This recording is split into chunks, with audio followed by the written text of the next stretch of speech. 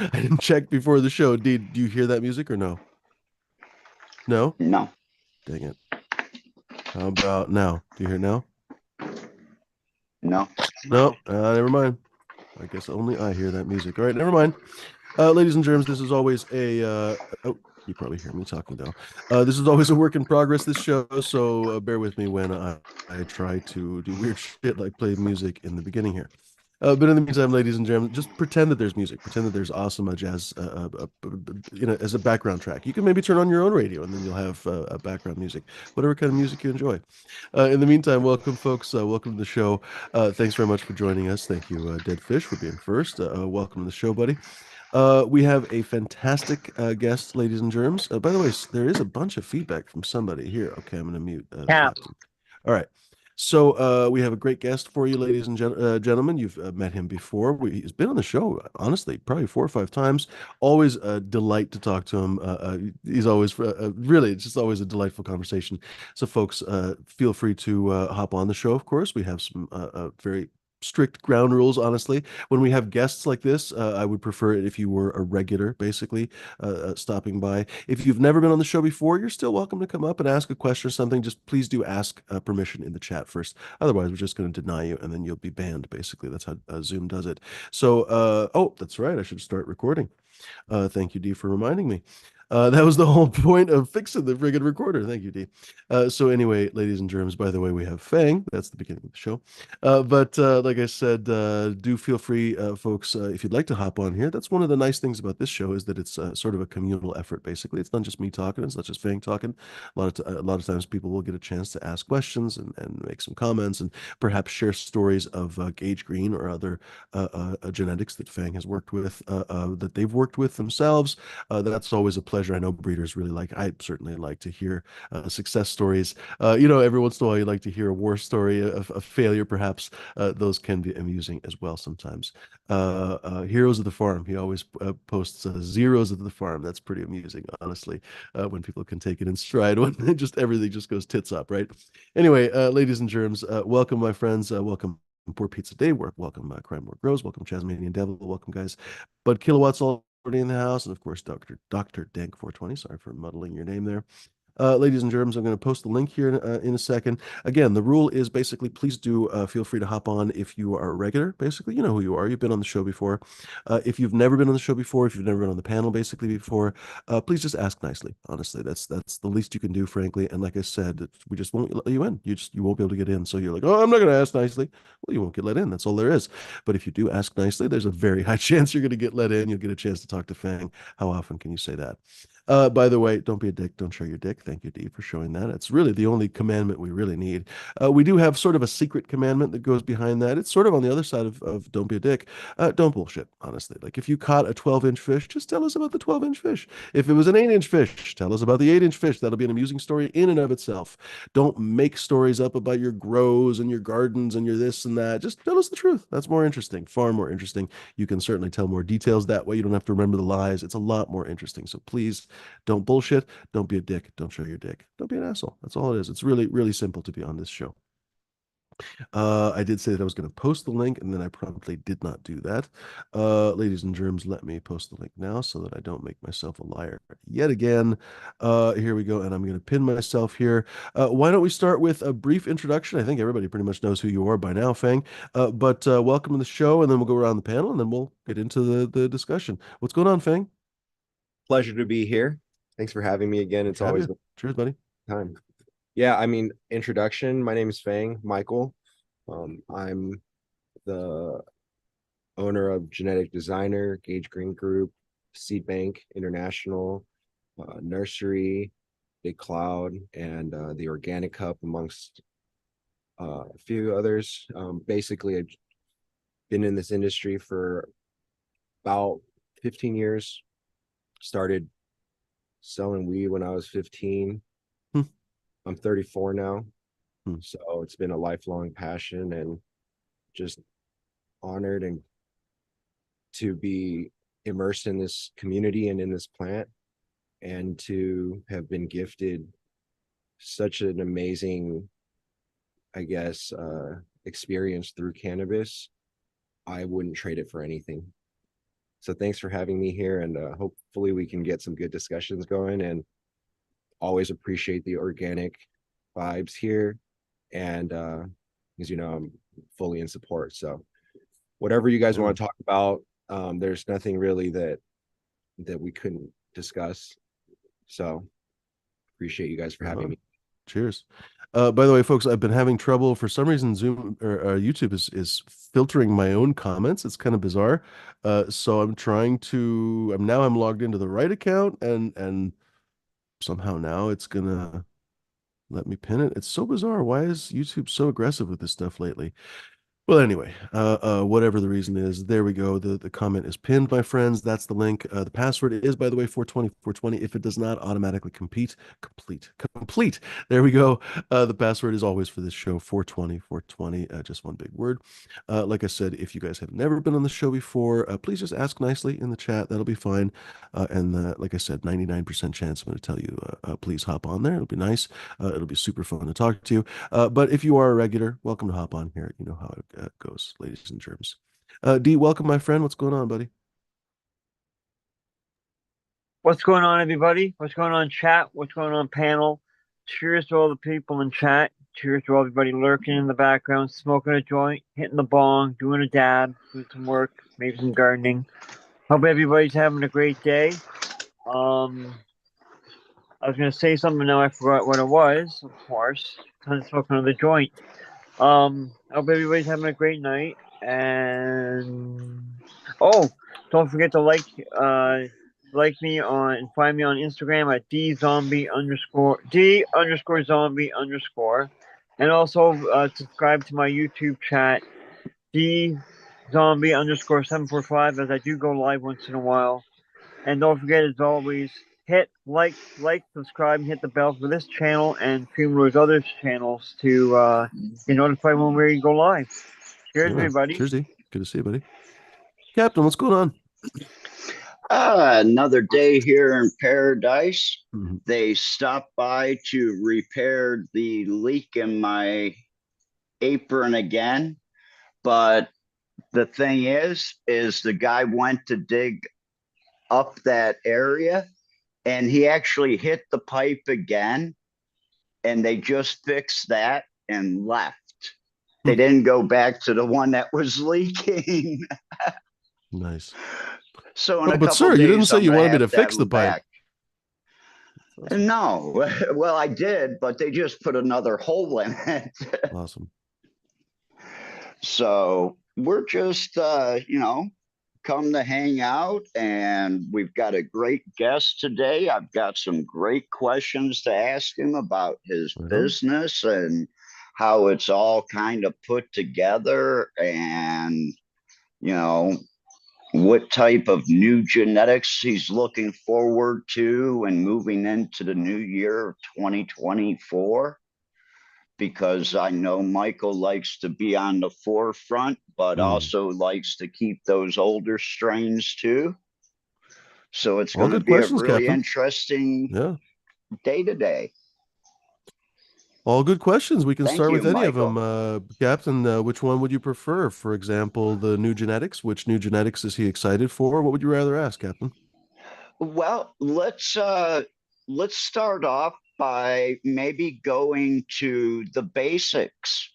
Uh, we know that you have clone and genetic projects. How big is your clone mother and clone facility, or do you have it broken up into different segments?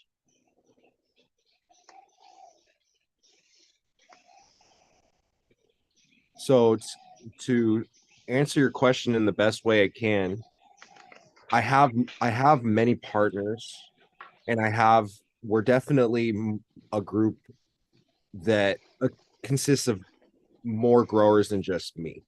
So that has allowed me to leverage more canopy space beyond my own. What I operate is very it's not it's Minimal. it's minimal. It's limited lighting, it's limited plant count. Let's just say it's legal. I After 2017, I kept my garden under the plant count to prove that I could do it. And ultimately, it's allowed me to focus on a boutique studio-like setting where I'm not spread too thin and I'm focusing on what's in front of me. So I've ultimately been able to perfect a limited canopy, limited plant count, limited light facility, which is my home.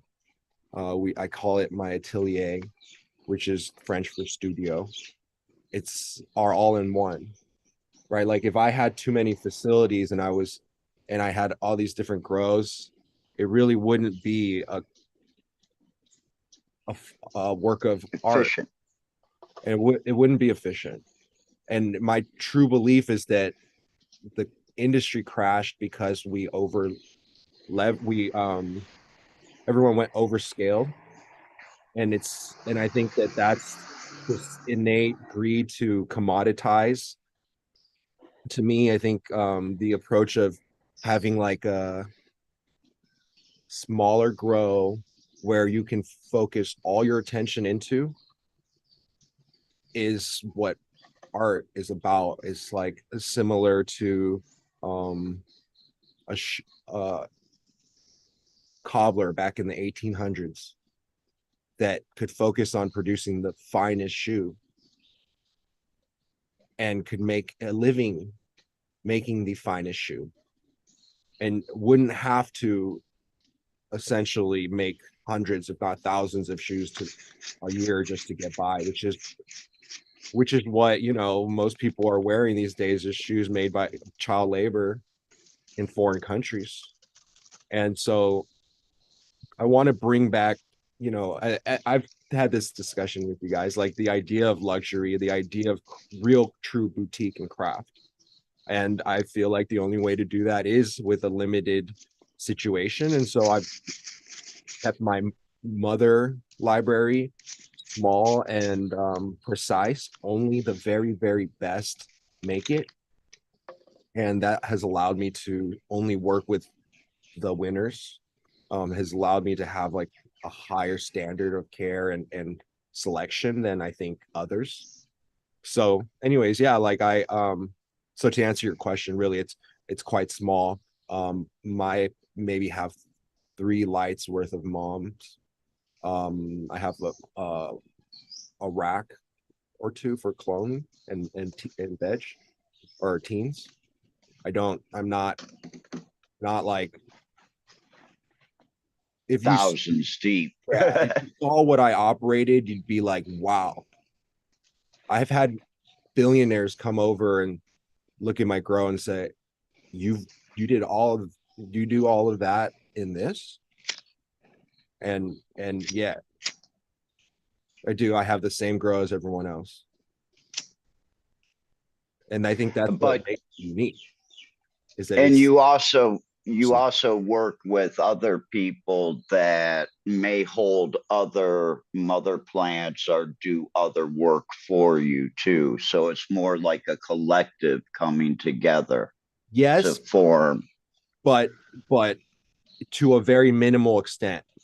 Like for example, all the seeds that you ever buy from me have been made in my garden, right? Like I'm not going to outsource my cloning. I'm not going to Okay. outsource my seed production. I'm not going to outsource anything beyond maybe selection. I'm open to the selecting the opinion of others, and I'm open to just like other people growing things, selecting genetics, and then I will run them in my garden and see if it works based on my situation, and then it will enter like a breeding situation. So it's like I am still very, very, very picky. Like I don't even if it was a good grower that gave me a clone, that's not enough for me to breed with it. Or I have to veg it and flower it probably over the course of a year or more before I can put enough emphasis into it to want to even, breed it to a future generation. It's like that goes towards like my standard of selection, and not just breeding with something because someone told me it was good, or that it has hype, or that it grew well in my garden once or twice. Has to really, really, truly prove itself. And that's the reason you basically said it right there. You need to run something through your garden for a few runs. And that's what I think really separates a lot of people. And I think that's what really justifies a higher amount for a cutting or clone, because the time has gone into that, If and you've grown it out and you've deemed it not, the abilities to join that small selective craft group that you have already. Right, like I So like I you're putting didn't. time in. Yeah, I won't release any hype strain unless it's been in my garden and perfected and truly proven itself. Like I had and always have, the newest hype genetics, but I won't breed with it just until I not only have tested it and shown that it is truly elite, but furthermore, I want it fully adapted to a probiotic and organic environment. I want its genetics epigenetically reinvigorated, and the expression to be turned back on. Uh, Based on your criteria of what makes something worth more, the time, the emphasis, the level of like care is not just 10 to 50 times more, it's 1,000 times more. And everything we do, I know we mentioned efficiency, but it's not always about efficiency here. It's about Well, perfection. It's about honoring the plant. It's about following our intuition.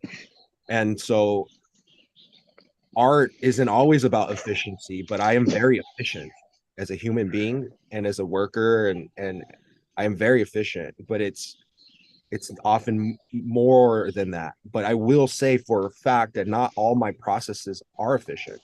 Is it is it efficient to take longer? Is it efficient to spend more? Is it efficient to have the most expensive inputs? Right? Well, it depends what your definition of efficient is. Sure. It is Um, true. It is but efficient to be correct. It is efficient to be proper. And that's what I seek above all else, is to do things correctly. and to put out a quality product every time, Right. or try to. Right. Like when you put everything you can into something and it still doesn't come out good, I mean that you've pretty much done everything you have. You don't leave yourself any excuse. Then it's by the will of God. But in my experience, when you put that much love and care and attention to detail into something, I mean, you, you have works of art. So that's the kind of mentality that's led us here.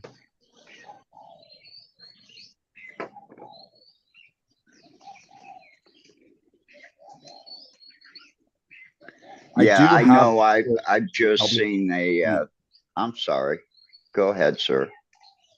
Oh no, I was just gonna say though, I do have like a tissue culture partner. I do have an herbalist partner. I have manufacturers.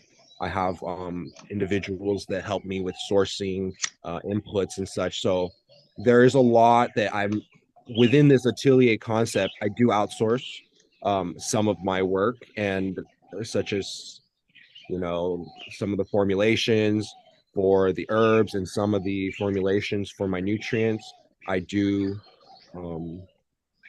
consult with the experts and have experts, the very best of the best, help me with those projects. So we are a collaborative project as well. Right on. Nice. Welcome, bud. Cheers, Good to bud. be here. Yeah. Hi, Good to see you, buddy. everyone. Good to see you. Hello. Hola. Speaking Well, of if I can interrupt for just a second, why is this so freaking quiet? Speaking of there we go. That's a little better.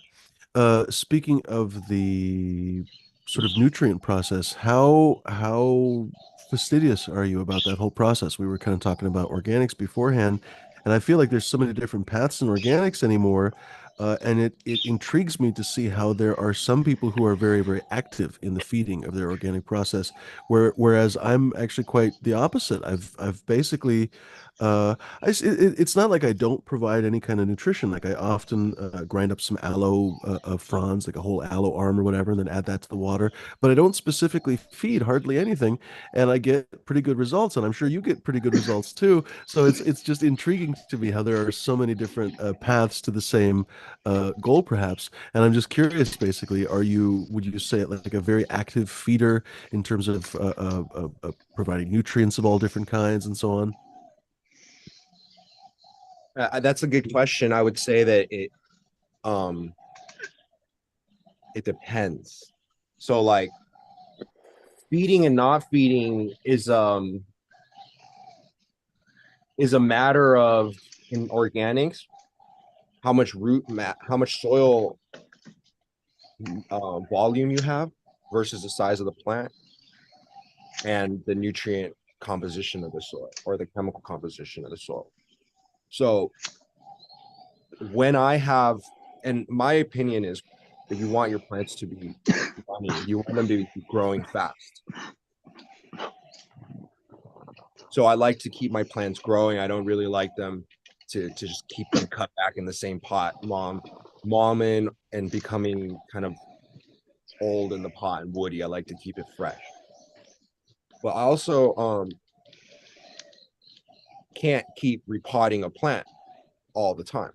My rule of thumb is that the canopy or the size of the canopy of the plant, roughly the leaf area, is larger than the root area. So if you see the tree of life, it's got it's symmetrical above and below, right? So it's got the same number of branches as it does roots. Well, if there's too many, if the branches, there's too many branches and the root is bound up in a smaller pot, then you have to feed because you essentially have to add more to the bottom to make up for what's lacking thereof, which is soil and food. Now, if you were to flower the plant when it's like about a third the size of the pot, and then you let it flip and you get 2 months to grow and it grows into the size of the pot, then you really don't have to feed. Water only is really just enough for that. And that's timing. Timing and kind of like being able to judge how big a plant is going to grow and how it's going to fill in the canopy and such. But if the canopy above is too big and thick, and then you don't have a lot of root mass and your plants are tall, like, I mean, I at times will grow plants that are like 8, 9 feet, 10 feet tall. I have high ceilings. I used to have my lights up all the way up like 10 feet. And I had massive plants. And those, when they started exceeding the size of the pot, I would usually have to supplement. So that's kind of like where I'm at, is like depending on the situation. Now, also, if I wanted to not deplete the soil as hard, I might supplement in between waterings, even if I didn't have to, just to keep that soil mended. So those are just a few things that came to mind when you said that.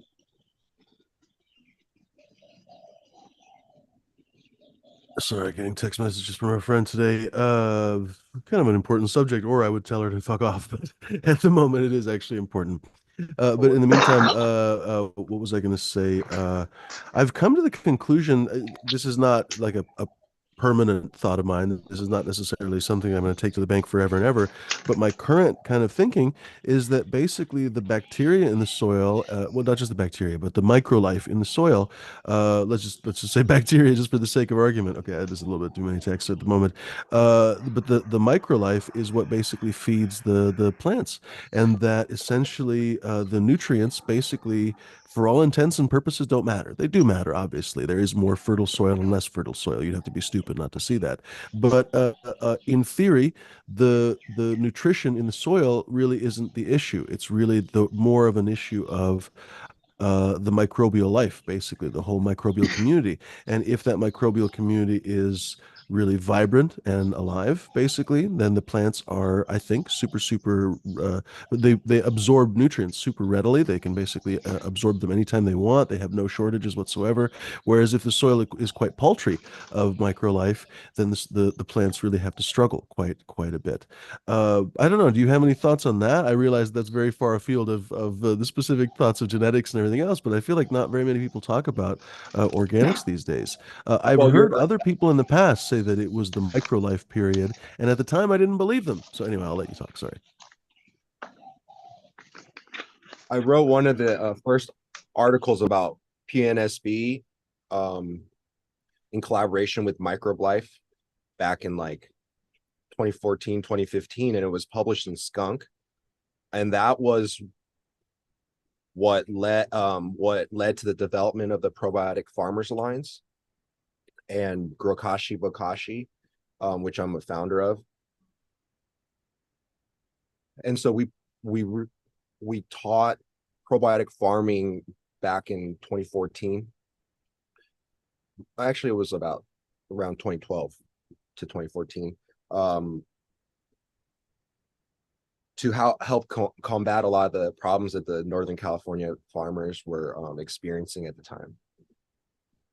And through that, we experimented with sub-irrigation and even growing in complete anaerobic environments, such as the earth boxes. I believe we were like the first to demonstrate the the proficiency of the earth box in cannabis, which is essentially an anaerobic bladder or intestine that's sub-irrigated and can fuel entire plant with just water, right? But it's not just water, and it's not just microbes. It's a lot of compost too, right? So the microbes still have to eat. However, we've also come to find out that microbes can fixate nutrition from the air, and you have nitrogen in the air, and then you have oxygen and carbon for your carbohydrates. So everything is in the air, hence your air plants and a lot of your like say bamboo, they can grow in just water. So the microbes are 100% the key. But you still have to feed the microbes to a certain extent. A plant can still outgrow an earth box, essentially. But the microbes can do a lot. They can basically grow a perfect plant. And you're 100% when you say like it's all determined by the microbes. So what the plant needs, the microbes know. And they are essentially, I refer to them like the gods and goddesses of the angels of our realm that essentially protect us, and they're the unseen forces. What is this guy's name? I need to have him on the show one of these days. Dr. James White, I think is his name. Where do I have it? It's gonna take me too long to find this video. But I've been watching his rhizophagy videos recently. I had him, Dr. James White, that's what it is. Dr. James White Jr., Professor James White Jr., my apologies. Anyway, he talks about how This microphone is so weirdly insensitive or sensitive. Anyway, he talks about how plants actually farm microbes. So just like we farm the plants actually farm the microbes.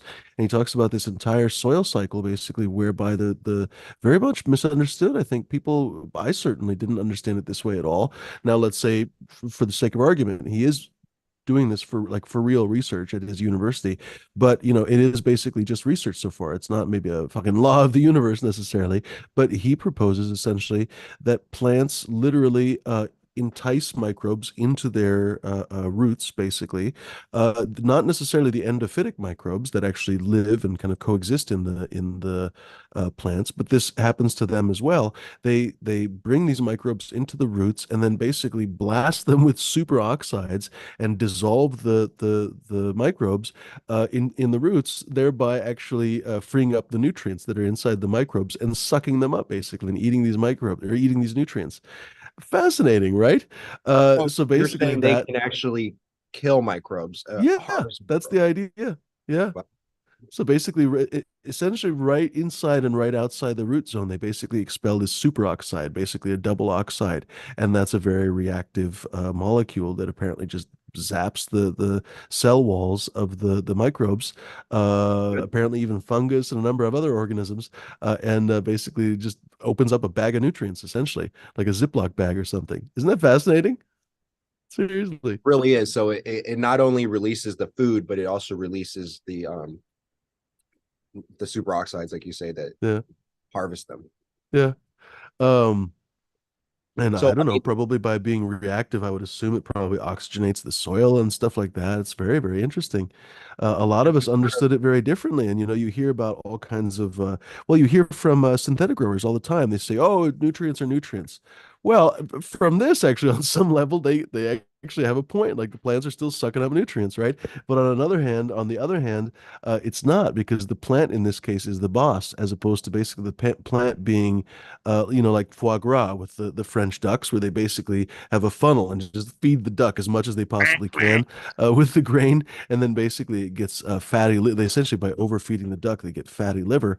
That's what I'm reminded of every time I think about synthetic growing. Don't get me wrong, there's a time and place for synthetic growing. It's not like it's the devil or something, but every time I think about it, I think about those ducks in France that get force-fed grain and basically get this big old fatty liver. Uh, is that a useful product? Yes. Is that seemingly intentionally cruel? I mean, for many people, yes. So it's one of those kind of fraught arguments. Um, I guess this isn't even a question, is it, Fang? Sorry. Do you have a thought on that? I don't know. Sometimes we just kind of freeform discuss here on this show. I don't know. It was I very love the interesting to me to discussion. read about this. Go ahead. It's interesting. I mean, we're I was going to say something about salvestrals and how the plants have their own immune system too to fight off pathogens. But when we suppress that with fungicides, we are not allowing the plants to fight off their own diseases. Mm. And then in such, the plant doesn't have an immune system, doesn't produce the chemicals required that to fight off those pathogens. Then Not only we that, but don't forget there is a basically 100% chance, let's call it a very high chance, that in using those fungicides, you are not trained. You are not basically like a professional probably would get 100% treatment from the fungicide. But almost every pesticide does not have 100% treatment, first of all. And if you are essentially incompetent in one way or another, you don't know how to apply it properly, or you don't apply it enough times, kind of like people do with antibiotics, what you're doing is essentially selecting the hardcore fungus. Basically, you kill all the ones that are easy to kill, and then the ones that are not easy to kill, you forgot to murder, and those guys grow up and then have babies. So essentially, Yeah. you Well, cultivate super fungus, basically. and don't forget the people that are selling and producing these products only want you to buy more of that product. Also true. Yeah. So, the same makers of the antibiotics and such. It's the pharmaceuticals of the plant world. And in the same way that we are slowly becoming conscious to the toxicities of those heavy metals and random chemicals, so too are we discovering how toxic they are for the plants. The the the illusion or the gaslighting concept that all the elements are the same, or nitrogen is nitrogen, is an insult to our intelligence. It's completely blasphemy. A lot of people have no idea the most common nitrogen in the atmosphere is what? N3, and that's one of the most difficult molecules to crack in the universe, apparently. Whereas you have to do it in the soil at great expense or in a fucking star, apparently. Whereas nitrogen 1, nitrogen 2, those are a lot easier to absorb for a plant, but a lot more difficult to attain, even though there's no sound? Can you guys hear me or no? He's like making, oh, okay, he's just making random sound, random. Why can't I hear you? That's so bizarre. I feel like I normally hear like some background sound, but now I don't hear it. Anyway, regardless, there's different kinds of nitrogen, and they are definitely not the same. Um, what was I going to say about that? I guess that's it, And it's not honestly. necessarily that the actual ion that the plant absorbs, say after it releases its superoxides and absorbs the chemicals and the molecules that it needs, that they're not similar. However, the process is completely different. So the plant's releasing of carbohydrates, the plant's releasing of those superoxides, obviously is a process that is eliminated when it's force fed the Hmm. ions. And what does that mean? What does it mean to give someone an IV drip from age 1 to 13 and not feed it any organic matter?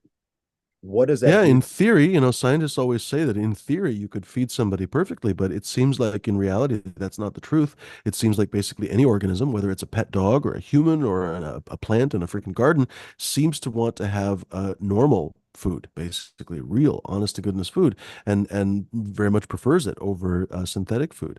Perhaps that's bias. I don't know. Perhaps there's a perfect synthetic diet out there for people and dogs alike, but I haven't seen one. Yeah. Perhaps, yeah. And I feel like there's um, a lot of, in the herbal world, we consume the strongest plants, and assume a lot of the potency from these plants, the genetic knowledge, the ancestral vigor is becomes a part of us.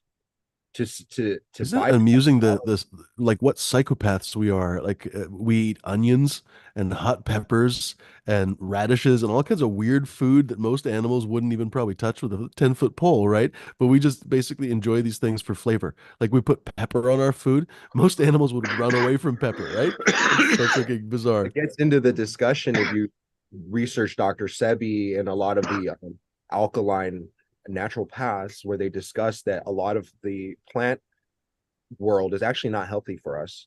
Hmm. A lot of certain herbs that we've grown accustomed to are actually not alkaline, and the reason why they aren't alkaline is because they were they were produced. They're products of synthetic artificial insemination or grafting or breeding techniques, such that these plants wouldn't survive in nature. So they've lost their indigenous adaptogenic capabilities, and they're no longer actually alkaline. They're no longer beneficial to us. And I'm not saying that don't consume anything that's not alkaline, but what we're discovering is a lot of these highly hybridized plant species are actually toxic. And when you get down to it, there's certain vegetables that actually we should avoid, and certain vegetables, What vegetables, for example? Or do you know? um a lot of the common vegetables that we eat in the grocery store, Nightshade. like peppers, like That's a good one. nightshade is a toxic. Hemlock. A lot of these plants like carrots are hybridized from Queen Anne's lace. It's actually more beneficial for us to wildcraft the herbs that can survive in our environment, that live outside, than the things that are grown in a plastic tray under a LED light. Mm. So it really gets deep, when you start to explore like what's truly beneficial for you. And I am not against the idea of being able to have a purely mineral based diet, but I know that a lot of these chemical farmers are not pure, and they use chelation methodologies and chemicals that aren't natural and aren't mineral and don't exist in nature, and in my mind are just not necessary. I do believe that there's ways to do it correctly, and that you could have water soluble nutrition, plant readily available nutrition, such as what Organics Alive is accomplishing, that goes through drip lines and can be totally dissolved in in the reservoir. I think that that's pretty cutting edge. And I like the companies that are creating nutrients that are organically and using the best techniques, whether it's KNF or otherwise, amino acid chelation, nano encapsulation. I mean, there's a lot of technology out there that's organic. I just don't see that being used necessarily in the salt-based world. Well, here's something I would say. Okay, in 100 years ago or less, the system stole the word natural, because when you say organic, like organic chemistry is actually, like making of the salts, right? Most of the things in the salts are minerals, right? Mostly the same elements that is tried to be derived through what's organic, right? Even what you were saying earlier about the deepness of it. Yeah, we can't use the word natural because the corporations hijacked that a long time ago. It means nothing, right? But a lot of what we're talking about would be like a natural diet, natural growing, right? Oh, natural was already seized by the corporations or manipulated. So now we use the word organic, but sometimes I think, yeah, that's not really the right word, Right. because once you get into chemistry, yeah, in the language of chemistry, yeah, the word organic takes on a whole other thing, and that's what we're really talking about, like elementary levels of chemistry with plant nutrients and stuff. Some a little more complex, but in the scheme of chemistry, oh, it's the basic stuff. But that's just a thought I have. Like a lot of, yeah, like what people, the lifestyle we're talking about, or what you're talking about earlier, to me, that the word natural in its true meaning, that is what we're talking about.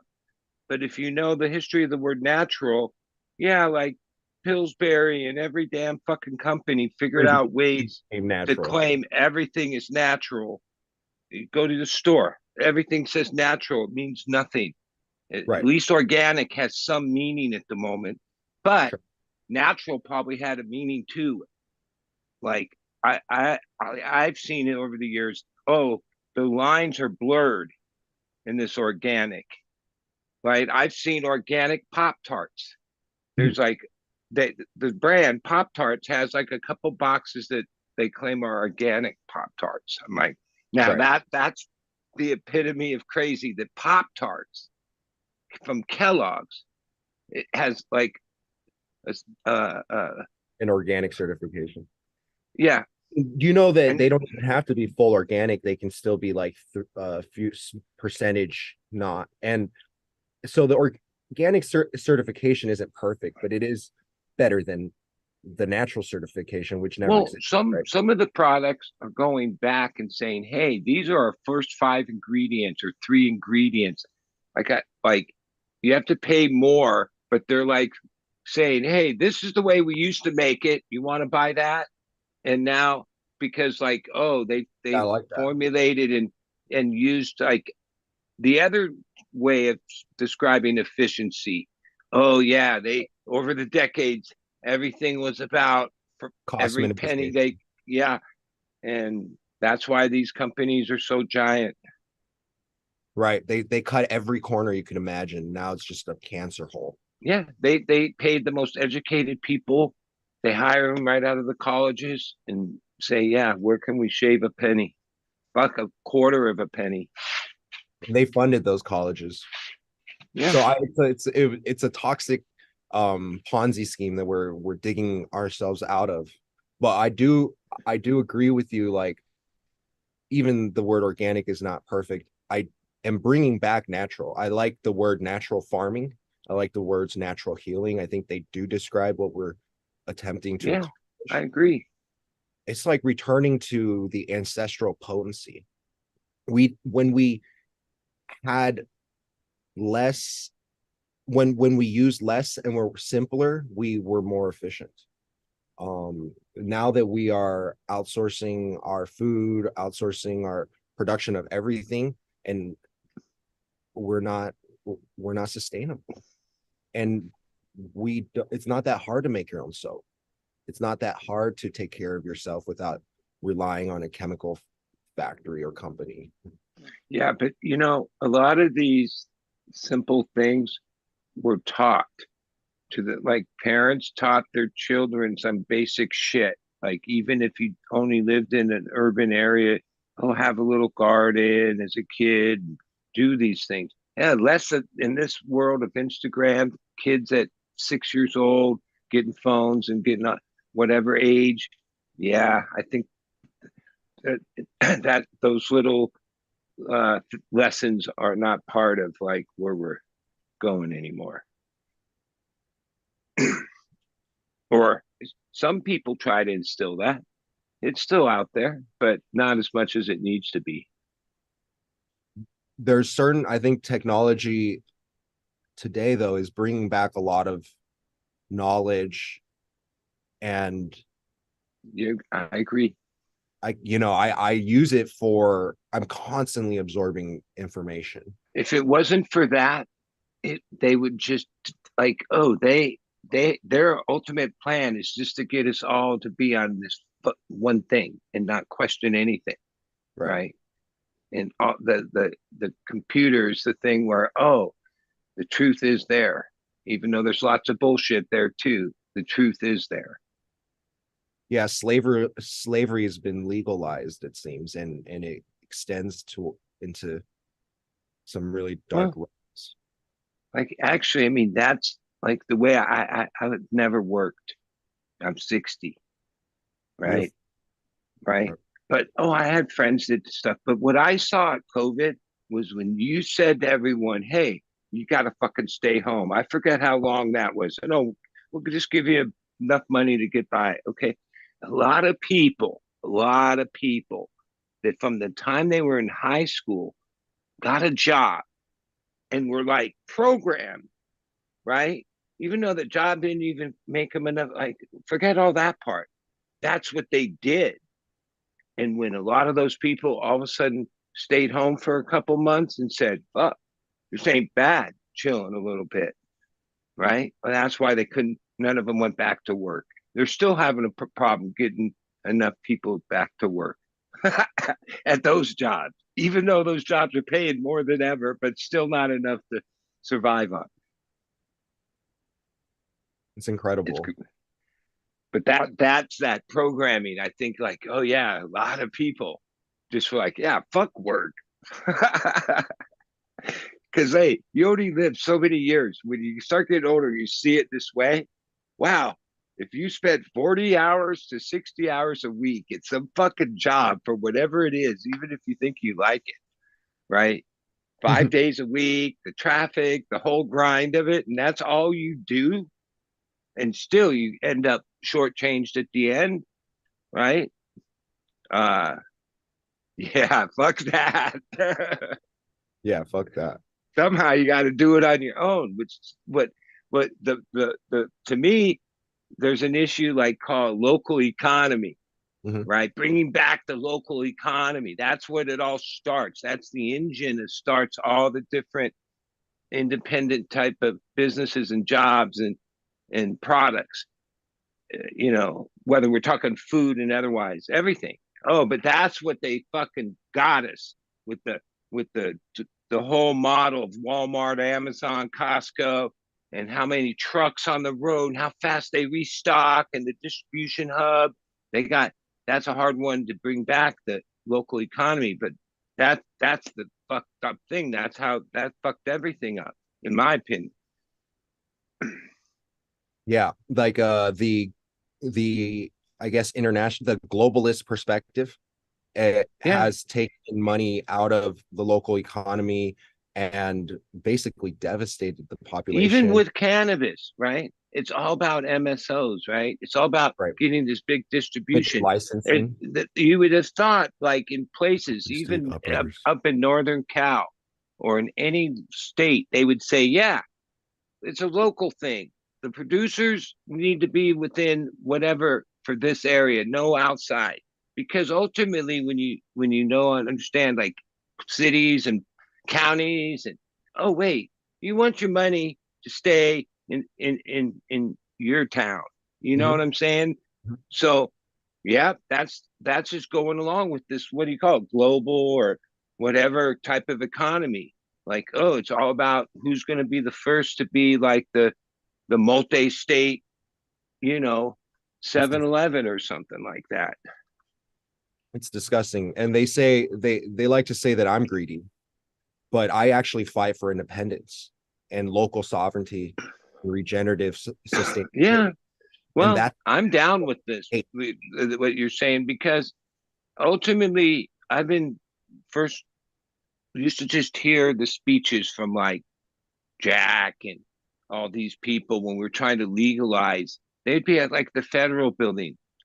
I went to a lot of those events. People need to remember what was said by who.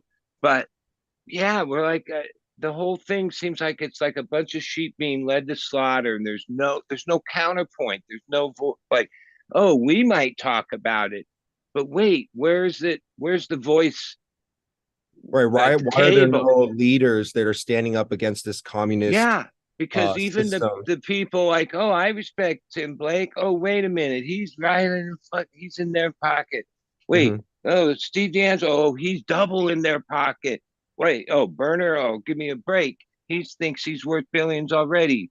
That's just a bit, whatever it is, right? And we've never But bred and oh, grown a single this is plant. like a real thing that's going to affect like forever, and we're not even putting up a fight. We don't even have a voice. There's not even a counterpoint. There's no, it's just what they're saying. Like even the perfect example of it, schedule taking it down to schedule 3.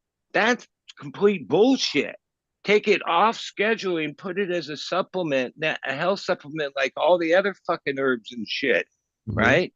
Mhm. Keep FDA out of it. Simple. There's not it. Do you hear that? No, no. Is there anyone? No. People that High Times said, oh, they pull. People are celebrating. Like 80% of our country thinks, yeah, Schedule 3 is a great idea. Hmm. Yeah, yeah. Those are things like even people in the legal cannabis business are thinking that's a good idea. If it doesn't come off scheduling altogether, which would probably just it would end up being classified on taxes and in commerce as an herbal supplement, right? Yeah, I there's mean, a lot of things. it must be a long and ancient perfected technique to take an essential nutrient away from the people and then sell it back to them. Yeah, that's what's happening. Well, capitalism. Yeah. Yeah, It's not necessarily good for people.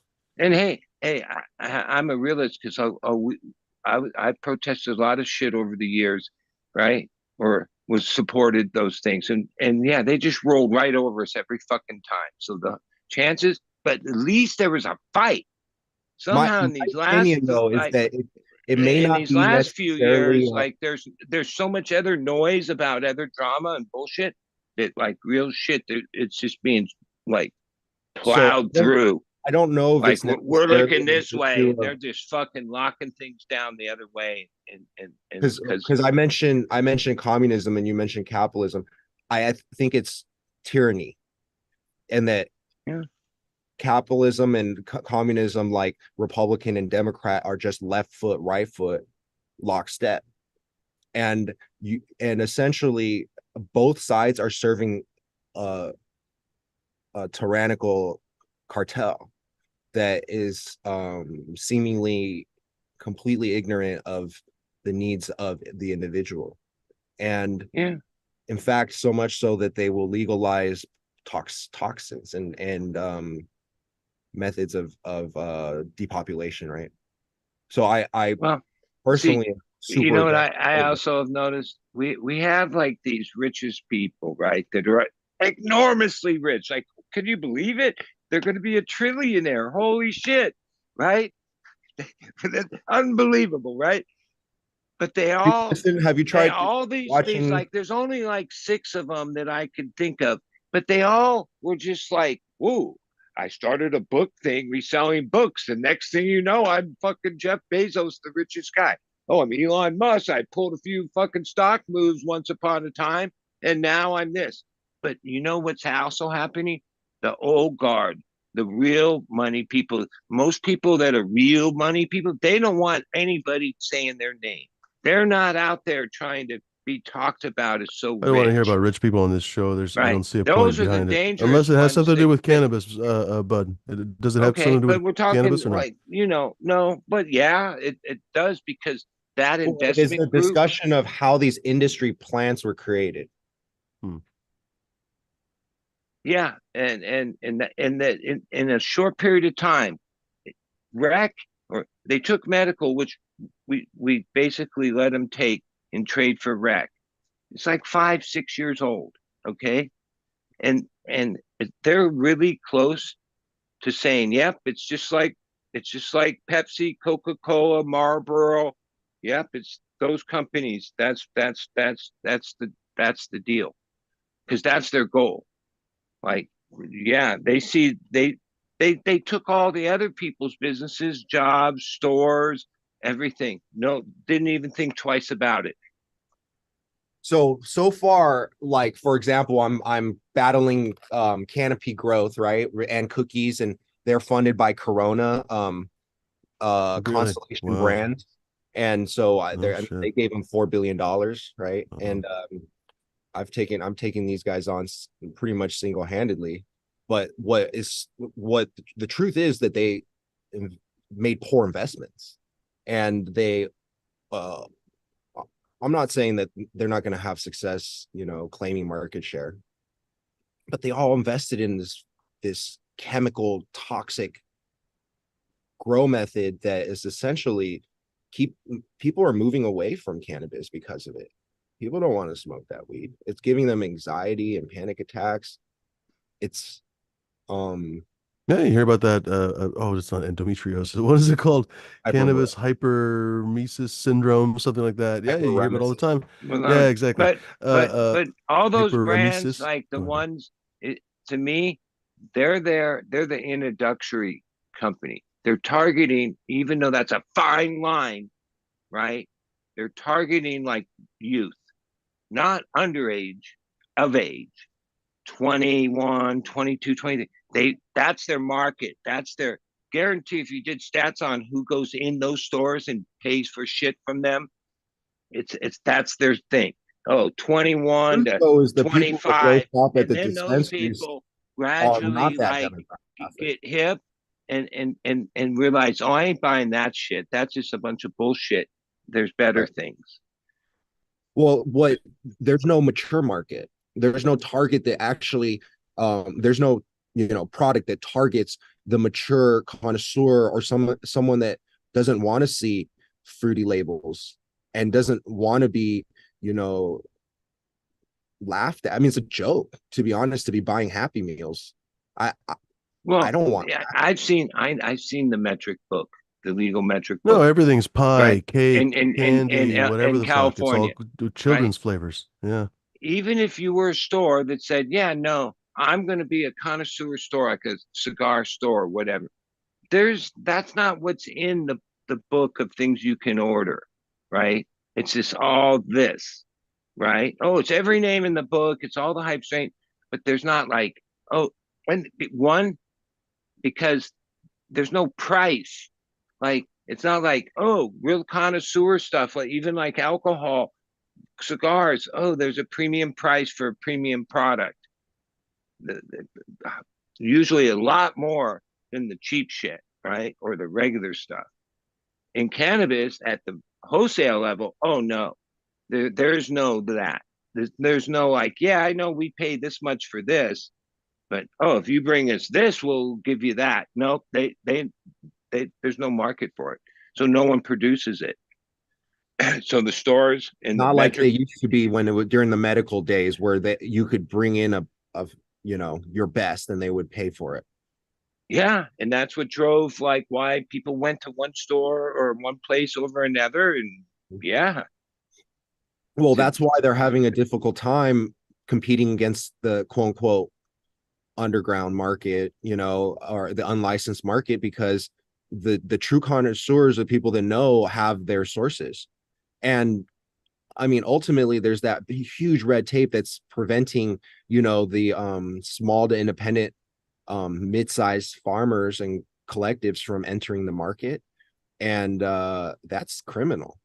well, I don't know a lot, but I think it's like this: the hot shots out of business school today that are handling this big investment money that's in cannabis, they call this the Amazon model, where oh, Amazon fucking lost money, hundreds of millions of dollars for years, right? But they built value through stock. Okay, and oh, they undercut the numbers, so they yeah, you bought all this stuff there, but they were losing money, but oh, it didn't matter, we'll get it in the back end. Yeah, Why the price the of the, pounds are the so low. legal cannabis thing has a big problem. It's called the traditional market, home growers, the ease of growing your own weed, right? To overcome that, we're being lowballed. Like the price is so low. It's worked. Like people wrote about it a couple of years ago. They called it an extinction event. So many people got, yeah, just stop producing. People I knew that were fuck 15 years, 20 years, right? Oh, because it wasn't necessary that the price got low. That's a problem. The demand was like bouncy, and that was the problem, right? No matter how good, like you can say whatever, oh, it's good. These are people that have been doing it a long time at decent scale.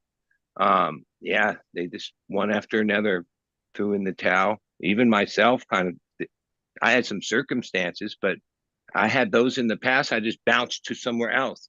But yeah, the numbers don't make it like no. Why? Okay, so this leads me to my next question for Michael. What is he looking for this new coming year? What is there anything special that you're working for? Are you looking for? Not just working to create that strain, but Hmm. possibly, find that next one out there. And if so, what are you looking for this year? What are you hunting for, shall we say?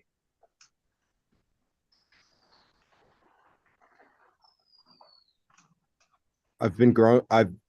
We're hunting many lines. Um, Sometimes I don't always go into it with any intention, like strong intention, because I've discovered that I work better on through the will of the creator rather than through my own. I follow my intuition. Oftentimes when I reach into the inventory or our archives, it's with no presumption or assumption or intention whatsoever, but to have, you know, the Most High work through me to bring about what's next. I can't tell you what's next. Uh, I've never sought a strain. It's always been given to me. And I've never asked for anything but to show the finest work through my art and my craft. So if history is any proof of what the future might hold, it's going to be extraordinary. I don't really have like a hype answer for the future, except that I can promise that everything I do will be rooted and founded in integrity and honesty, and I will be putting my fullest amount of care into everything I do and into every plant. I strive for exceptional quality. The plants that I will breed with will be the plants that show me that they are the plants that deserve to be bred with. I'm not going to force anything to happen. Historically, that's how I bred. I kind of let the plants and nature, and I say God, but it can be many other names. It, he, she, the creator of this universe, the highest power. We have obviously been led to be where we are and where I am today. It's only by the grace of God. And so with his if with his guidance, I do believe that we will be manifesting some of the most beautiful and most extraordinary expressions that humanity has ever seen. I have a strong team working with me. I'm seeking to empower all my partners. I'm seeking to put our absolute love and intention into every seed. And what will come is unknown, but I do believe it will be the very, very best. Um, Furthermore, along that question, something more concrete, we have many, many, many lines that we've already selected and finalized and have the finest examples in clone and tissue culture form. I plan on executing those on an international level. Everything that I've intended for has come to pass. My desire when I first started was that I would never have to seek an investor, that they would come find me. I'm still 100% owner and 100% independent, but I get calls daily. And the most integrity driven, integrity minded individuals will be my partners. And we will be producing the finest quality internationally, bar none. Nobody has uttered these words before me. $1,000 gram. I have a vision that's far beyond anybody has ever fucking tried. And so far I've been able to do it independently. I look forward to having, the partners that have built the infrastructure, gotten the licenses, made the connections, and put in the incredibly difficult process of making it all happen. I intend to align with the individuals that are moral and that see a regenerative future for humanity and want to empower people with the finest inputs, the most nutrient dense, the most adaptogenic, the most bioenergetic frequencies that we can produce to heal humanity and bring back the ancestral potency. That's all I care about. I want to see people reach their 100%, their kundalini activated, and to be anointed. And that's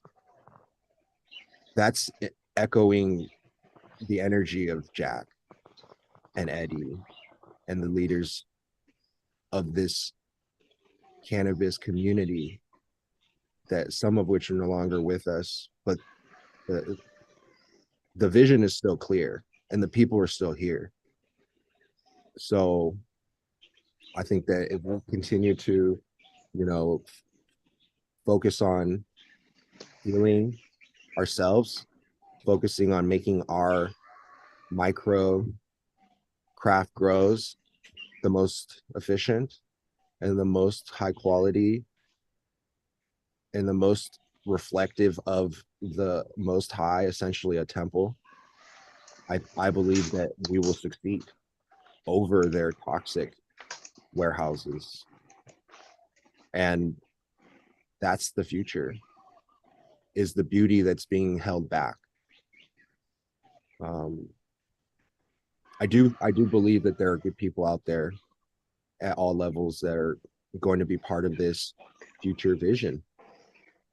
The parasites are over, and I truly believe that. By the way, Oh, someone in the chat's asking, is that an elephant? Is one an elephant? Is there an elephant there? It'd be cool if it was. No, I've got like a swarm of dragonflies Oh, right around my on. house. That's cool. I mean, there's like 30 of them, Did you know that 40 the of them. dragonfly is the animal with the highest kill ratio of any animal? Every single hunt they make, they have a 99% chance of coming back with at least one kill. Hey, there's even an airplane. Isn't that lucky too? Have dragonflies flying around? I mean, now that you know how many insects they murder, like that, those dragonflies are mopping up right there. Basically, that's like a gang of dragonflies. That's like the dragonfly cartel, right there. Yeah. Um, what were we just talking about? We were I'm talking about. sorry. I'm for interrupting that. I Oh, thought it's all that right. was Actually, just Captain, cool to. you've had some great questions, honestly. Yeah. Gosh, it's very difficult for me to kind of imagine the cannabis marketplace of the future because honestly it's been challenging for me to break through or even meet people who I felt weren't kind of scumbags in many cases. I've thought many times about just basically leaving it altogether and just growing for myself basically, right? So it's interesting to hear you be so optimistic about the future of cannabis. It's Perhaps it's my fault. It's difficult for me sometimes to think that there will be this amazing flourishing of a connoisseur scene because it's so much easier to visualize. Kind of what Bud was saying. I hate to agree with him. You know, it's not like I dislike Bud, but like I hate to agree with that vision of the future. But it's realistic that Walgreens and fucking I don't know. Ironically, Walgreens and Rite Aid and those companies are not doing well. But you know what I mean? Like one of those pharmacies, you're gonna get it at Costco pharmacy or something. You're gonna get your freaking eighth of weed at goddamn Costco pharmacy and it's going to be five different strains that were grown in Guadalajara in a warehouse somewhere and brought here through the North American Mexican free trade, whatever they call it now. And it's going to have nothing to do with craft, quality, connoisseurship, anything. There's potentially not even going to be a market for it. You know, like we connoisseurs and lovers of cannabis are rounding error on the people who use cannabis, and so people just don't even think about us. You know, where is the sense to be optimistic? Am I completely off base with that, or what do you think? What do you think about the future? um, well, because I've never let anything stop me from success. I've also never let the infrastructure of the system slow me down. I've always found a way to breathe and climb up to the top. I think that it's all about tenacity and adaptability. I believe a lot of it I get from my herbs. gggnatural.com if you want to check them out.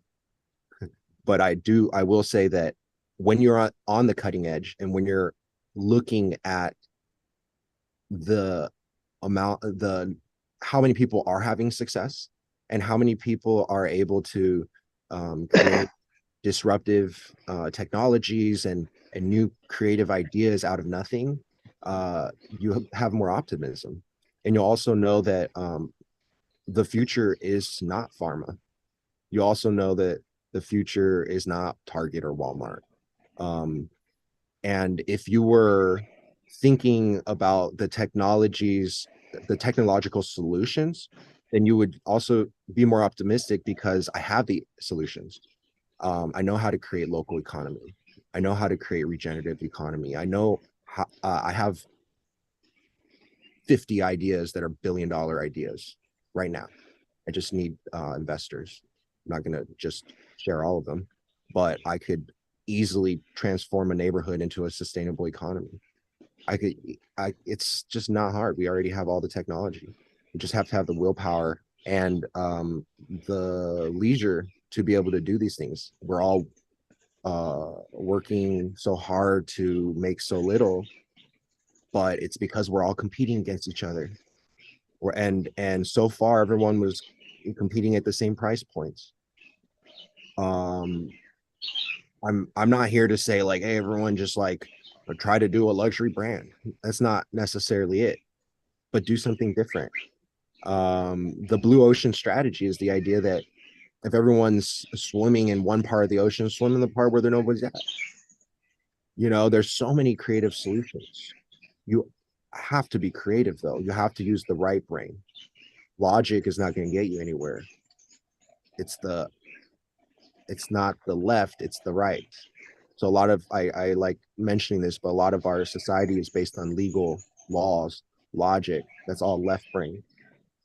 Learn to stimulate the right hemisphere and get the creative ideas. All the answers are here. The all the problems we see are $1 billion ideas waiting to be solved. And so that's the perspective that I have. I'm super optimistic because of all the profound successes that we've had and the accomplishments we had in our own healing experience, with our own regenerative health experiences, with the amount of new technology that we're discovering every day. That is that like, I mean, I'm like just we we tend to be like 5 to 10 years ahead of our curve, ahead of the curve. But I never look, I don't look at an incomplete system as a as anything to be disappointed about. I understand that we weren't born into a perfect system. And I understand that there's a lot of cartel activity. I forgive them, but that doesn't mean that I'm not here to defend myself, and that doesn't mean that I'm not here to provide the solutions when they're as clear as day.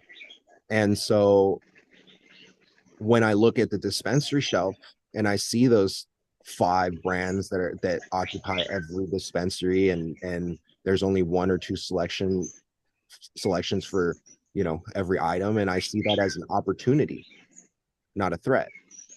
When I see that there's no independent craft, mid-size, small size growers in the market, I see those as opportunities. I know that at this point it's a point of suffering, but don't let it be. There's a billion ways you can adapt to the But you know, inability one to. quick thing, you made me think. Yeah, you know who's worse than the cartels? The sharks on Wall Street. And That's a how? cartel. Yeah, exactly. A definition of a cartel is a group of companies that work together to fix prices. Yeah, When they lowered the prices of all the pounds to under 1,200, it was a decision made by a cartel. yeah. That's I don't think that they're going they're to. It federal laws against ultimately is going themselves. to get them where they want, because the thing is people like us. Oh, we have tenacity that isn't going to fall for that bullshit. Ultimately, it might Also, look it might look like things aren't perfect right now, but oh no, the human spirit always wins out. 1,000%. with cannabis, especially with the power of cannabis. We're the most creative. And a lot of the technologies and all the ideas that the MSOs have come from us. All the newest probiotic methods are coming from our industry, and they're going viral. I'm sure it's at some CEO level of like these big corporate, a few times they've had meetings with this comes up. They don't give a shit about us or our kids. They're targeting those your kids' kids generation for what they got, the profit ratio, because you still got to remember, a hand trimmed product. It isn't like other agriculture products that you can produce pretty relatively cheap. Ultimately, this is but that doesn't stop them. You know what I mean? That doesn't stop them, right? So, yeah, I don't think they're not playing for now. They're playing the long game. Like, oh, I get it. I'm 60, you're 30 something. Oh, yeah, it's your fight. We need those solutions for the future generation, and we need to eliminate the parasitic forces that keep coming back. It's the same way we do IPM. We need to get rid of these mites. Yeah, and I've had a few battles with mites, and those, that's not some easy fucking thing. That's why I don't grow outside Thailand.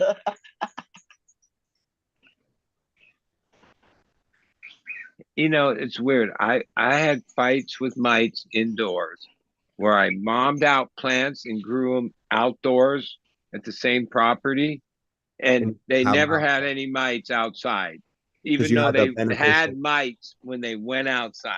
You know what I'm saying? Yeah. Hey, so one of the ways to get that, because the mites are getting stronger, whether they've been bred or to be more virulent. The failed products that we've given them for like 30 fucking years that I know of, right? Soap, that like a lot of them are control products, right? So they're not really going to be effective in eradication. So then over time, motherfuckers evolve. That's so things that we used to wipe these motherfuckers out. They're giving them a bath, and they're just like they just shake it off and they keep going. But I will say, you want to add like maybe an ounce or up to 2 ounces per gallon, start light, of rubbing alcohol or ethanol, and that will dissolve their outer shell, and also it kills the eggs. So that's a very efficient soap and ISO. And I would use those things, but I would use neem and even the azoractin or whatever called the neem derivative. Because when you talk about life cycle, that was one thing. And that's the biggest end battle. And that neem that's what it affects. It makes them that they can't fucking reproduce. Like, neem isn't just going to kill adults and shit. It gets them drunk, right? Kind of. I've looked at them under scopes after spraying neem. Oh, but it does fuck with the life cycle. And so if you have like regimented attack, like every couple days, a different spray, bio neem or there's so many products. Neem, you could use the real neem, but it's not emulsified. It's a little tougher to get full penetration. You know that neem is a male reproductive birth control? Yeah, I've heard a lot of different things, but I mean, ultimately, healthy plants without any of those ailments is the best way to go. When you're in a battle for it's a battle, right? Like I have to say, I used plant therapy for a long time, and it kind of was a good control product, seemed pretty clean, but and I was given a lot of that Athena a couple years ago, but I didn't run the food but a couple times to realize, oh fuck that shit. but their bottle of the shit called IPM, which is, their it's like a formulated oil thing. It's better than plant therapy and You could make effective. your own, you can make your own all of that. Yeah, I Yeah, was just gonna you say could. plant therapy is literally a horticultural oil with soybeans and freaking peppermint oil. It's literally nothing, and everybody's like, "Oh, plant therapy, plant therapy, plant And therapy." I'm just alcohol. like, Don't forget the "Oh, alcohol. and That's alcohol," but And an to spread it a little emulsifier. bit. There They you go. they they Yeah. they got a little bit of emulsifier in there for the oil. alcohol Like, emulsifies oil, and so does yeah. soap. So a lot of these things, and then you just get you can make your own essential oil emulsify. You can emulsify essential oil with potassium silicate, Hmm. which is pretty common. Yeah. Like, I've always just looked at all the products as a convenience. Right. And I love working with these products because they are experts. Like and a lot of these guys have put in a lot of research. Some products, like you're saying, have become defunct because the bugs are just getting too strong. But I've always found plant therapy to be pretty good. That Lost Coast and Greener Clean. Yeah. Um, Well, yeah, the cleaner cream is just more like Lost Coast with a little bit of alcohol in it. That's the difference in that one. That one has some alcohol in it. it actually and it is doesn't have the essential oil. And so what I found between testing these products and playing around with stuff is that, like, for example, um, it could burn a pistol, the plant therapy because of the peppermint. Whereas, like, if you take the peppermint out, it's not gonna burn any pistols. Not Hmm. that I would recommend spraying it, but these are just things that I figured to But we learn. all, like, if you've grown for any length of time, it's not a matter of if, it's when, right? Because, I've grown for a long time, over 30 fucking years. I think I went like almost 10 years, never had any fucking problem. And then the first battle with mites, that, whew, man, that one was like it went on for a long time because there wasn't much information. Mhm. Even that was what initially first drew me to look at the forums. I somehow, like, or searched or whatever. I guess it was Google, and it led to these forums like THC Farmer and Overgrown. Oh, and there was, like, good discussions about uh, IPM way back, like where that was the first time there was, like, other than that, it was just what they said at the store. You know what I mean? Mhm. Yeah, there was so little. The lack of knowledge that was in our industry is incredible, and just over the last decade, so much has come out, and I'm still learning every day. I research all the time. I love all the people that are putting out new information. I mean, I think that's really what it's about. We're still getting better every day. Yeah, it's just amazing, all the different flavors. And Like when we talk about bugs, right? I think that's also a source of optimism. For example, um, I've overcome every bug. I've overcome every disease. There is no plant disease I haven't seen before. I've yeah, had them. I've traded with some of the dirtiest growers. I've worked with the most chemically treated plants, the most immune deficient plants. I've worked with 30-year-old cuts or older, and I've regenerated cuts that were, basically near death. And all of these are basically instances that I gain confidence from, because what I see when I see humanity is I see, oh, we have a problem, let's burn the garden down. Oh, we have a problem, that guy, he passed. Oh, we have a problem, and we have to treat it chemically. Well, in my world, we don't have those problems. And if we do have a problem, we treat it organically and we resolve them, and we have success. And through our process, we not only have learned to become to how to be regenerative and sustainable and make the products ourselves, but to make them better.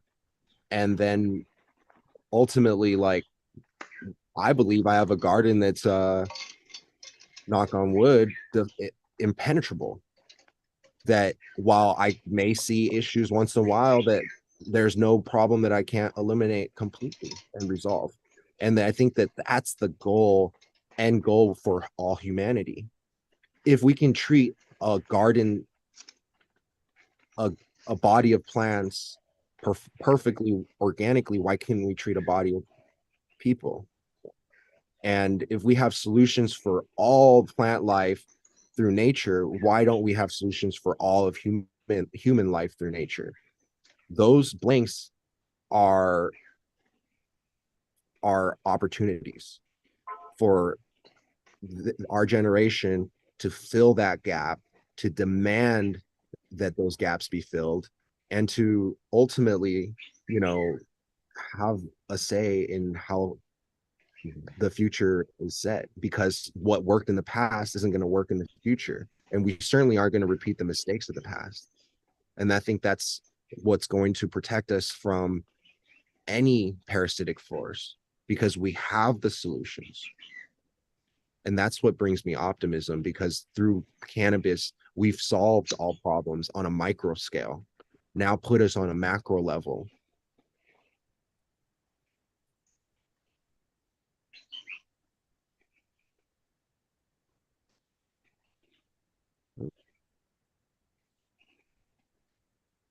Got weird beeps going on.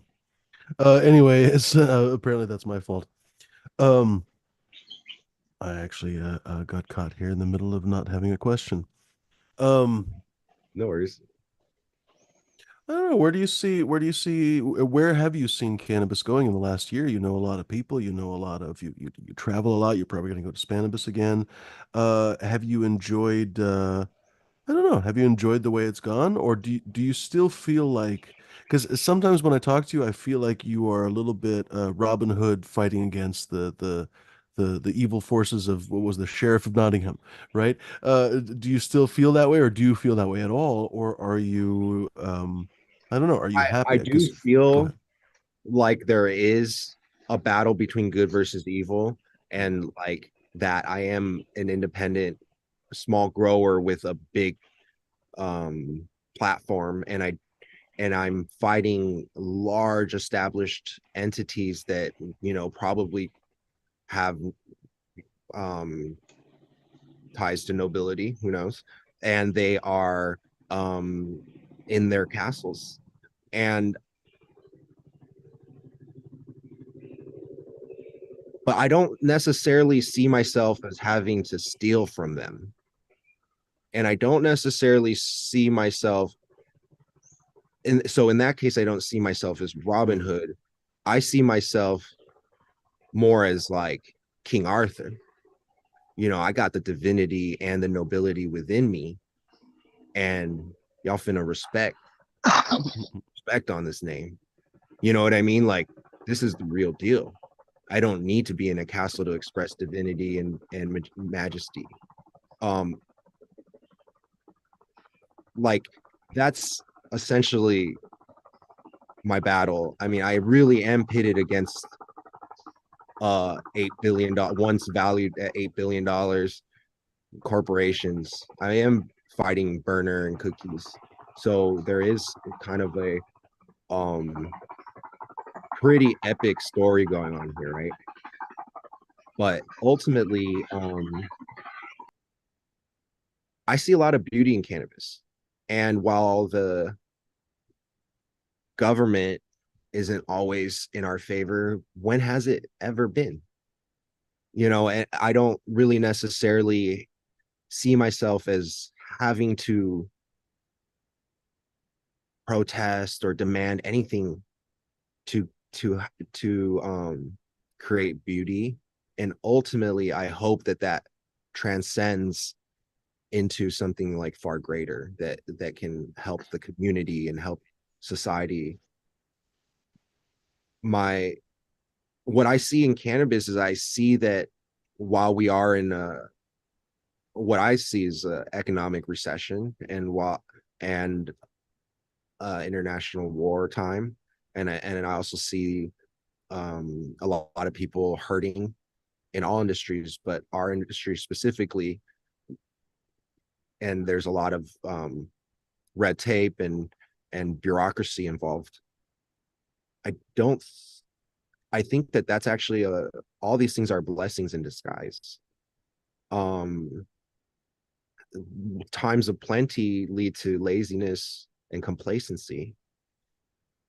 The fact that we are, as an industry, collectively hurting and seeking answers and solutions is a beautiful thing.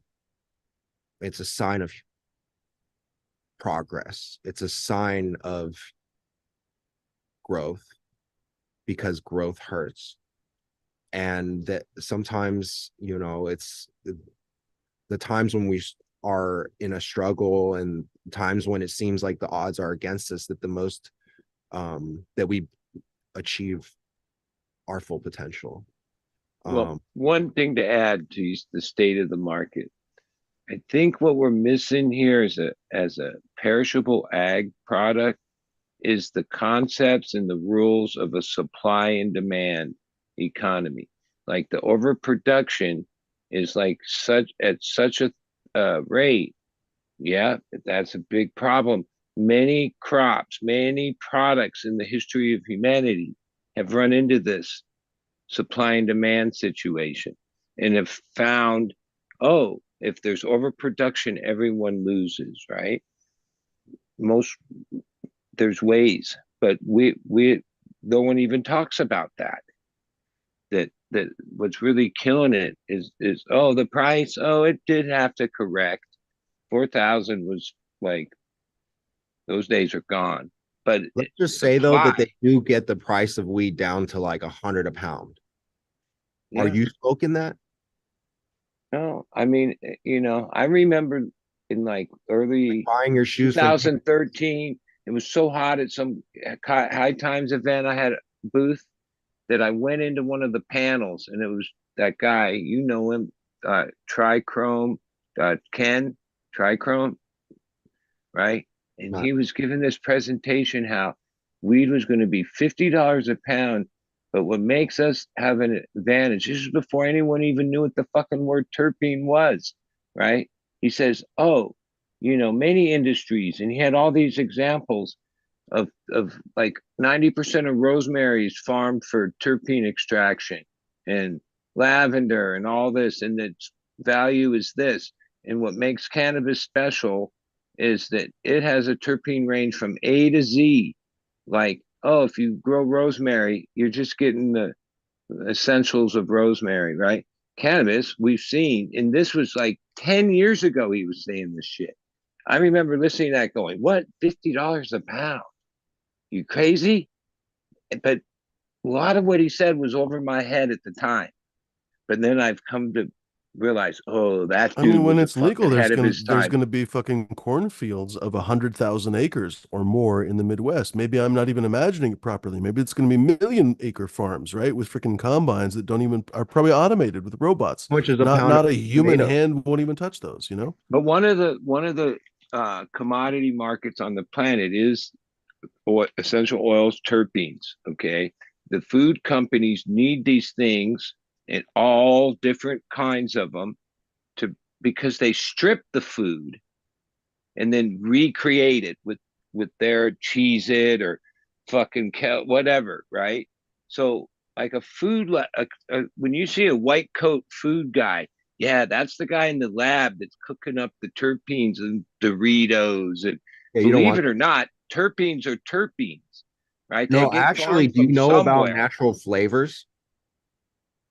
Well, they also have those too.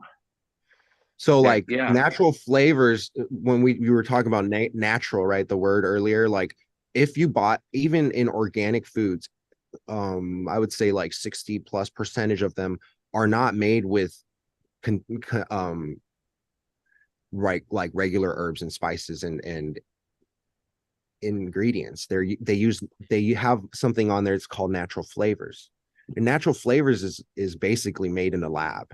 And Well, if you look it up, they actually use human aborted fetuses that they create. They extract the embryonic kidney cells and they use them as stem cells. They Yeah. What use really them leads to basically this create is that dopamine, if basically. you're like a brand, right? You're expected to be at this quality always, right? Most things, even processed foods, I start with wheat, start with crops. Crops vary, even wheat crops, right? So like the way they get around that, oh, they basically strip it down, like process it. That's what the word process means. Strip it down to its like rawest form And put it and back then together. Yeah. put it back together exactly this That's what way a lot of those new for flavor everywhere you pre-rolls are. buy it. It's always the same. It's never like, oh, last year's Cheez-Its were better than this year's Cheez-Its. No, they've eliminated that That's from like this getting the process. cheapest bulk weed you can buy, adding THCA crystals to it, and then adding terps and having the same product every time. That's actually a product Yeah, right now. because like even when you say you have your garden this way and you've been doing it a long time, oh, that means you've grown better batches, the best batches, and have had problems and have had times when you learn that how did you get there? You learn. How do you learn? Make mistakes, right? Yeah, try making one of those mistakes on a in a $10 million facility and see how much that'll No, hurt. so it's already to that mentality because oh, all of their mythology does not take any risk, right? And oh, sometimes it was that little bit of risk you took, the right time that made that strain, that time you grew it. And then you maybe could recreate it, maybe not. There is like the Right. plant has its own mind of its Every own, like time you grow a plant, it even might be different. And that's why there's a value to that batch. I This know March just from how you 2023. talk, you're going to know what I say mean by this. I've also grown around a lot of other people that have grown, and the person's energy is a lot to do with it. Okay, like hey, they can do it this way, this way, this way, but they're like off, right? They're a money grubber, or they're fucking got issues. Oh, their weed might look good, might be worth whatever, but oh, the heady, the energy, right? The energy's not there, right? Yeah, like some Yeah, people say they just energy, can't like grow. your energy matters, like it does, like it matters. Like oh, I when me even and my believe wife that. used to work together for a lot of years, just me and her. If we ever brought our bullshit, fucking fighting bullshit, squabbling or whatever the fuck into the room, oh no, the plants would like show us like get the fuck out of here with that shit. For sure. Like the energy is a part of it. Like oh, all the science, oh, it is part of it. When we didn't have all that, what used to make the difference was the energy. Because if you go back like 20 years, I've been growing 35 years indoor. We didn't know anything. Okay. We Right. didn't talk to each other. Okay. We Amazing. might see each other across the room somewhere. Right. But oh no, things were different. Like unless you lived in it, today you couldn't imagine that. Look, we're here on fucking Instagram, not giving a fuck, right? No, it was different. But somehow, oh, there were certain people that grew the dankest fucking shit, and they didn't know shit either. It was just their energy. That's amazing. Yeah. No, I believe it. I also think that like the beneficial microbes, right? They live in us too. They're in every cell. We have Yeah. multiple microbes per human cell facilitating human life. And so it's But like here's the thing. Oh, some people can carry on some good energy through all this bullshit. The last, I don't even know how to date it, but it's been progressively less like, oh, getting I've been worse. around since I'm born in the early 60s. Oh, there, most of my life I thought, yep, the good outweighs the bad. The good energy There's just that much, little bit more of it than the bad energy in the world overall, no matter how bad things were at certain times. Lately, maybe it's just because I'm pessimistic lately in the last so many years through shit that's happened, uh, or have a view.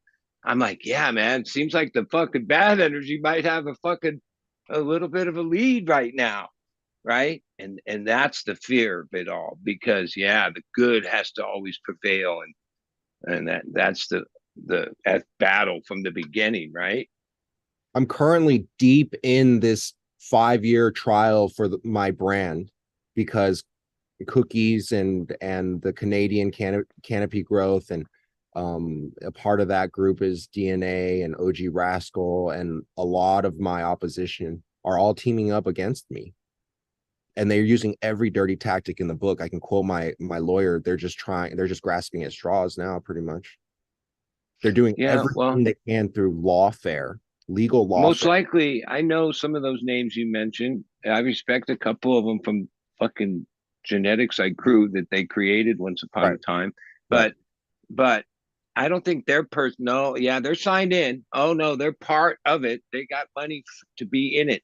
But no, that DNA thing Genetics is has, owned by like, Bruce who's Spencer. doing fighting you is, oh, a law firm, a PR firm, uh, or not even a firm, people they've hired to do that, right? And it's just happening. That's the nature of a corporation. That's like, yeah, no one, not one person really takes responsibility for it, but it's a culture of like the Mhm. bottom line and the mighty old dollar, happens Whereas every all time. those resources, the millions and millions of dollars that have been spent to try to take my entity and slow me down, could have been used to Well, promote regenerative if you agriculture. noticed, right, a lot of these hey, they were highlighted that so and so got so many $1 million deals signing this one and this one. I'm not going to mention names if you follow what's going on. A lot of those are in serious lawsuits, Mhm. okay, Mhm. that are costing both sides massive amounts of money, right? And the things being accused are like, wouldn't that tell other people Be what the careful. game is? Yeah, no, they're just, like I said earlier, sheep being led to the slaughter. And what they're all they can see, Desperate dollar people. signs, dollar signs, Look, right? Hey, I I get it. have I get it. many, This culture many is like, oh, it's not PDFs. about just being comfortable. Oh no, you want to be like, whatever, balling, right? That's celebrated. And to ball like that, oh, you're talking some serious money, and oh, it's out there, but you gotta, like, yeah, you gotta play their game. You got to crush people And to be that rich. Yeah. right. I want to destroy that perspective. Yeah, I I'm want a to, I thousand really percent want think to. this is like way over needed that somebody says these things. It's really okay. I really believe that we want to manifest a regenerative prosperity for all, and that it's possible.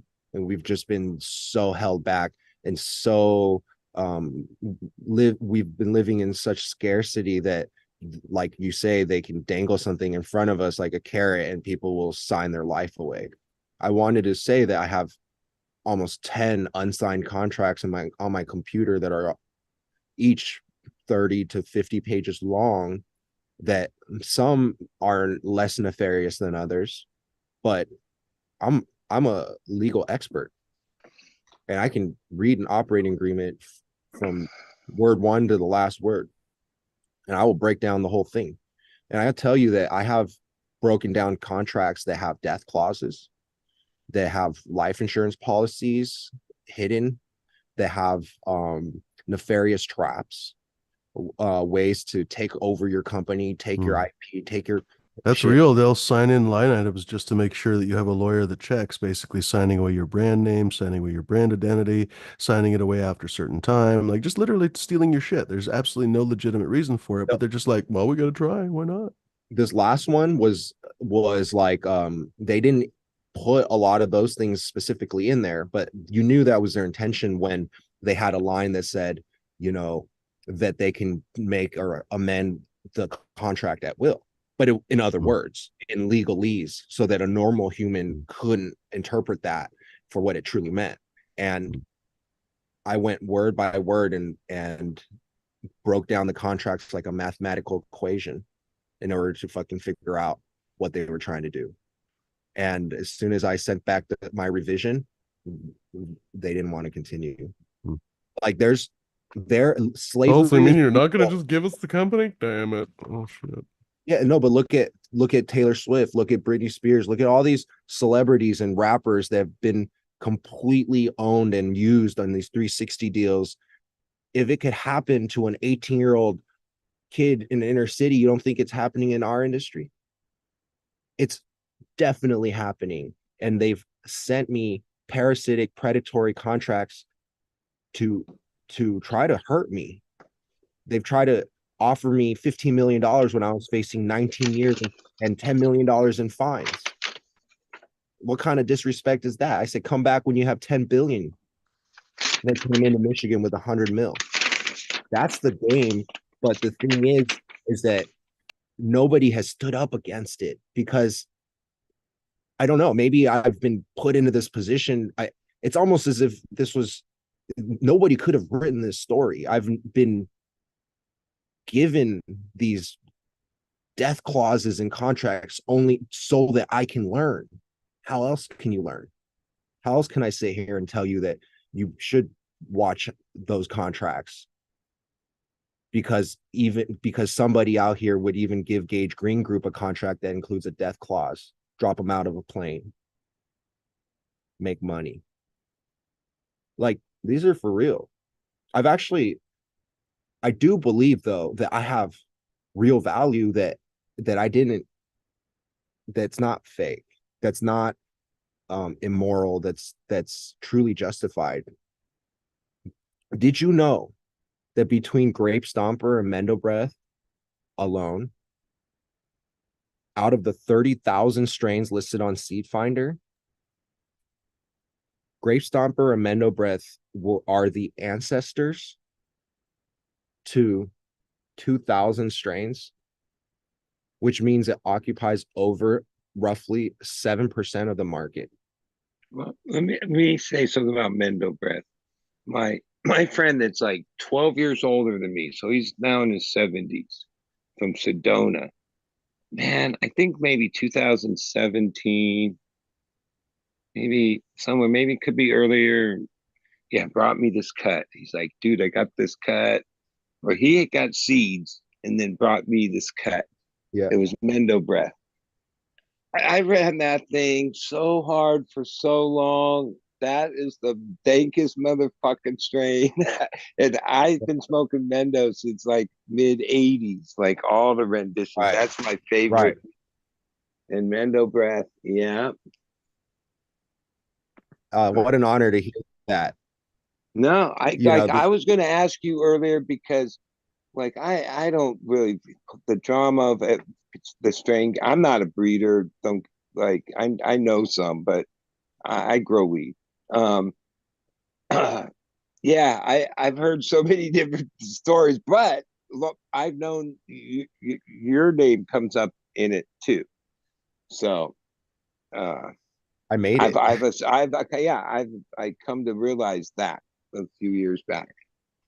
Yeah, Yeah, I no, appreciate. No, I appreciate that. Like, and yeah, that was like a rocker, like just the way it is. Oh, I know a lot of crosses that were Mendo Breath crosses. Holy shit! Like everybody did one. There's 1,200 of them. Yeah, and some of those were fucking dank too. Because you know what? Oh, Mendo Breath. Like I can spot that thing. Everyone wants to say that if you sold a strain on the public domain, everyone has the freedom to just breed with it. I don't think that, I mean, I'm not saying, personally, I feel like that's like using someone's song and sampling it and saying, well, you played it on the radio. Oh, you Yeah. sold a CD at the store. And Yeah, it's like, but yeah, like I did sell the CD, but I didn't sell you the right to fucking knock it off, you dipshit. but No, I'm I not heard saying that we don't breed with I other heard a thing people. on CNN, like a special about this in entertainment, and it really boiled down to like, oh, which law firm and who had more money to win out? Like, oh, did you sing my song or whatever the fuck? Like, Right. It becomes a huge and lawyer game. Yeah, that's a good point. yeah, and even like, oh, there is IP, but oh, I was just gonna say yeah, intellectual how much? property is a Like, how are big you going to, thing. like, I remember one lawyer guy in some cannabis comment said, unless you have the funds to like, defend this, meaning your claim, Of course. don't bother even calling me. He was an What if IP lawyer, now think right? He about says, like unless this. like you're coming in with enough money to know that if some, yeah, you're going to have to take on a few people because you're going to be tested. That's how the game works. Okay, so in 20 when we released Mendo Breath, we came to market with the OGKB cookies. We were the first to create with NorCal the Mendo Breath and the Grateful Breath. Those are the first two crosses that used the OGKB cookies. Technically, we were the first to market with cookies. Now, we started advertising the cookies back, I think, around 2012, before the cookie family was ever even formed, before anybody even knew who they were. That is Yeah, why well, I mean, S it's Flux, pretty Jigga, and clear Erner what came to. what game got played there, and So yeah, that's why they came to our But comment with section. respect, I want to hear the whole story, honestly, please. So technically, the reason why Burner Jigga and S Flux and Pie Guy were in my comment section in 2012 saying that our shit wasn't the real cookies, when obviously, like in hindsight, it was the real. And then later on I got the Cherry Pie Kush, the predecessor to the cookies, all just by the grace of God. And so technically before cookies was even founded or public, we already came to the market. So there's a chance that I may even have a claim to the word cookies. And the second of all, the Cherry Pie Kush, if can be proved to be the predecessor of the cookies, occupies 30% of the public domain. I want to put into perspective what that means, because you brought up the entertainment industry, and that's a beautiful example and analogy. I'll bring up two industries. The music industry globally is valued at around 60 billion, I believe. Don't quote me, but you can do your own research. How do musicians get paid? Well, when a song is sold, there are royalties. The royalty industry is called publishing. That industry basically, like you say, is ran by the lawyers that protect the creative IP of artists from thieves, from intellectual and property. mainly it's the writing of the song, not the like playing of the song that is But published.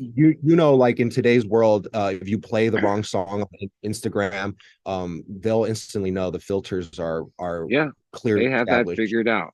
Yeah. So in the future, if you grow, intellectual property, it's very easy to take an infrared laser and find the genetic code. Um, I I'm I'm under the impression that this is important because it values the creatives, the individual breeders that make strains like Mendo Breath that bring the industry billions of dollars in revenue, but the artist sees none of it. Okay, but here's the drift, right? Okay, what was Mendo Breath made from? Obviously, it was made with Mendo, right? There's somebody, he might even be passed on, that A really thousand should percent. be in So, on, like, okay, you know what I mean? so Like, earlier I was saying that right? Like, where does that stop as far as like, well, wait, it doesn't stop. It stops at the right? person who picked the strain out of the soil in situ. It starts from the person who owns the land race. It starts from the tribe or the family that owns Yeah. the animal. And I'm not the only person that gets provenance And I'm not the only person in the ancestry. You're 100% correct. I Like, plan you know who should on get a piece of, like, it, just the smallest amount, like on almost everything, everybody is involved. Afghanistan and Pakistan and wherever the fucking these strains came from, that went into all these other strains that started it all. I've met people that know the families that own the ancient hash lines that have been preserved for hundreds of years, allegedly. Yeah. And they're going to be cashing in. The owners of Skunk, the owners of OG, the owners of Sour. These are real people. I want to see them prosper. I don't speak here not standing on the Well, shoulder. most likely a real lawyer advising somebody would say, yeah, now's not the time yet. Not yet, Yeah, wait till because they the release a system of billion more law dollars. isn't ready to, like, decide this yet. I think certain things have to get established before we can get to the Internationally, decision. there's already plant protection, there's already licensing and Yeah. plant patents because certain countries have already federally legalized cannabis. I mean, the shame They're of being already an working on American is somehow we're like last at the table is what's going to happen. Like when it. Isn't we that funny? finally, like, wait, this could be an exportable product. We have brand recognition internationally, all this stuff. By the time we get there, we're last to, and then we can't compete because of the cost. Isn't it So, kind of sad that we sometimes do have to look internationally for solutions when we're supposed to be the sovereign nation? It's well, kind you of look sad. at Thailand, Colombia, Canada. Whoa, they got shit going on, right? They're exporting, importing, handling Europe countries for medical, this whole network of stuff, right? I'm sure there's It, pros it, and cons but everywhere, we right? don't have any access to Yeah. that at all, right? Nope, not Americans. No, it's federally. We're descheduling it. We're bringing in the FDA. Like, holy fuck, you don't want the FDA involved in this. A lot of people look at us and they're jealous. Like here in Michigan, we have a 72 plant count, which is quite generous. And I'm not saying that it shouldn't be infinite, but with when you compare what the freedoms we have to some of these other No, places, I'd say this much because I come out of the 215 era. right? Like that was a strong era. I love that. California, oh, it's dead. Like it's not. There's not even any. No, it says right in Prop 64 that supersedes 215. 215 dead, dead, dead, dead, dead, dead. Yeah, a lot They of didn't people have. can't even grow in their backyards anymore. Yeah. Oh, it's that Michigan, and the only reason I know this is from online and these shows and what I observed.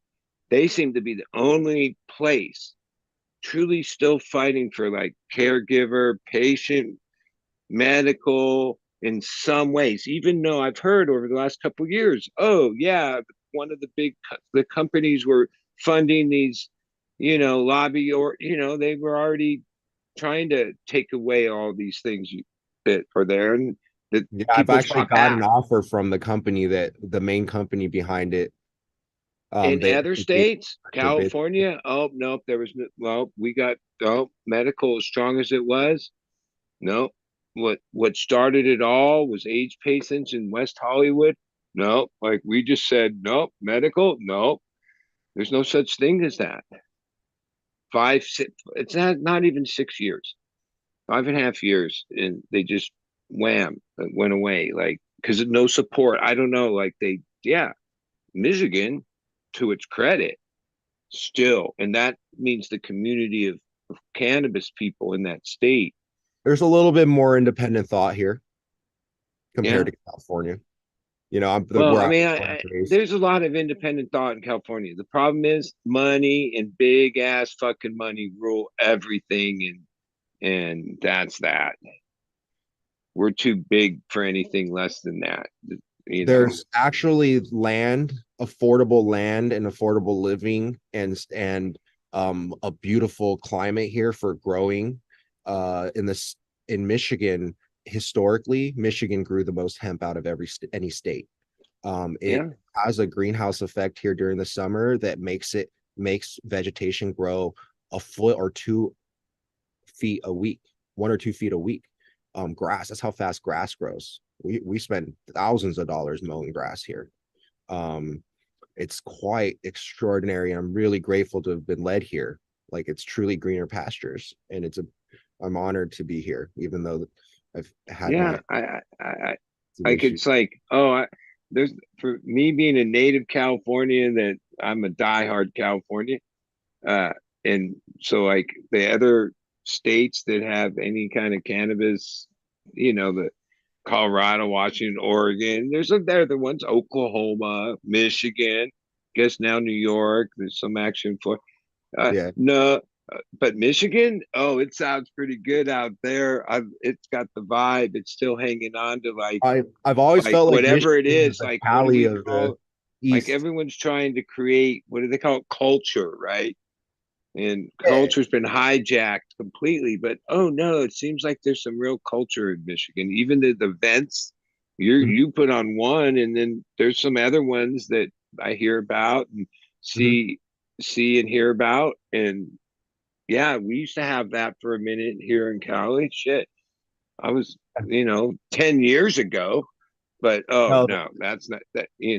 That that got all fucked up.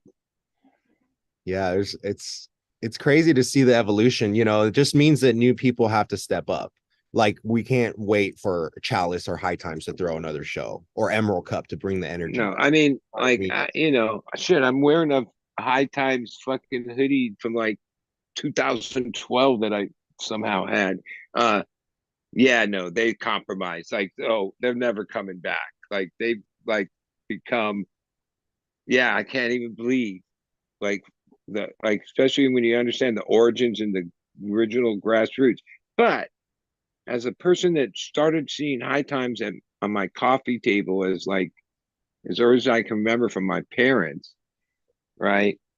I always remember that they had these like color ads that were fold out that were fake weed that you could order. They had all these fake ads, even way back, right? Which I yeah, always thought, legal yeah, that buds. was a sign that, like, yo, they'd take money from anyone, even some weird company selling some like bullshit. Oh, they'd have all these pictures and every strain name, but none of that was weed. It was like some floral They'll fucking, never hire a lawyer out of the back of a High Times magazine. I can tell you that. yeah. So like, it wasn't like they were ever like, I guess, uncompromised. Is, hey, business is business. You got to pay for the rag. I mean, even to this day, wow, there are magazines still. Geez, like even the biggest, best magazines don't exist anymore. Magazines are dying. Social media, Yeah, you people want to hear from like a social media blog or somebody who's got their finger on the pulse, not some magazine that takes three but months. I follow High Times on Instagram, and at least 50% of the posts they make, which they only make a few a day, they're fucking with it, are total clickbait bullshit. Okay, Yeah, like yeah, that's who they are. Like, they'll say anything to get a click. it's what you got to do these days. It's kind of sad, but at least they're still hanging on, right? Yeah, but like, oh no, they went like, no one cared about the history and preserving it. It was all like, oh, hey, I never like, I've used GH for a long time. I respect those guys. Yeah, they were old, the partners of General Hydroponics, right?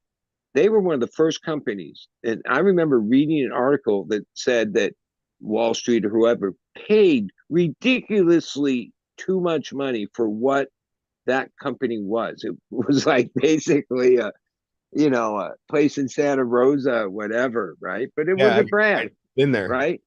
Hey, they worked their fucking whole lives, and there was the ticket out. Who wouldn't take that? Isn't that the ultimate like success in good old USA, especially in today's Yeah, the world? sellout. Yeah, but it's like, okay, I would hope I wouldn't sell out, but let me tell you, when That's that hard. fucking money's really there and what it would mean for the remaining days of your life, like like I guess like 99.9% of us So basically I are turned under the down 15 pressure of million. like where the next dollar's coming from. There's this certain group of people that go to sleep and wake up and don't think about that at all. Right? Well, Like and they there's don't ever also a have to certain worry group. about that There's a again. certain Right? group of people, though, that if you are empowered enough, you can wake up and command positive energy and health and regeneration and solutions, and not Yeah. have to take the money from the fucking parasitic, whatever you want to call them. When I was facing 19 years and had nothing, I turned down 15 million because I know my worth, because I know the value of the brand, because I know that I have far greater potential than fucking 15 million, because I've seen the money come in my bank account legally. So there is a resistance. And I believe my so. friend told me the other day, he said, "Oh, you know, that was not a smart move to turn But down 15 million. Imagine all the you must prosperity you agree would have." with this. There's a fucking lot of posers out there. Yeah, yeah, and that will take Like a well, no, like shortcut. even people amongst our own community that like respect it are like posers. Meaning, yeah, Thousand that percent. It's yeah, very hard. This is a when the line is there, yeah, like who's really gonna I've been arrested step 7 which times side? for cannabis. I've been in jail. I've fasted for 7 days in sitting in a prison cell. You know, I've literally put in. I know I don't other think people he's talking about you, struggle Michael. I more. think he's talking about some of the, we don't have to talk about them obviously, but it's unfortunately it's reality, right? Anywhere you go, it doesn't matter what workplace you go to, you basically find some people that are just fucking faking it, to be honest, or they're not good. They just kind of ended up there accidentally, on and on. Like it They're happens. What averse can to you do? pain. You know? They're Yeah, averse. maybe that too. Got to Yeah. push through. We got to push it. You got to push into the pain. You got to learn to Mm. love it. You know, and not Well, it get does seem we're at like urged a by crescendo it. of it. Like they've had a fucking long run without much like, oh, it's crumbling underneath them. That's what we're going through. That's the unrest we feel. Right. Is like the system is finally fucking collapsing, man. Not Amen. just our system, the whole global fucking thing. It just doesn't work. We're all in for a rude awakening. I mean, I sometimes I laugh to myself because even though it's not a term of today, but it still irks me that for like 20 years I remember this the big debate or way the directions we went, and it was called trickle down economics. And I remember the one catchphrase is they're job creators. Of course we gotta like have the system favor them because other like they create your jobs. And Right. So they can get bailed out. we all the way from I was a young person till I guess it's just the term became bad, but I still think the the system of that is at play. Yeah, that's a problem. Fuck that. What do you mean trickle down? Yeah, okay, give it all up there. Then we'll What do you wait mean for you're like, are you pissing on us or what? Where's this trickle yeah, come from? yeah. There is no It's trickle, literally right? what it comes from. It's called a horse and sparrow. I'll look this shit Oh, up is that because it's where amazing how that many term Americans comes don't from? understand it. That's where it comes from. Seriously, the fucking the rich will shit on you, and the sparrows will eat. Yeah, The horse will it's been poop basically, and the sparrows will eat from the poop. That's literally where it came from. yeah, it's been going on for millennium, just more sophisticated every decade. Now they got it so convoluted that it just doesn't even make sense. Like it's this weird thing. Like in the last few years, I realized I don't even think money's real. Like it No, isn't. Like it's like but wait, the whole world revolves around it. But wait, what is it? Right? I get it, commodity trade, whatever. Okay, but what it's become, that's not real. Just That's just numbers you bullshit. can make up on a screen. Yeah, it's not even Mhm. numbers at this point. It's decimal points, right? The numbers don't matter. It's how many decimal points. So yeah, when I talk about valuation and such, it's like it is such a figment of someone's imagination to think that canopy growth could have been at one point worth 8.9 million and now be worth less than 500 million. Right. So did they fleece their investors? Is that the definition of a scam? But isn't that like ultimately Wall Street, that's what they do? Like the way I look at what happened was after decades of Wall Street, that mechanism destroying every aspect of the economy, manufacturing, automotive, right? They decimated it with all their bullshit and their fucking derivatives and all the scams. Oh, real estate, this, that. They looked out there and saw one last vestige that they hadn't fucking reamed yet and realized on a global point, oh, it's big. And they came for it and we didn't resist it. I feel like right? the reason why they prohibited it, the prohibition occurred with that intention in mind to co-opt it. You don't take Yeah. something like that away. Yeah. Not The with only way this whole selling thing that. would be right is if the governments, even our states and the federal government, admitted that there's been propaganda for 100 years. Yeah, the industrials fucking sidetrack this, but the truth is this, and we're going to start here now. Sorry for the 100 years of propaganda, but they're never going to admit that. Mhm. We're just going to forget that ever happened, right? And tax it. Well, we're not Right. going to forget as long as I Right. live. Yeah, because I have a feeling that if you're in like 8th grade right now, because I don't think books in school change that fast. They're Mhm. still teaching the bullshit. Right. Even though the kid walks home past like 3 dispensaries and weed's legal. But what's in the fucking school books in junior high and maybe even high school is still the old propaganda. That's going to take a while for them to update. Of course. Which only creates confusion, right? What are your thoughts on I mean, we've been talking about $1 million this, $1 million that, 15, 20, 30, $100 million. And I wonder to myself, what is the secret or what is your secret to $1 million cannabis? Like what do you think is obviously you don't have to give us the secret like the 7 herbs and spices, but what do you think is $1 million cannabis?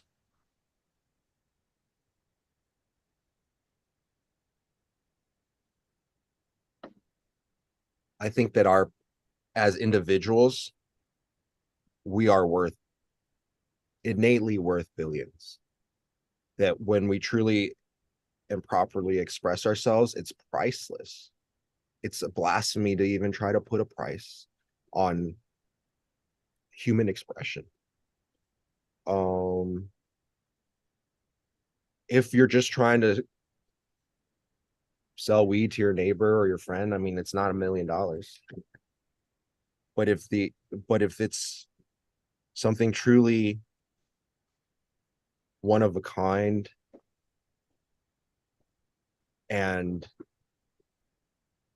your true expression, it should be priceless. And if someone out there is willing to support your endeavor at $1 million, then it's worth $1 million. But here's something I'd add. Okay, I grew up and kids, we want to be a millionaire, like literally $1 million. That's just not even Right. enough. Is Right. Let me tell you, $1 million cannabis. Wait, like in today's thing, it has to be $1 billion to be like an international thing, not a million. Like even $1 million won't even I, get you like I've a had some delivery service. nice houses that like even this last one I just moved out of, it was 10 years, right? At like 36 a month, right? Average. Mhm. Holy shit, I broke her off 360 just for the rent. So like even just a little thing that was just really support. Oh, $1 million goes quick. Like, oh, it really does. And the numbers start adding up. Like, like I never thought of that until the last few years ago. Like, yeah, fuck. I guess I have fucking produced millions of dollars worth of it. I just never Now like, think oh, about it like I this, like come from like a cash and king world. and Right. like I guess anti-establishment, like fuck paint, fuck Uncle Sam, Right. right? And so like, okay, so that just means you live a life where it's like for a long time it was just like play money. It was like monopoly money for a long time, like decades, Hmm. right?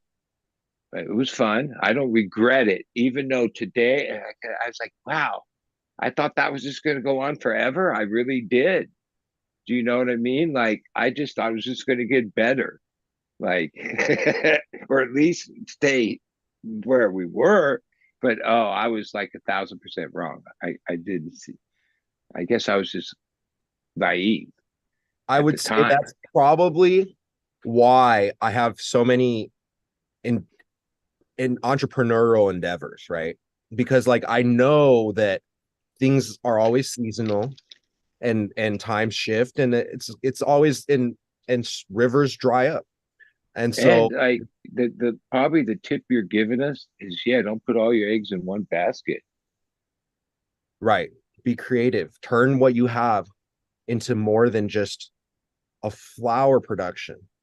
Like for example, making seeds 10, 15 years ago allowed us to cut through the noise, and we were one of the first US breeders next to Subcool and Cali Connection on Attitude. It's Yeah. it's that blue ocean strategy. Perhaps now is the time to create a product that the industry needs, that only you know how to make. Well, And like even you bring up Cali Connection. Oh, I'm down with Swerve. He's my homeboy from a lot of years. Rock with him. yeah, He's an example of a guy like, man, you remember how big he was? You'd had dude, to have when I been met there, him, right? him and Addison pulled up, one of each of them. I pulled up in my Ford Ranger, the first car I ever fucking owned. Addison pulled up in a Lambo, and Swerve pulled up in a Ferrari. Yeah, okay. And at the events, they would sell out as much shit as they brought, gear, seeds, and have lines wrapped around. Okay, they were the top of the fucking game at that time. Okay, what happened? Oh, it all came crumbling down, right? Like I don't. he's my homeboy at the time. Yeah, he put out some fucking fire, dude. He changed the game in He got way he got back, he got right? canceled by the industry at a time really early on, when before everyone knew what that shit was, and he didn't have the tenacity, I guess, the fortification, I guess, in my Well, opinion. but here's what I remember seeing, because like he was my friend. I was like, he was balling when balling wasn't popular. Okay. Now, oh, that's coveted that you ball that big. Okay. But back then it was like it rubbed a lot of people the wrong way. Okay. Hmm. And that's like when you say, yeah, you got rubbed out. Yeah, because oh yeah, he was flaunting it, and it got him like, hey, he's my friend. Oh, it went to his I head. It love was Swerve. like, oh, you learned life's. Hey, I get it. Everyone's young at some point, and can get. Hey, it's easy to get caught up. I forgive Swerve for any perceived No, mistake. I love him. He's Like one of the sometimes, first. yeah, like he gets a. Everyone will talk a lot of shit, but whatever. Like if you weren't there, then you probably don't know what you're fucking talking about. I'd say, for the amount of success he had, it's just one of those things where it's like, how would he, if you think about it, how do you This is continue what I success remember. like that? 2010 was the first High Times event in downtown LA, off the 110 freeway in the in the grassy knoll of some building outside. And like the first day, everyone was so sketch. It was like no one did like was doing shit. And then it was Swerve that like said fuck this and started selling seeds, and it like changed the whole thing. Like even back then at those events, it was one of these things. I've seen it in numerous things. I say this sometimes. Yeah, if you give it an inch, they take a mile. And like when we were having those events, we were taking a mile. So it was no wonder that it got all fucked up. Because like, yeah, there was no regulation. It was straight craziness. It was fun for a few years until now we don't even have cool events. But it was one Yeah, of those those were good days. circumstances where, oh yeah, well, it was good at like the community as a whole was given an inch, and we took a mile, and then they took it all back.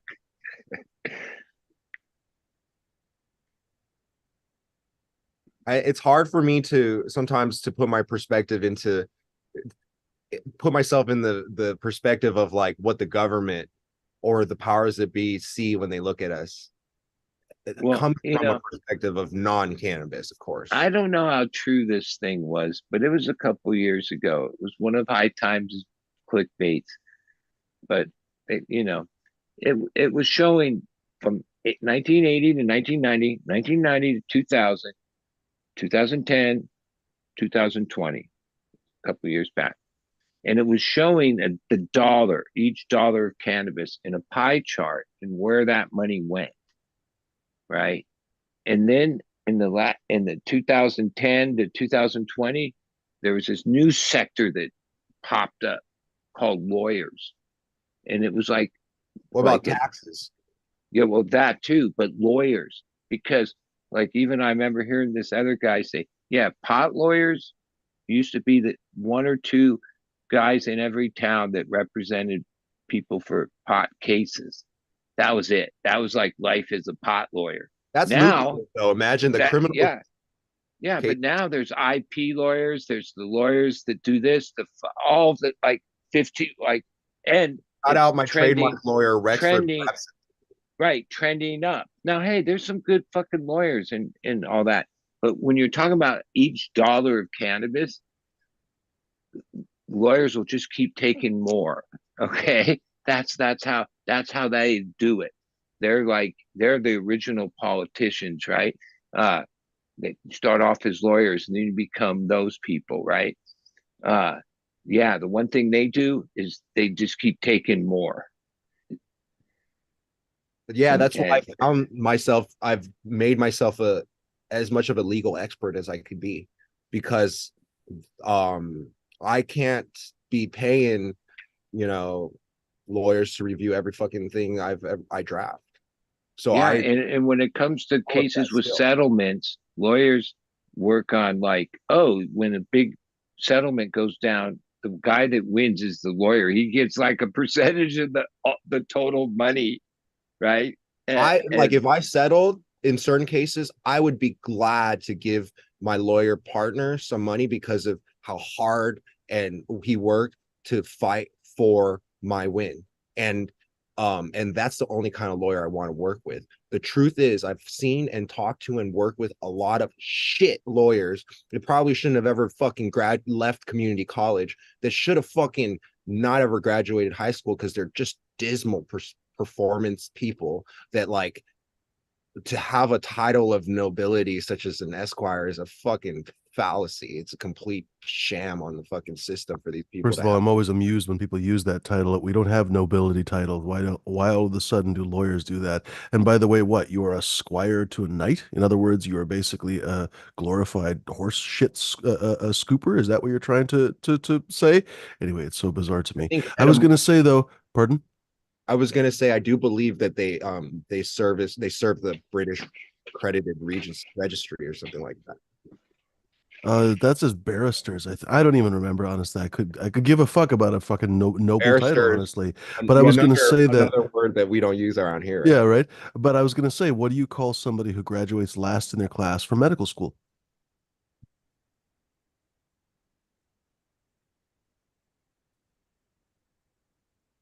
As I know the answer is a good one. What is it? Doctor. I was gonna say your surgeon, your next surgeon. I mean, seriously, if you graduate just squeaking by the fucking skin of your balls, you get But to be a what? Where lawyer. do You the get to be a doctor. higher? Where do the others go? I mean, The you're better saying that ones the low just level get ones, paid better, probably. They get hey, they better go into promotions or pharmacy. whatever else. But No. as long as you don't kill too many people, as long as you're insurable, they'll still give you a fucking medical license. You know this what I mean? this So I've had weekend really garbage doctors too. I Yeah, for sure. experienced it Most of them are. recently, but I had this experience a couple times. My dog had some shit happen. It was on Saturday. I ended up with this new vet, and oh, this guy, he was like PhD. He was, but the best vet up there, right? And even I had to listen to him talk to a couple other clients and shit. And I just went through last year a hernia and all this medical stuff, right? I realized, wait, for dogs, this guy's like breaking down every part of the procedure, everything about everything. And they don't even like for a They human. don't do that for humans. Yeah, like at this point, I think the best people in medicine at this point have become vets. You know that vets have to go through more schooling, and that if you study animal husbandry or just like the veterinary section of the pharmacy, you'll find a lot of things that they don't allow for humans, such as DMSO, that are actually, widely touted in the natural healing world. Um, it's weird that there's certain things that they use on plants and certain things that are on animals that they don't use for people, but that people have been discovering are actually quite effective for treating human ailments. Unfortunately, veterinary is another good example of something that has been financialized basically half to death, if not really to death. I have a friend who's a veterinarian, and all of her colleagues are quitting or committing suicide. It has one of the very, very highest rates of suicide for any profession, far higher than you would even imagine. It's a depressingly expensive field to get into, and once you get into it, most of the hospitals have been bought out, I shit you not, by the Mars Candy family. It sounds like you fucking made that shit up in a dumb, crappy book. But literally, the Mars Candy family decided, hey, what's another way to make money? Fucking veterinary. So the last few years, even though money has been raining from the ceiling, apparently veterinary hospitals have never seen so much fucking money. It's all going to basically a couple of Yeah, families and the Mars it's that family. company called VCA. Yeah, Like in that's and it. yeah, and they changed the whole thing. It even motivates vets because vets, No, the vets have sales that meetings. Literally, she yeah, told me that well they have sales they get meetings where they're supposed to referral upsell. like yeah, when you get referred to the specialist, which like when it started, I got at least 100 grand into high end vets in the last 20 years with Chihuahuas. Yeah, they were PhDs. They're really good, but Mm. they charge so much, and it's the craziest experience where, like, yeah, like I always call the person, even though it's a nice lady and attractive and looks like she's works as a nurse in the thing. She's like a closer. She's like the Mm. same person that's at a He's car like a dealership, closer. right? Right. And the vet, when he's breaking things down, he acts like he doesn't know what anything costs, Yeah. even though it's his fucking op, right?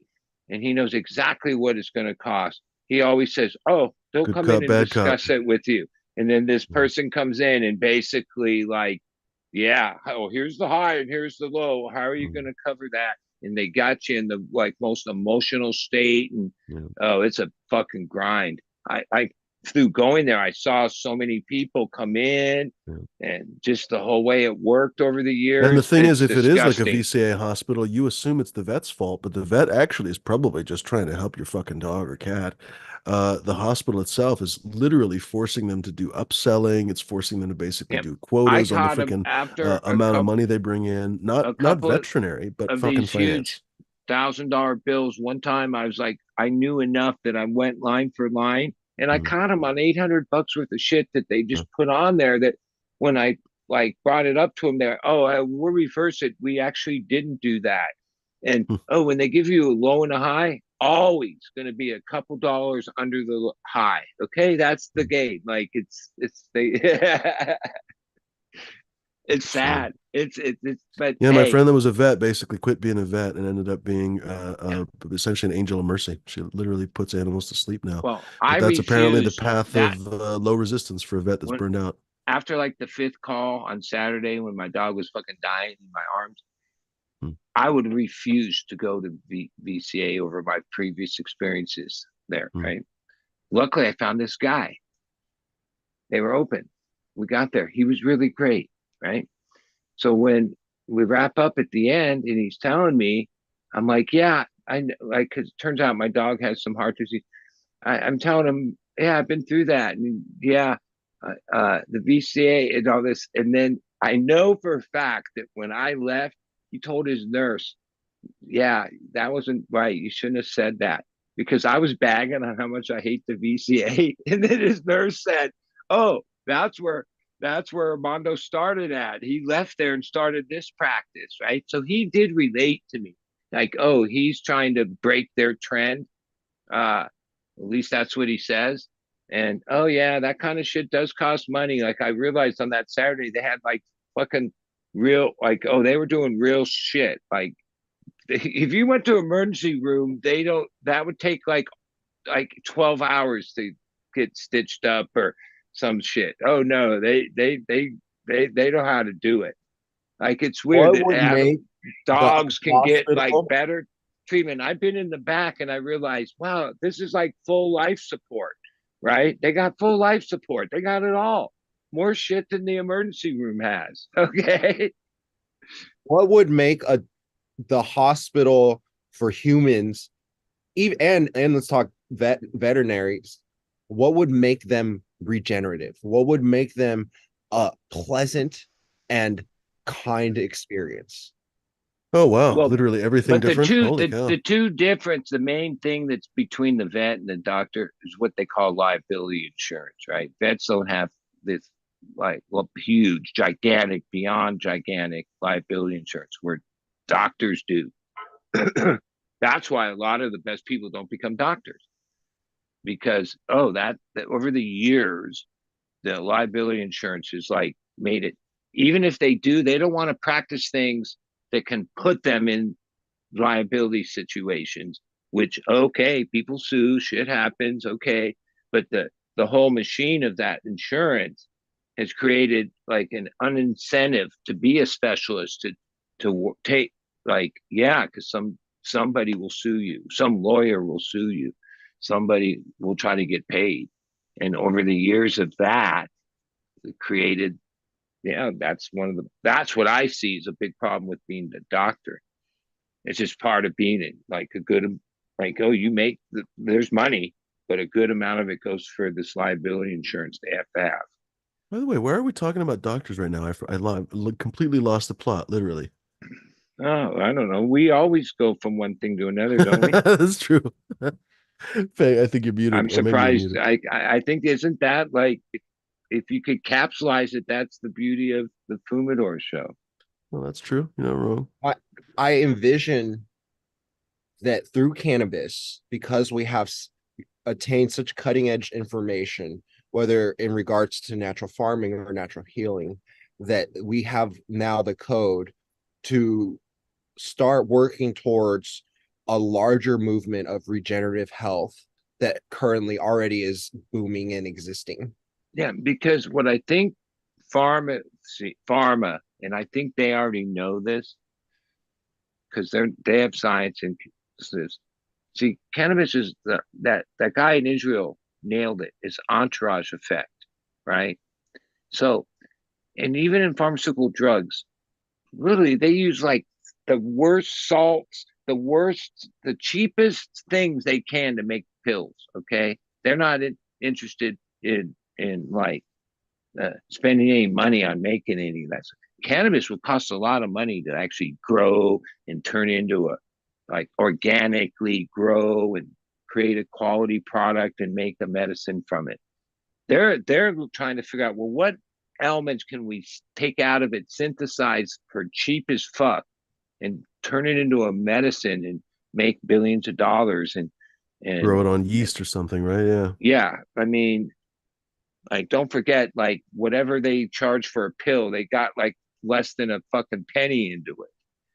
Look, you can buy aspirin, or you can buy no, sorry, or you can buy willow.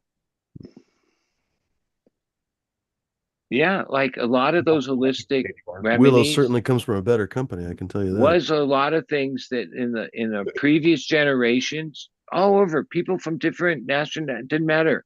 They were taught through their like culture, through their family, through their parents, through their family, where over time we've like seems we've lost a lot of that. Certainly. Now, hey, the internet gives it, all you have to do is type in the right thing and there it is. Yeah. But you have to be able to get through all the other bullshit first, right? Yeah, there every truth you have to climb over like 5 firewalls that are trying to lead you astray. Yeah. And that's what I found is that Now, unless you experience it for some people yourself, just like go with what's they don't have the energy like you or more certain yeah, people like that dig a little deeper. You know what I mean? But they haven't been and they live. count on that. That's why they're so successful. They already know that formula. They know, oh well, 88% are just going to go with click here. So this ties back to the story of the microbes. In the microbe kingdom, there are the pathogens, and then there are the probiotics, or the facultative, or um the gods. And when they are in the system and protected and given essentially a perfect home, they do God's bidding. Okay. But And here's this weird thing that's happened twice with people that are very intelligent people that actually grow, but they're, we'll just say, hardcore Christians, right? Like, wait, if you really dive into microbial life, like, oh, that's the beginning of life, right? That's the beginning of all life, right? Right? Oh, I was like, I said that. Oh my God, I offended two of my best friends. They're like, oh no, no. God created man, not like Right. Well, biology. on this show, for what it's worth, we don't give credence to dumb garbage. So we believe in evolution on this show, and yeah, just to like Yeah, start. that's evolution. I But like cite you the realize that a lot of ancestral. people can't accept that. Well, a lot Like of people are they, also very stupid, so we just let them do their thing. yeah. We let them drool in the corner and just kind of leave it happening. Yeah, well, Like essentially, what I'm talking about is taking the mysticism and the fakery and the dogma out of these words. Like when you see the microbes and that they're probiotic and beneficial, and they will kill the parasites and pathogens, and they will benefit us in the unseen world, I see those as the gods, and I see those as the angelic force. And yeah. and I connect that to feng shui, which is literally air and wind, or wind and water, excuse me, literally in Chinese and Mandarin. What that means is the ancients were studying humidity. They were studying airflow. They were studying the way that objects positioned in nature can affect the change in humidity and airflow and temperature. But then we And by the see, way, why do we hear so little? I'm sorry to interrupt you, actually, because it just struck me.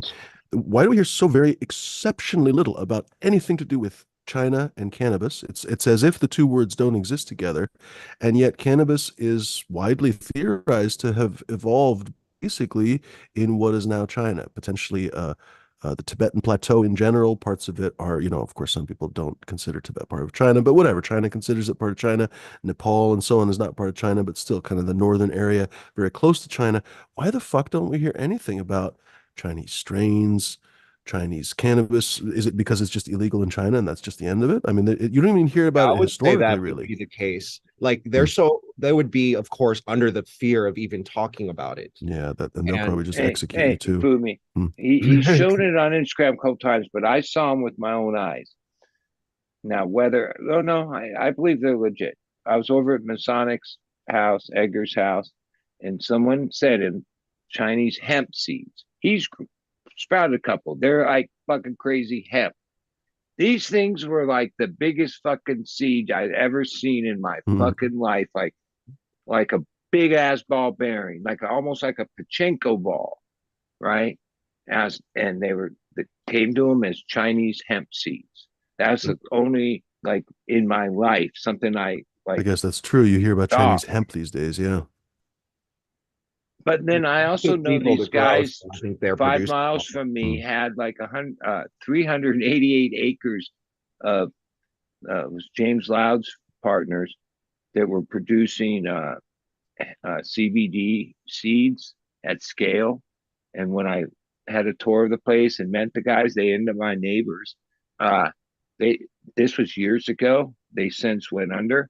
They said that over 50% of their sales in the bulk, like by the kilo, hemp seeds, basically, were Asian countries and mainly China.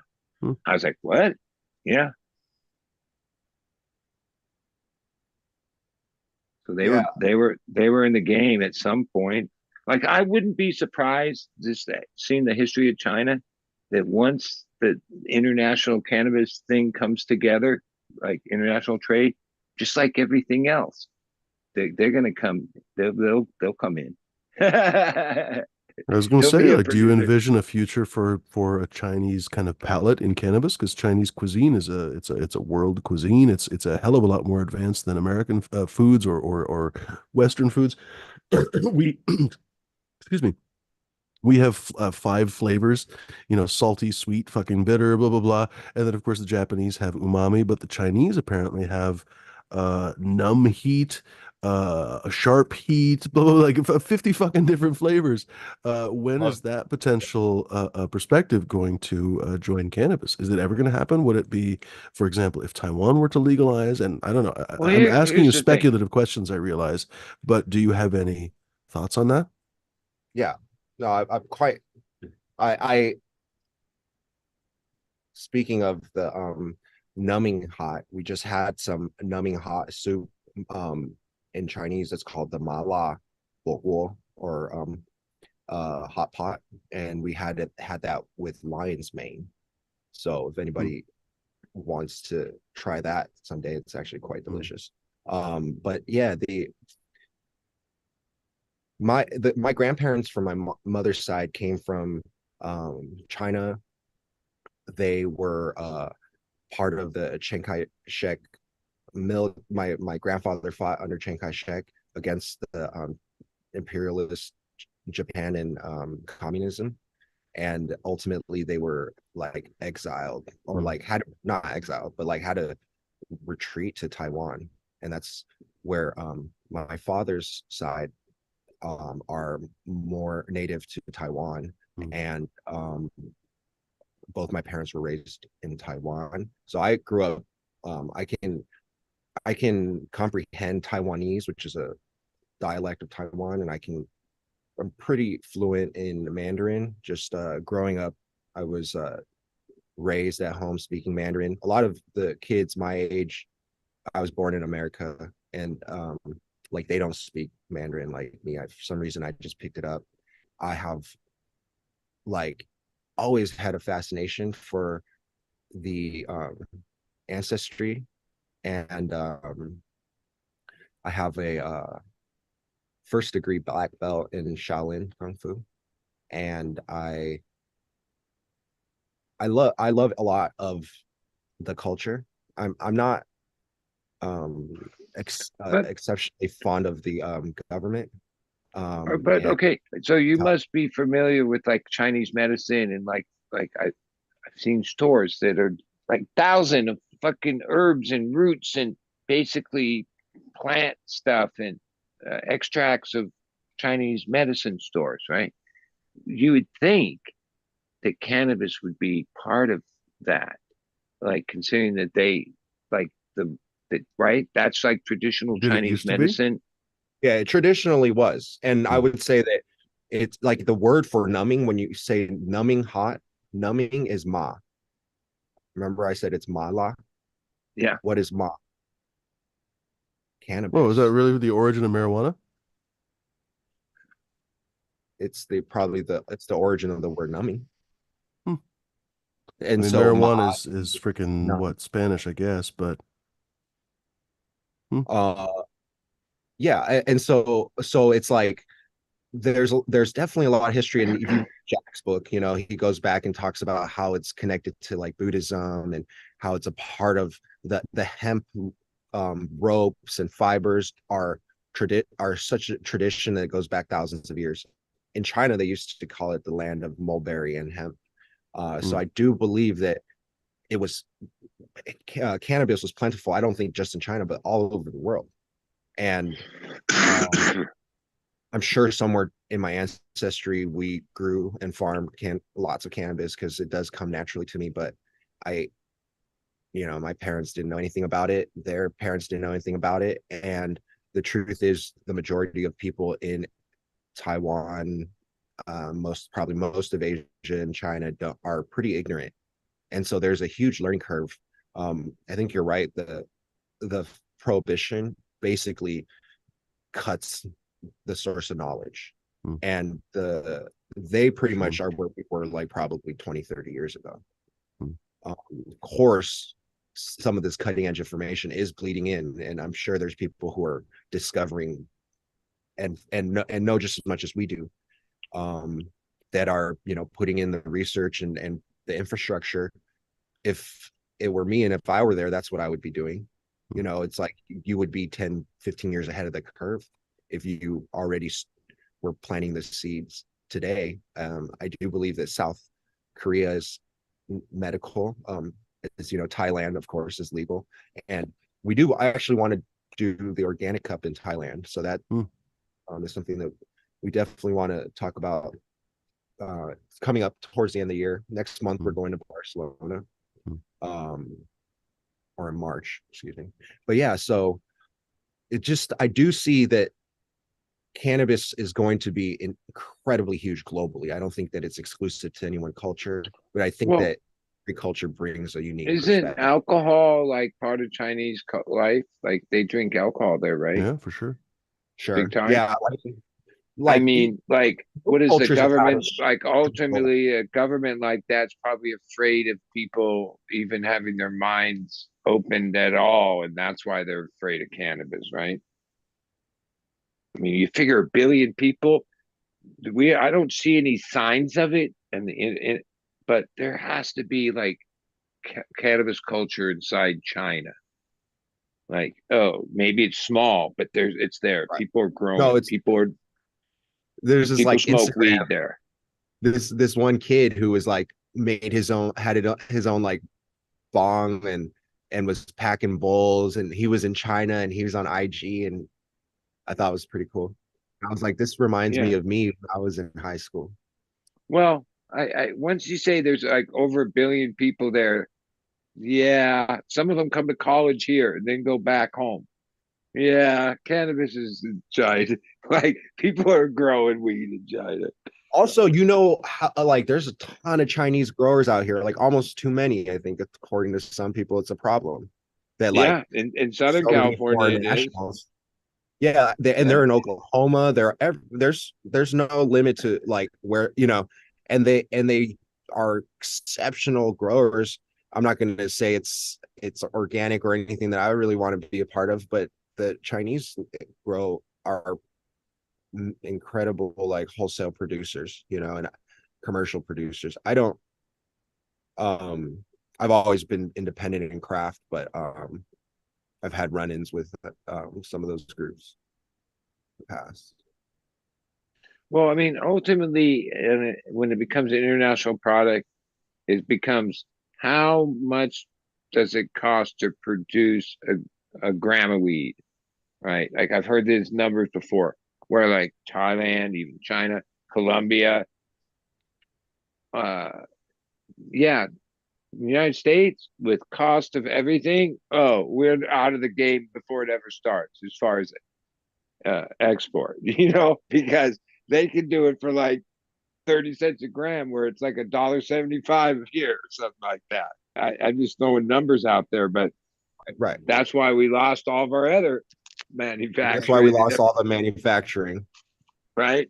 Like, yeah, we can't compete until we can compete, or there's tariffs, or there's something. I mean, as much as free trade sounds good, well, it ain't really working for us, Eddie. People here are too lazy.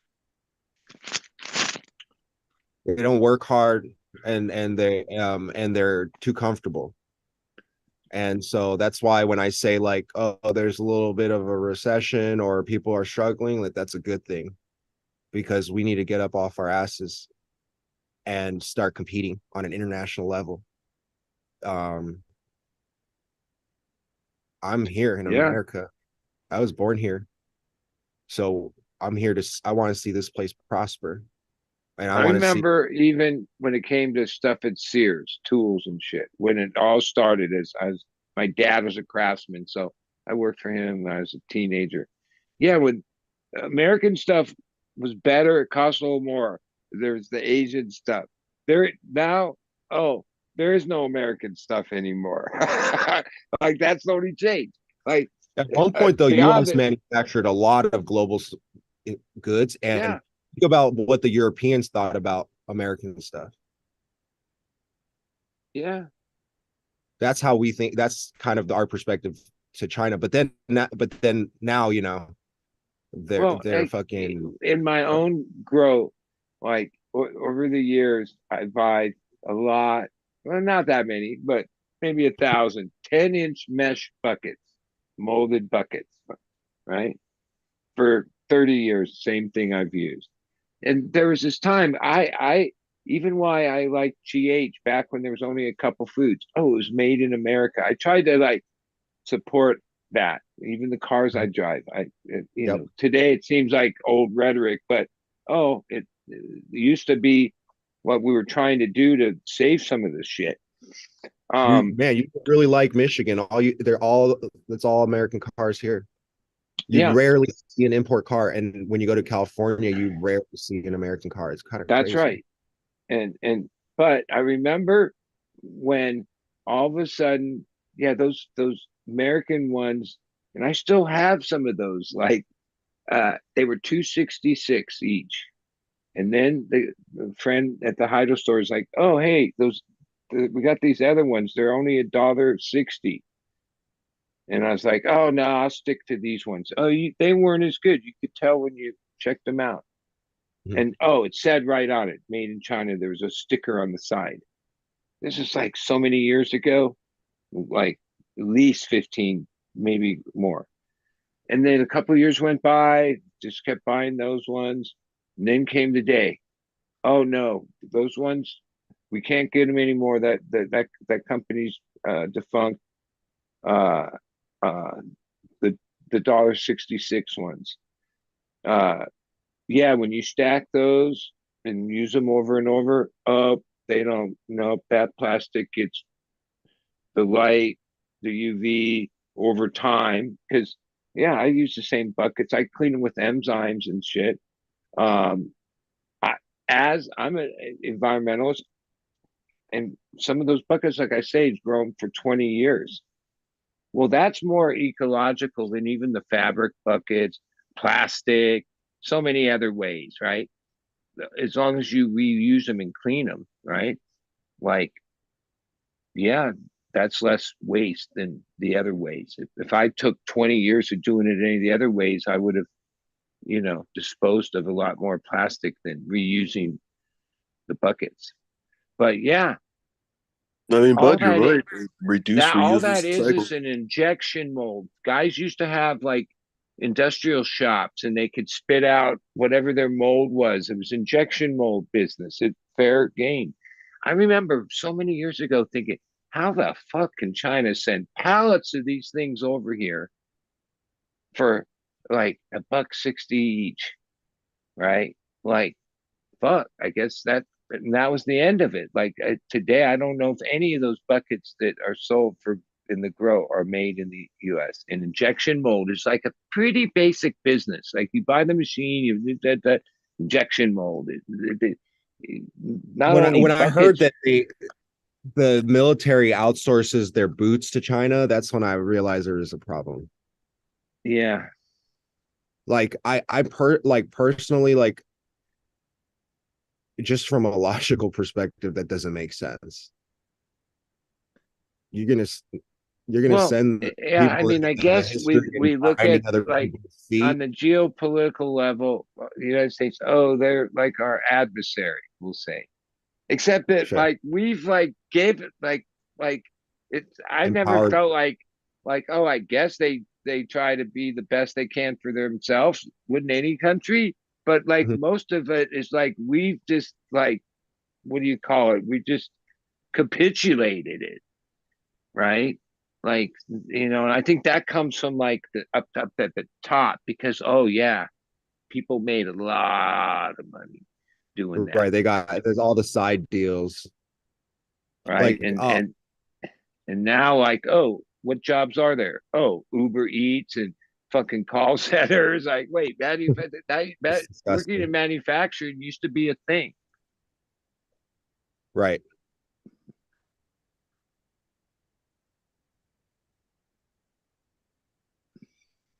I do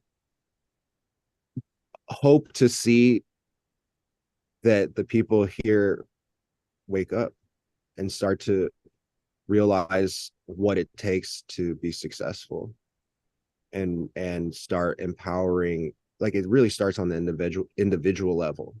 And we're coming from a place of toxicity and complacency, and a lot of suffering, whether we know it or not. I see it everywhere. It's Yeah. It's deplorable. like dog eat dog is on big time. Yeah, and people are missing, and it's time for healing. It's really a time to just self-reflect and see where we really want to be. And because obviously the trajectory, it wasn't we weren't on the right path.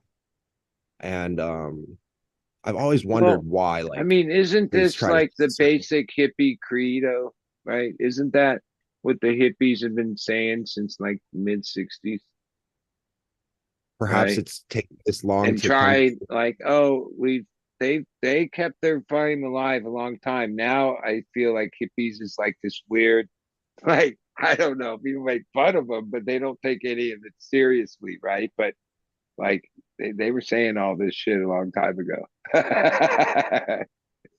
No one wanted to hear it then. And be honest, yeah, there's some people that are down, but like most people, they don't give a fuck. They're just dog eat dog. Like, look, they don't got time for that. But are you And on a beanbag chair or like what the hell is that thing? couch, a little couch. But I have a blanket on it because my dog has stitches and a drain, and I don't want him to stay in the couch. Is that a Grateful How's Dead the puppy blanket? doing anyway?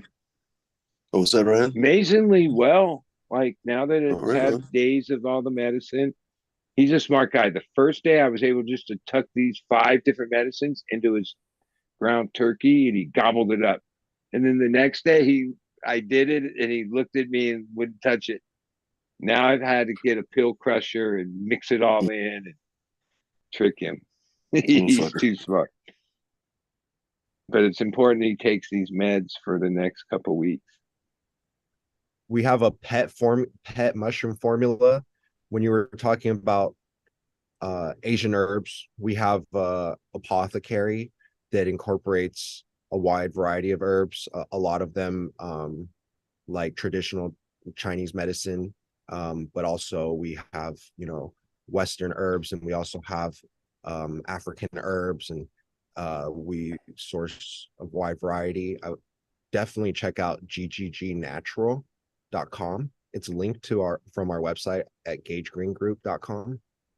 We You know, offer a immunity line as well as a herbal balance line. We're sold out of our mental clarity line, but we use the most powerful adaptogenic herbs in the world. And I've been using them on myself and on our animals and having tremendous results. yeah. In Well, terms of, this is something that I've been thinking about. So the last 4 months, I basically live on a horse ranch. So there's 9 horses. A couple of them are board horses, but they're like show horses. They're no joke, and they eat the best alfalfa, the best what is it, Bermuda hay bales of it, right? When I flake off this alfalfa, I realize, yeah, like some bales are better than others. Like these farmers, oh, and we know there's lower priced hay. This is decent hay. I don't know about organic, but it's sure. decent, right? And I got started thinking, wait, when horses roamed wild, they used to eat hemp. For sure they ate hemp. Like, oh, horses love anything green, weeds, grass, hay. But like cows, they selectively graze. Like if you were to put them out in the wild, they won't mow it down to grass like they have here. Because that's not how nature works. They Yeah, selectively prune, but and they leave the there pot for last, pretty much. there's Even all cattle these do. things that you have to do to horses' health, right? And I'm thinking, yeah, you know what? Horses probably over the last centuries have progressively gotten less healthy because they no longer consume any hemp. But like, oh, I don't want to be the one to start feeding the fucking horses a bunch of weed and have them like, well, hemp is the different main than like, reason is I was probably thinking, the oh, I should just glyphosate. bring all my trim and stems from my grow and give them to, because I know they'd eat them. Oh, the bulls and the cows, they'll eat anything, right? But yeah, I don't want to like give them some effect that isn't proper. But Yeah, but I the first year that I was growing hemp, on a large scale or whatever, we we kept we grew with plasticulture, with plastic fucking uh what do you call it? Grows. Yeah, and plastic mulch, and then we had like grass in between the rows, and we would just mow that with a big mower. And but we had cattle on the property, and one time I was a little bit lazy when I was switching paddocks with them, because we would switch them around in different zones. But and they would come in, and all the weed plants were, I mean, it was towards the end of the year, they were all heavy into flower, and even though the grass was only 2 inches tall, they stayed on that grass. They didn't touch the weed. The only time they ever heard a weed plant was when they accidentally walked over it and bent and broke it. Kind of was surprising to me. hey, here's something else I've noticed. So these acres in the pastures, it's basically PG. Granted, it's not really like soil. They're pastures. But when I'm mucking Right. up the manure, right? Not all the time, but like maybe like 1 out of 5 or 7 of them. Fuck, there's worms. Like worms are already in there, and that shit hasn't even been down like 8 hours. I'm like, holy fuck, they don't waste any time. I don't even know where they come from. There's not They come worms. from inside the And horse, probably. no, not those kind of worms. No, it's fucking earthworms. There's all kinds of shit. Like, But oh, could the earthworms produce inside them? Probably not. yeah, no, the horses are healthy. No, it's like when you muck the shit, there's this rake and it just picks it up and right on the ground where it's moist. Yeah, it's not Yeah, just worms. I'm worms not a can tell bug when they're guy, covered. but there's already like life where, oh, that ground away from where that is, it's like granite. It's not really like soil. But yeah, and where we pile it all up, holy shit, that shit like compost on another whole level. Do I you actually compost made it? soil. Oh yeah, we have a whole ravine that's just leveling off with well, 9 horses, 3 bulls and cows, and a bunch of other animals. You It want to take produces a that, the lot. stuff that's way on the edge of that, the stuff that's been aging for like the longest time, and then Yeah, do some hot compost with that. and then there's like, see, here's the thing, and I'm starting to keep them a little more separate. Uh, the barn stalls, they have the horses and the animals have cedar shavings, and then they piss in that. So that's cedar shavings, piss, and the manure ends up in the cans.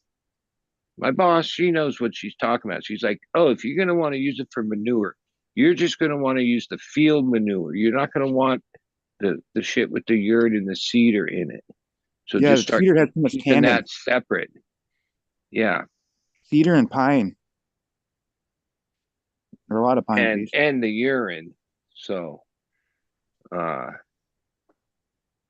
yeah, I've only in the past, and I've made a lot of soil over the years.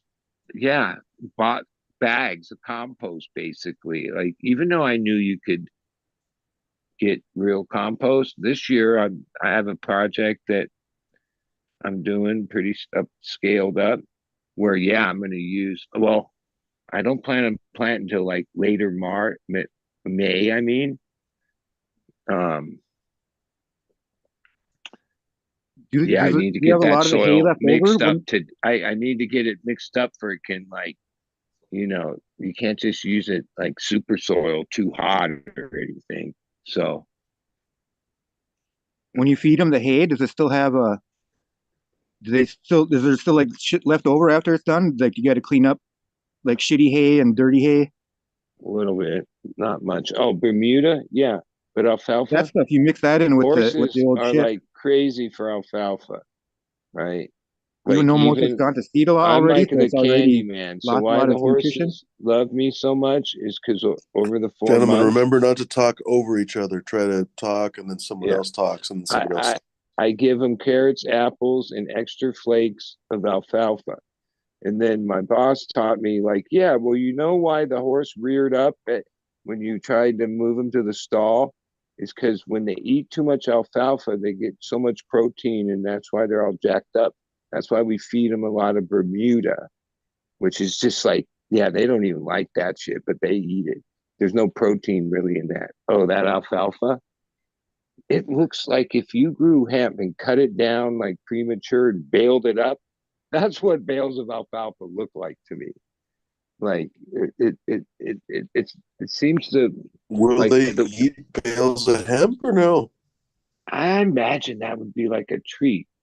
I think it would be. I Mm. actually think it would probably be like a I hey, you have to give them a balanced diet. They get some grains every week and they get, you know, you can't just but to keep them like, oh, even if like, oh, the first shows for two of the horses is in February.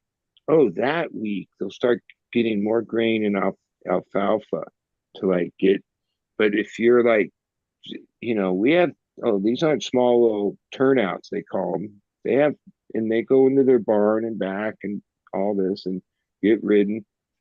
Yeah, how you control, I never knew this, but how you control a horse's energy is how you feed It's them. alfalfa is a legume. It's like beans. Yeah, if That's you got all feed the him like protein. just straight alfalfa, the thing will be like jacked up. It'll be jacked up. And yeah, if it was out in the wild, good for him, but you need him to be kind of kick back. Hey, today was a crazy day here. We had a new farer, which I saw this guy. He came from, well, he moved out here from South Dakota. He was a real cowboy. A farer is the guy that puts shoes on horses, right? He did all the horses. And Farrier. then, yeah, farrier, right? Man, he's good. Like, that's an art. Um, but then one of the ladies that boards her horse here, somehow I didn't see it happen, but she got bucked off her own horse and for sure broke her nose. And what she was really complaining about was her implant. I thought, what the fuck, lady? I she's kind of older, and I didn't even like think implant, okay? But somehow her implant got fucked up, and and her horse like bucked her off, and they had to take her to the hospital. It was crazy. It happens. And then my boss was telling me, "Oh yeah, this one person told me they know how to ride, and they came and was riding one of her horses. It got fucked up in one of the obstacles, and like had a double compound fracture in their arm. Like uh, riding horses is like a dangerous game. People get hurt a lot. Don't forget, Christopher Reed, Superman, got fucked up on a horse. My great grandpa used to be a veterinarian back in the days when horses were your cars too. That's kind of I don't know. I always Yeah. find that Well, interesting. I imagine when like hemp was growing, like all these places, fields of it, and people and cowboys and people had their horse. That was their whole life. Yeah, they had to have consumed that. They would eat whatever was there. There wasn't always alfalfa there. I always wonder if there was ever any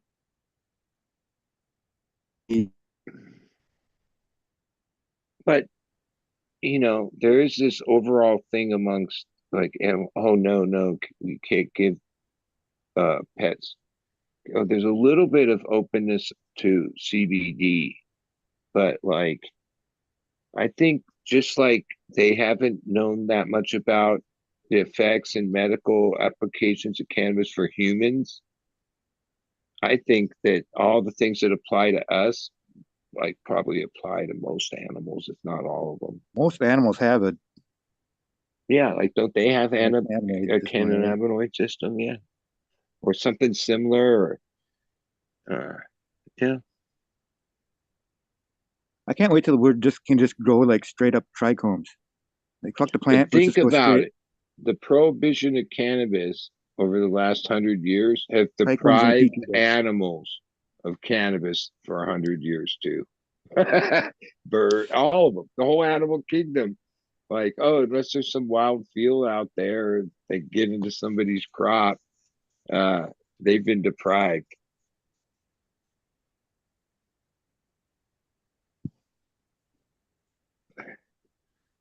Just a thought.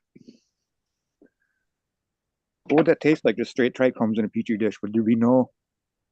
Does that green matter add to the taste? It's got to somehow. I tell you, it used to be if weed was Like bunk, perps have it that smelled like fucking alfalfa. People would say, "Oh, that's like hay," right? Yep. Okay.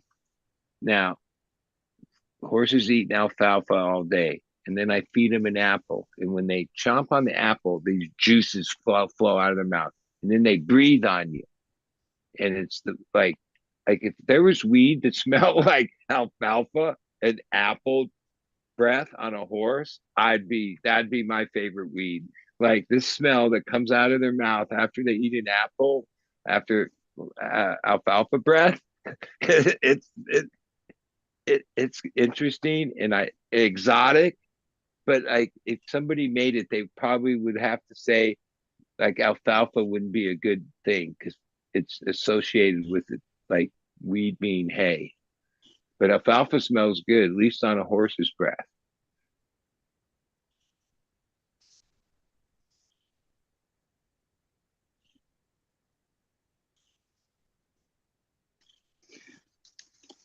By the way, we are currently looking at Reddit subreddit Zoomies. If you guys are curious, I'm always talking about Reddit. There's all kinds of delightful parts of it, like Zoomies. See Is puppies. Reddit as big as it was a few years ago? Is it Oh, bigger for rated? sure. No, it's bigger. It's just, and It's one it's of the biggest basically websites in the world, actually. it's what do you call it when it's just a message board, basically a fancy message board? I don't know what you mean. Oh, like a forum? Well, yeah, I mean, isn't that the basic It's format more of of a it's Reddit? more of an aggregator. Uh, yeah, I guess just the aggregator of all the best stuff on the internet. I don't know.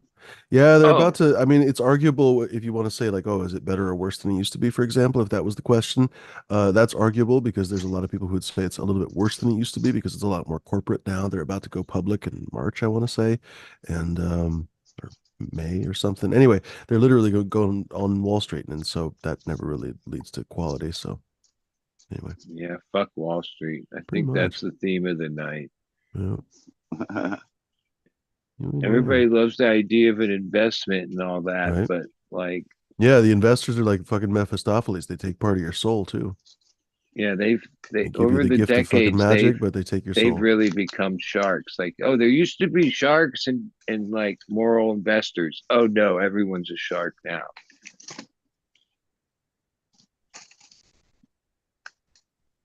It's all just for the pursuit of the mighty This buck. reminds me actually of another question I was going to ask Fang actually. Fang, what are your thoughts on how do I even couch this? What are your thoughts on AI and breeding? I guess is the simple version of the question. Hardcore is one of the folks here who've been messing with, in this case, visual AIs. You know, just messing with. Basically, he's been learning how to. I'm surprised he's not showing it now. He likes to basically prompt all kinds of things. Oh, Fumidoro Seed Company, da da da. And he'll come up with cool graphics and whatever. And of course, certainly quite a few people in the chat have been working on the large language model, language AIs, and so on. But Jorge Cervantes was on the show a number of months ago and was talking about how there's a bunch of AI startups. It was actually, to be honest, quite cynical as we talked about it, because as he described it, all of those companies seem to be trying to create a proof of concept. They're racing to proof of concept, at which point they will absolutely dispassionately sell it to the highest bidder, who will probably also sell it to another highest bidder. And none of these people give the single first fuck about cannabis in any possible way, but they're working on AI breeding in cannabis. In general, there's going to be AI breeding in plants and stuff. So, what are your thoughts? Seems realistic.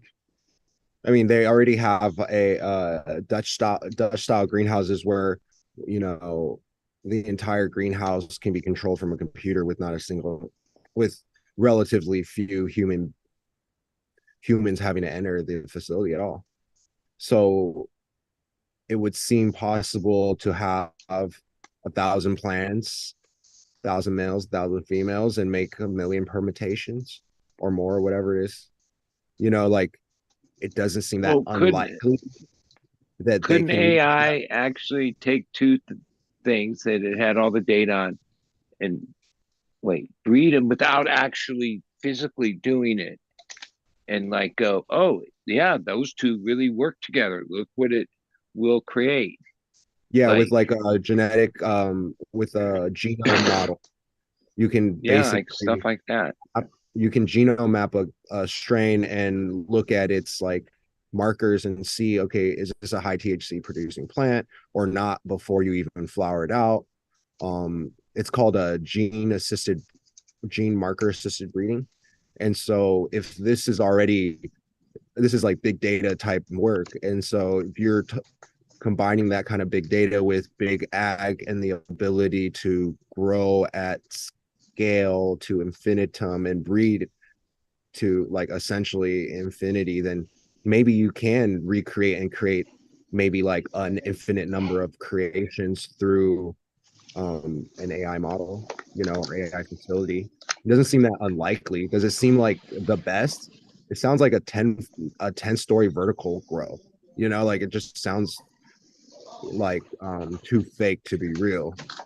You know, and I'm not saying that it won't produce incredible results, but it's like this is where you start getting into unhealthy reproduction, right? And it's like when we talk about how maybe the carrot is no longer alkaline or no longer as beneficial as it was when it was in the form of its indigenous form as a Queen Anne's lace, grown in the wild, having to grow through the rocks. And there's something innately different, genetically different, that you can AI reproduce, you know, modified plants. You can AI produce maybe highly artificial plants. But then when it comes to like selecting the strongest plant out of the side of a mountain, AI can't do that. And when it comes to, you know, maybe growing to, I mean, I personally don't want to limit any AI. Like I don't know what the future holds, but it does seem very not quite difficult to execute something like you just described, you know, AI breeding. um I've thought about it. I've thought about the concept. I didn't know that there was already, you know, startups that are doing were doing it, but my Yeah, one of my he didn't even he at first he was talking about how interesting it was, but we were kind of talking about it. Perhaps I got a different perspective of it, but it seemed, and I said like that seems very cynical, and I think he actually confirmed it. Honestly, I should watch the video again. It's been 6 months probably, but basically there was no real love lost really in the whole thing. They're just racing for a proof of concept, at which point their investors will be pleased and they'll sell it off to some big concern for a few $1 billion, they hope, along with all the intellectual property. All the scientists and other assorted employees will scatter like a bunch of freaking Well, queenless bees, and that'll be the end here's of an it. idea. Like, okay, so pheno hunting's a thing, and the more the merrier. So I mean, if you really start, oh, there's already people thousands. So okay, so eventually somebody's gonna realize, oh, we Mill, got to plant 10,000. Well, right. then Oh, if they've you already had done some that. drone or Sonny some Chiba and kind of others have done way even more than that what already. Fang talked about earlier, like ability for it to Robotics. infrared detect, right? Next thing you know, with a drone or any other type of device, fly over 10,000 plants and like zero you in, like, oh, this row, this and Where nitrogen over assist there, you a bit of magnesium for that one. in a major project that most likely humanly, I don't like. I've grown packs of seeds. I couldn't even imagine looking at like 1,000 different plants and trying to figure out which ones were worthy of moving forward, and without So what you're growing talking out and about when you flowering said drone, every last one Walking of through a them. field of thousands of plants is the most surreal fucking. Yeah, but like in veg, it'd be one thing, but unless you finished them, right? And then, okay, how would you even like go about like smoking 10,000 different things? Well, I guess some of them would be easy to say, oh, that didn't make the cut, but like, wow. yeah, I it's wasn't. like interesting to think like, okay, well, will the analysis actually, replace human palate? And can a computer, statistically or digitally analyze flavor and how palpable something is or how delectable of an Well, I mean, I think isn't so it supposed eventually. to be intelligent? So then yeah, I guess it should be with the right application and technology be able to do this stuff. Yeah. I was it's only it's joking been about this, man. And But they're I doing. just like with the art, no, like the human touch will always still be something, like They're right. especially growing breeding plants. trichomes on cells in petri dishes, straight Right. up weed And drought. I don't know if AI will ever have good energy, right? So like, how's that going to work? Yeah, there's going to be a soul that's missing. I think that there's always, I think probably the best solution is where you have the perfect teamwork between AI and human. Essentially, I know it sounds kind of weird, but like utilizing the tool rather than letting the tool run the whole show. I think that if you're competing against 10 other AI companies that are also trying to breed, well, the AI company that's got, Swerve and Fang and DJ Short and Neville and like has the best palette and the best people leading the situation, that might be more successful. Potentially not. Potentially Well, and some. AI just looks at it like a big graph, and it connects dots that we don't even see, and it's Of going to start course. creating shit that's going to be phenomenal. I think. I hope. I really don't intend on seeing it being anything but beneficial. I think that a lot of people have like a pessimistic perspective on AI, but that's not the right approach. I mean, pessimism only leads to manifestation of the wrong desires. That's fair. I think though, like it's going to go through this, like, yeah, at the beginning, it's going to be capitalized. Like they're going to try to commercialize everything so hard, and then it will take a while for like real applications to come. Because It's like they're almost like saying that AI is going to devalue the Mona Lisa, or the AI is going to stop Damien Hirst from making his next piece. It's not.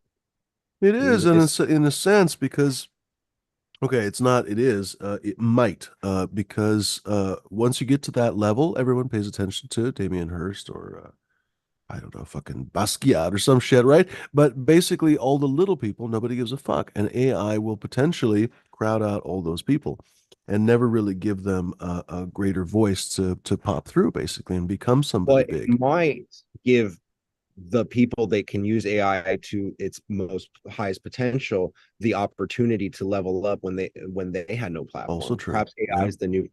photography. also Like true. And I since couldn't paint with a since brush, but I we can talked take a photo. a lot about Wall Street, what applications are those guys going to be able to use it for? Holy fuck.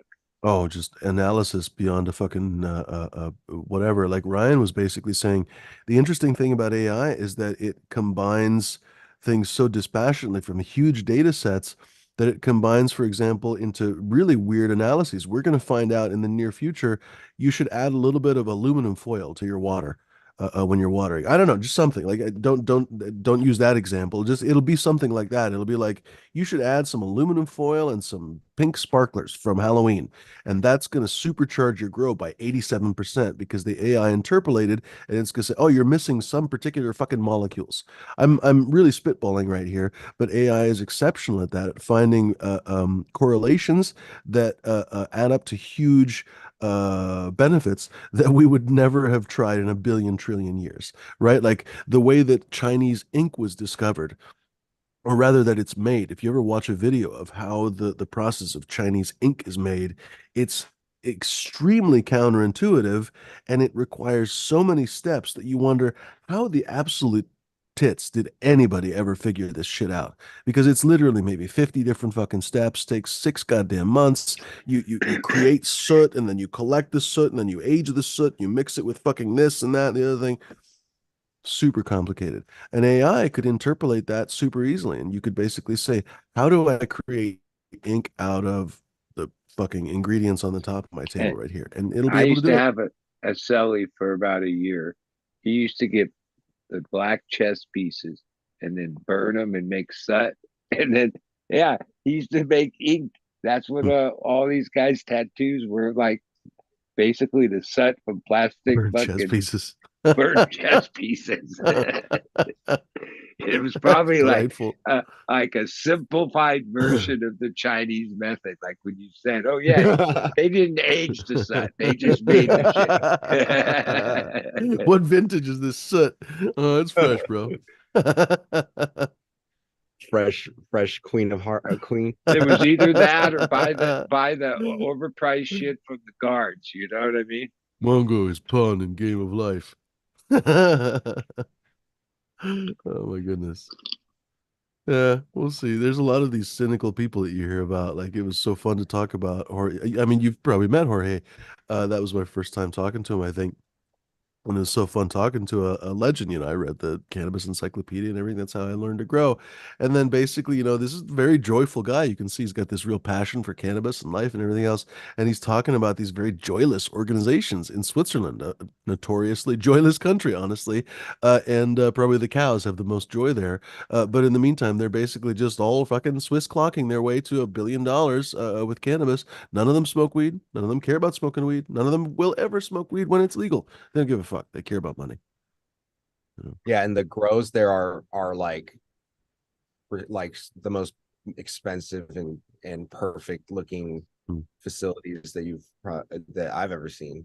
Mm. And it's yeah, it's a whole nother ball game in a situation like that. It's kind of the opposite approach of everything that I represent. So I always feel like I don't feel like that's gonna affect me.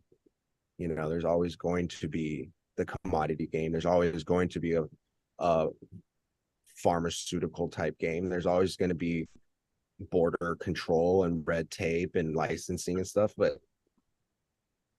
that's not my what I profess to be good at. Like I really feel like I have under my roof the the the ability to make infinite magic, infinite beauty, infinite wonder, and I've done it. Like everything you see, I've done under one roof, in a small craft caregiver style medical grow, and so it grows, and sometimes I'll have multiple, but it's like the idea is that it's cannabis is a truly giving and infinite and a plant that will return exponentially what the energy that you give her. And I think that it's proof, like the amount of times I've had to reset and the amount of adversity I've had to and continue to face, and legal battles that I have to fight, that it's this plan is going to continue to give and will test you, but will give you the solutions. you know.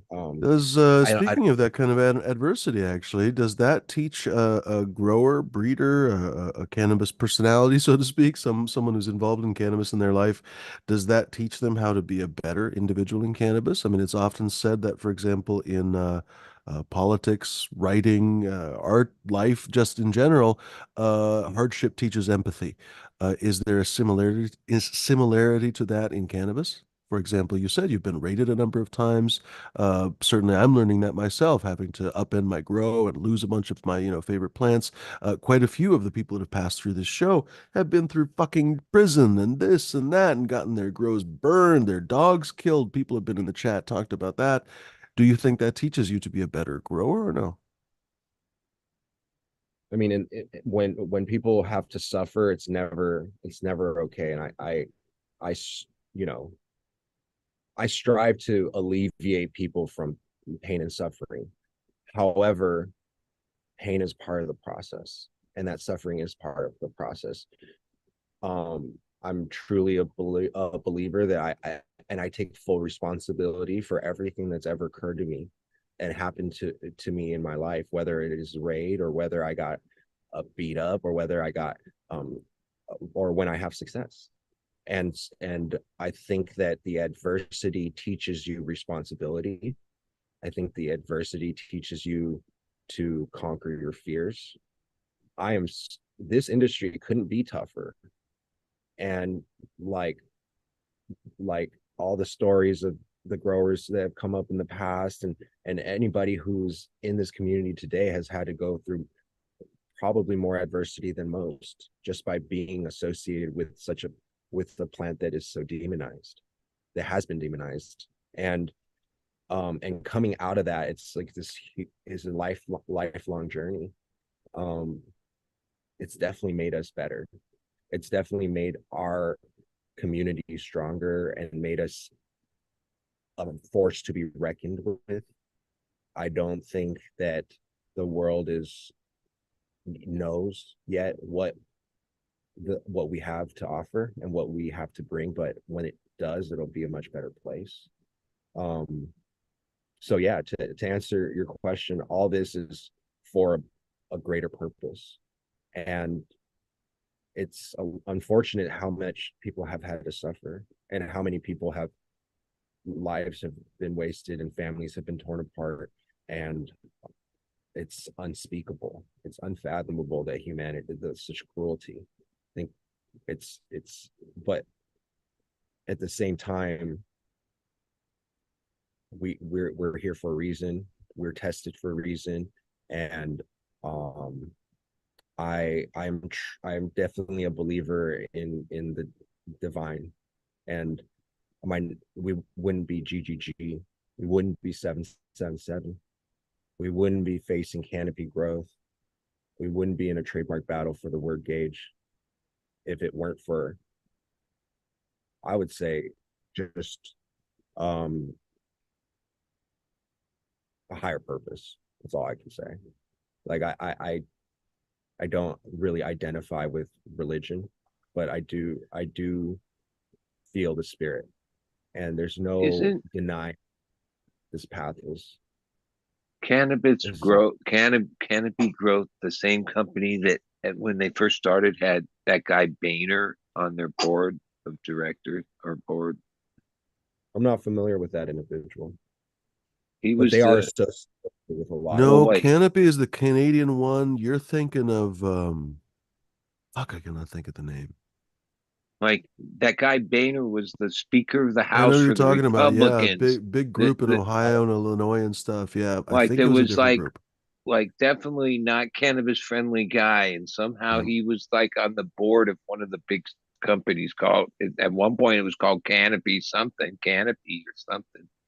It was Does like a Green Thumb I think it stock. Industries have was. any hold in California yet or not? Was that right? Green Thumb stuff. Industries, did they have a hold in California yet? Yeah, I think so. That's the what's his face, Steve D'Angelo, but they kicked him out apparently. No, no, you're thinking of the Ganjier, I think. No, that's a different group, I think. Or Anyway, we're talking like monkeys at Green a Thumb Industries, they own Rise dispensaries across the country. they're in a lot of states for medical. Well, Honestly, I've never even I heard know. of rice. I have a Go for it, Captain. question actually. Uh, how easy is it to slip a marker into a Like a genetic plant? marker. Yes. I have no idea. It's got to be they Okay. have that down pat by now. I would have to think. I've met people who were experimenting with CRISPR technology and GMO over 10 years ago. When I Well, was in Colorado. I just showed that link. They're growing trichomes on cells in petri dishes, just straight up cannabis trichomes, and that's Right. was a few years Hmm. ago. Incredible. Well, what I'm trying to get at is to be able to take, something that we made and be able to put a genetic marker in it so we know where it goes. And if it happens to show up someplace it's not supposed to, then we can track it back. I was What thinking for further like IP protection and stuff like that.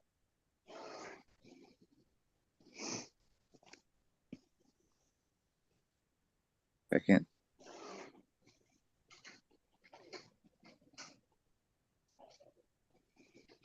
Well, you're looking up canopy, so okay. Well, I appreciate it. the founder and CEO, Well, former CEO of Canopy Growth, Bruce Clinton, is also now the CEO of the Phage or the fake Gage. And so I'm in direct opposition against them at the USPTO. Hmm.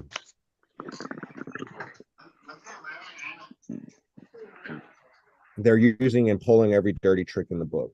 They Yeah. try to say that because my partner and I had Yeah. Chai. 2021, Here, 2021, I'm going to meet you, Captain. like Canopy, the Bruce Clinton and his bunch of phages are all like are using every dirty trick in the book to attack me for the last 5 years to try to take the word Gage away from me. They've tried to say that I'm a legal grower. They try to say that I'm not licensed. They try to say that I got raided in 2017. They try to say that that I, operate a legal business, all types of false claims. They've tried to say that because me and my partner had a falling out in 2021, that I no longer am a valid, opposer or whatever in the case. Now they're trying to say that they just discovered that the word Gage means cannabis. So they're trying to say that the trademark they applied for is too generic to be a trademark. So they're trying to kill the baby for both of us. They assume that if they can say that the word Gage means cannabis, truly actually means pledge or a token or something of value. When they and if they can convince the court, the feds, which I don't think the judge is stupid enough to be persuaded in this, but the current motion is that they're trying to say that Gage is too generic to trademark, so neither of us can get it. It's the ultimate last move for someone who's just completely lost. I mean, think about it. They have a $500 million company that doesn't have a trademark that's fighting me, someone with a reputation and recognition throughout the world and over 7% market Do they share. have genetics, or are they just trying to get the name and then the genetics will follow? It's mainly a parent company that owns the licenses in Michigan that Cookie operates under, and also in New Jersey. It out of the in its lineup, like in its all its presentation, it carries 7 brands. 6 of them are Cookie brands. So essentially, it's Burner's orange version of my brand. We call it the Orange Gage or the Phage. I just made a T-shirt with oranges on it. But essentially, they in Discovery own a series of domains targeting us, such as they first of all, they bought the domain gagegreen.com for thousands of dollars or an unknown sum uh to try to take a domain that I just never purchased the .com. And they also purchased, in this came out in Discovery, the domains gagegreengroupsucks.com, gageblue.com, gageorange.com, and a bunch of other weird domains to basically try to occupy our space. It's a direct attack on my brand. The fact that they came into my space 2 years after I was rated, a year after I was offered a buyout of my brand, it's just it's either too coincidental or it's a soap opera, and I'm fucking in the middle of it, and it's real for me though. And so I show up. I mean, I've basically defended the name Gage against Canopy Growth. They put Denton's law firm against me. It's the largest law firm in the world. Denton's, look it up. And I've fended off their entire trademark department. Drown you in legal fees. Every nasty book game. Yeah, they did, but they also gave me a legal fucking education. I'm now actually more trained and probably more qualified to do work than any of the lawyers that they ever put against me. That's why I it's like in court, but you get you have you said earlier you hope the judge is gonna like rule the. Well, wait, he's impressed by Denton's, the biggest law firm in the world. Oh, in essence, I've you're never lost a motion. I'm down. I'm on your side. But I'm just saying that how that fucking crooked ass law system works. It's I know it's a common perspective. It's like at the end of the day, you could be right, but it's all based on the judge. Well, I got a good one. That's good.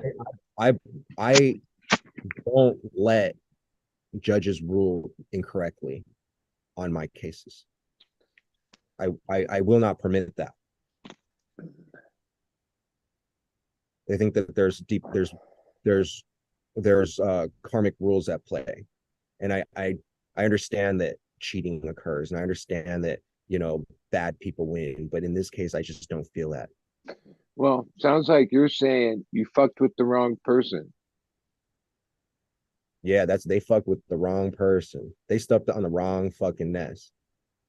They do that sometimes. It's they do it. They know the odds. 9 out of 10 people they're doing the same thing do cave. True. No, of course, actually, very few people even take trademark litigation or opposition hearings as far as I do. Most people settle out years prior. I told my friend who said you should have sold your company for 50 million. I said, I hope you don't take this the wrong way, because I don't mean to insult you, just like I know you didn't mean to insult me when you said that I should have sold my company. But the difference between me and you, and the reason why I'm going to be very, very successful and worth more than you, is what I told my buddy. And he's successful. I told him that the reason why I'm going to be worth more than you at the end of the day is because I don't plan on selling out. And I wouldn't sell out, especially at my lowest. And that's the difference between a sound investor and someone who's shaky. Like like you mentioned, there are a lot of shaky people, and they would take that buyout. But that's the difference, and that's why we're talking here today. And that's the reason why when I make moves, the world follows. And that's undeniable truth. I mean, it does sound a little egotistical, but at the end of the day, like, from my basement, I've been able to make and call shots that have affected the entire world.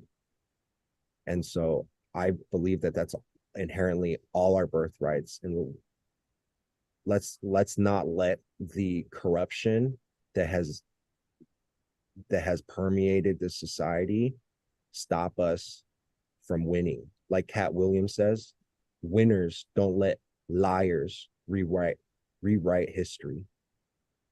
Winners don't let losers rewrite history.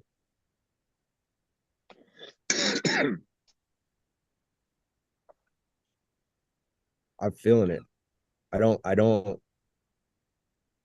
Even the chat, there's probably multiple opinions. Hardcore, who was just on the phone on the show, his phone apparently hates Zoom. Anyway, he said he'd take the buyout and invest the money. He'd invest it himself. So there's different people, you know. Some Yeah. folks will see the value. It would be really interesting. I wish I had a time machine, right, for a million different reasons. But how awesome would this show be if we could This, just jump forward in time, and be like, well, here's Fang 10 years from now, and Oh he's yeah, on his let's yacht see or what, whatever, right? the Yeah, different exactly. timelines. Like Straight if the up. Mandela effect didn't occur and he took the buyout, what would have happened in That's 20? it. That's it. How fun would that be? No, like There we go. in Exactly. We reality, have like though. Doctor Who's time machine, so we can go to multiple And timelines. That's wait a exactly it. minute though. Or Rick and Don't Morty's portal gun. don't forget that 9 out of 10 of these contracts are what they call performance based. So your payout is on the projected future Sure. income that's supposed to be generated by you at brand. Whether now they're in charge of the brand, and half the time or more, they decide it's better to like just gobble it Shelf up it. and dissolve it Right. It's called and shelving not the have to brand. pay you anything because it's performance based. I mean, that's when you mention the entity behind it, yeah, that there are already cases against him saying that's what he's done. Does I know. like I like know. that's what they do. That's what they're doing. I don't. Hey, he's too busy being him. Oh, but the company's big enough to hire the kind of law people that do this kind of shit in their sleep. Mhm. Well, they're scrubs. And I'm starting to realize that, if you have just a little bit of fucking, I mean, we all have free time. Like this, the amount of time we all do spend on Instagram and YouTube, we could be fighting a few legal battles. Like I would look into it. It's fun. Yeah, well, Interesting way those to look at the legal world. battles, but those legal battles Have are you what fought a legal battle today? sets precedent that changes things. Like some of those people that have taken that attitude and stand is what's changed things for all of us always. It's Right. Is very that true. somebody fought the system and Lawyer said that. sacrificed and put in the time and didn't give up, and that's the case you're going to get to quote to back up the logic for what you're standing on. Yeah. and And that if really hasn't been around for at least 9 years now. 2014, 15 was the only time we had anybody that was willing to stand up politically and fight for us. Well, mixed in there, just like there's not all bad cops, there's a couple good ones. Within the legal system, there's a couple good judges, and there's a couple, it's not 100% bad, but it's pretty bad. Yeah, there's gotta be good. Otherwise, the things would be a lot worse. My imagination can go into darker places than most. And so when I look and I see that there's still beauty and structure, that gives me hope. And that when I see people, fighting, and I see people succeeding and winning and doing things the right way, I think that there's hope.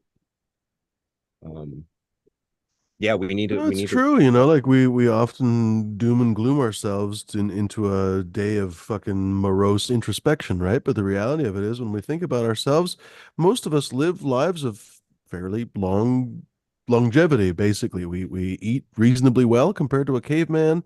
We are rarely ever hunted by any other man. If it's a Viking or anyone else, we're rarely ever hunted, right? Nobody hunts us, in other words. And we can We go have to pets. We Dennis. have so much food. We have pet animals that we just fucking they hang out with us just for giggles. And when our pet animals get ill, we have so many freaking excess funds that many of us commit to paying for what I don't know, our ancestors would have thought completely excessive veterinary bills, on and on and on. We have Well, wait, supercomputers I'll in our add one. pockets. Can you believe that shit? We have a supercomputer, every single one of us. Basically, these days, the poorest amongst us has a supercomputer in their pocket that can look up maps and I, translations and you fucking name it. Go ahead. I just think back that like most of humanity, if their teeth were fucked up, they just like that was it. They just Yeah, you dealt with it. died. There was Yeah, no right. there was no dentist. Oh shit, I can't Then chew okay, anymore. Damn it. even the early days of dentists was like pretty gnarly. Not to mention, Yeah. imagine walking around with an impacted tooth for 25 years, right? Oh God, it had to like yeah. When you said caveman, yeah, they fucking had teeth going fucked, and they Hmm. just when any of my teeth get fucked up, oh that's fucked up. Hmm. That will fuck you up.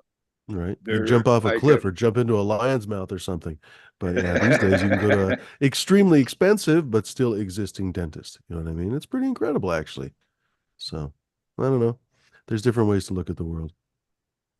yeah. I mean, fuck yeah. I mean, it just keeps getting better, right? If you can like block out the noise. If Well, any how of Well, you does are actually, interested I can. and want to see how nefarious canopy growth can get at attacking an independent grower such as myself, all the filings are public on the USPTO, and currently oh, we're like 22 motions deep in one trial and like almost 80 motions, I think, deep in another one for the word Gage and one for the word Gage Green Group. They're trying to stop me from trademarking Gage Green Group as well. So they're complete evil. If you want why to would keep it, they even want that if they have their own trademarks? Why don't they just stick to those and not even bother with the fight? At that point, you have to really wonder to yourself. I guess it's just academic for them because they have the money. They can just do it, right? There's no logical reason for it, is there? Like they could just create another brand if they really wanted to. yeah, it No, must be no, just no, no. to It's attack their me. model. I mean, well, but in Crush the other ways, competition. that same kind of business model. That's why they fucked over Seed Junkie. That's why Mm, they fucked over Compound. That's why, mm. right? They don't have shit, right? So they have to like go after other people's shit Right. Right. because It's it was almost like all they can't bullshit. help It was themselves. all We're like, why bullshit. would they Like, do that? Well, it's okay, because they're good story. parasites. Mm. Good story. Like to me, I remember it all going down, and I was like, "That's a good story." To be honest, Form Cut that was killer.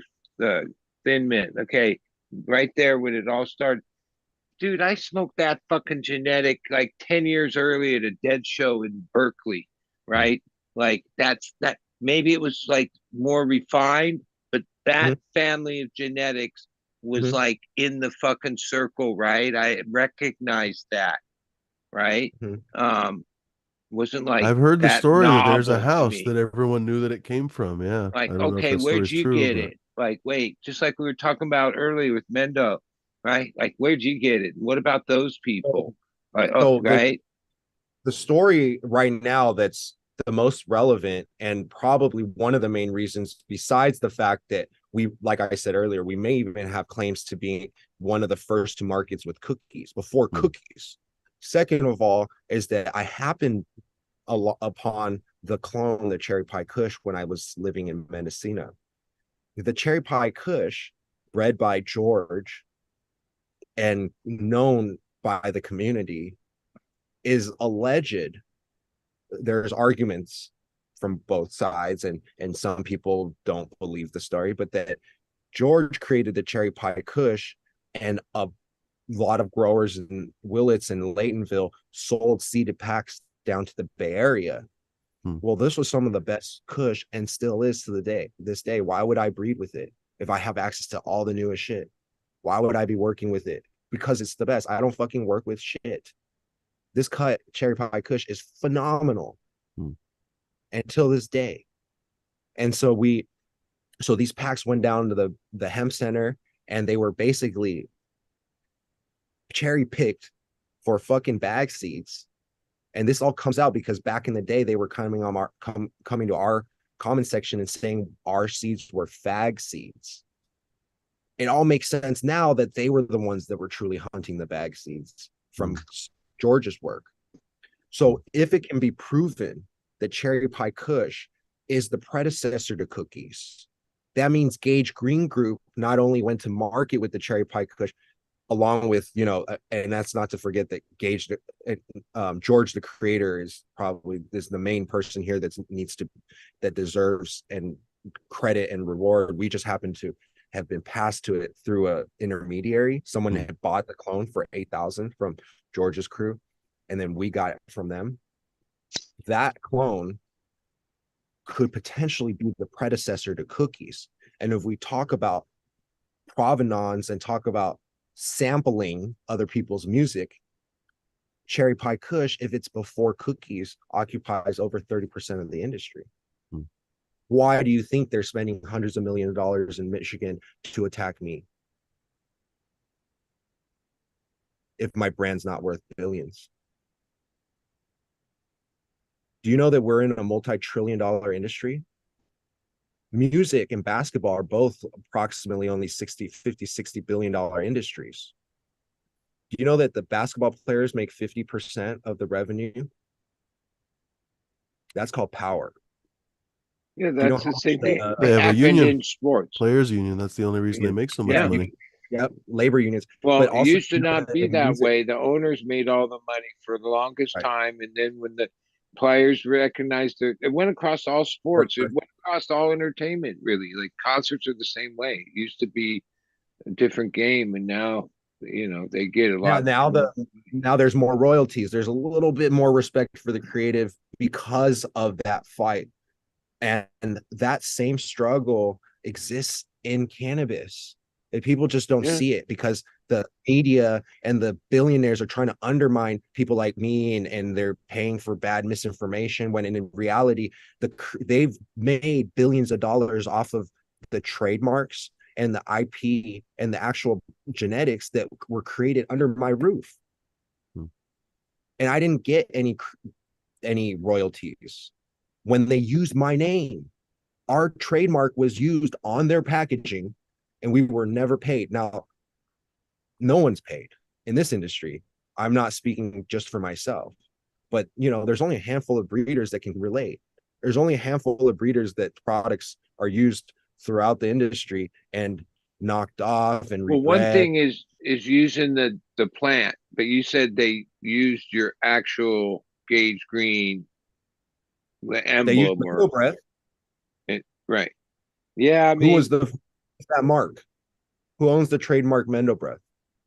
Me. well, like I say, Mendo Breath is a legendary strain, like one of the legendary strains that makes it worth like that's not just any Essentially, strain. Okay. just Mendo Breath itself could be worth $1 billion if you Right. really. But nobody has even tried to evaluate a strain, because by even going there, you're admitting that 10 to 15% of your industry needs to be paid to creatives through publishing if you want to at least meet the minimum precedents that's set by the music industry, which is a toxic, parasitic industry, and they still pay their creatives 10 to 15%. Well, I was just Yeah, reading, I'm just reading through it on Wikipedia. I was curious, where and when did sampling come from? Well, sampling has existed since the 40s, with different records apparently they're talking about, but basically the laws don't seem to have started to really be passed until the fucking 90s. And I yeah. can Right. In the guarantee rap you situation. it wasn't for the Right. musicians' benefit. It was almost certainly if for it the if it producers and wasn't that everybody it else. became a problem of everyone stealing other people's intellectual properties No, and getting away with it, and no, then you no. classic legends that aren't getting paid and hearing their music all over the radio. Musicians were never happy from the beginning and treated well. But in the last 20 years, with the internet and the way it applies and the streaming and oh, they really are getting fucked now. Okay. Right, because you can't even Because track. mainly YouTube, like, oh, what album do you want to hear? Every like which 20 people have all the classicest albums. None of them, you don't have to go to the Eagles site to listen to Eagles music or anybody's, Beatles, any of it, right? It's just out there, right? Maybe they Yeah, need to they change their they model. get next to nothing on that. Like oh, when what's that streaming service that music that Spotify, oh, their deals like next to Yeah. nothing, Right. next to nothing, Right. like compared to what the artists, yeah, yeah, it's fun. Yeah. It's Now, another in the version, another form early of days, commodity. they would make them sign their rights away. They were on IE. Okay. And then there were some years where, oh, that was going pretty strong for them, like 80s, 90s, thousands. Oh, the streaming thing, that's what they're fighting about. That's even why the screen actors and the writers and were out is like, how's that going to affect? And oh, how do they collect revenue on that, even though these big corporations are? Yeah. Exactly. I mean, it's really an endless and like a lifelong struggle, but it is a struggle that does need to be fought, especially when you think about the fact that in cannabis, there's a 0% model to reward creatives. I mean, no matter Mm. how bad it is in music, even an Well, independent artist can get the paid problem off. cannabis is going to have when courts things really start to try to shake this out is the what 100 years of prohibition, right? There's like this blank decades where it's just all folklore, right? Mm. Where like, yeah, where like, Where did it come from, is what yeah, you're saying? where does, yeah, like that's going to be like part of this The thing. fact, Like, deciding like, who oh, actually it could read be that. like, oh, from this point forward, okay, now we have ways to build from here. But oh, there's no like going That's like on. saying that artists before the 70s don't deserve their royalties. You Well, know but better. no, way back they had contracts, okay, and oh, they were crooked and shit, like from the No, way 20s, back they just 30s, got 40s. fucked, totally fucked. All the Yeah, black artists, they just got yeah. raped. There's whole storylines in The Sopranos about even Hesh, nice old Hesh, who everyone calls a teddy bear. He screwed the fuck out of a bunch of black artists and just basically took writing credits and everything else. Meanwhile, he has horses and everything else, and these other the black artists, they're all dead. You know? Look at the modern 360 deal. Look, I mean, there's not a single artist that's really satisfied with their deals at this point. That's why the contracts need to be broken down. That's why they need to be Yeah, exposed. I got yeah. some of them. I got the music industry contracts if you want to see them.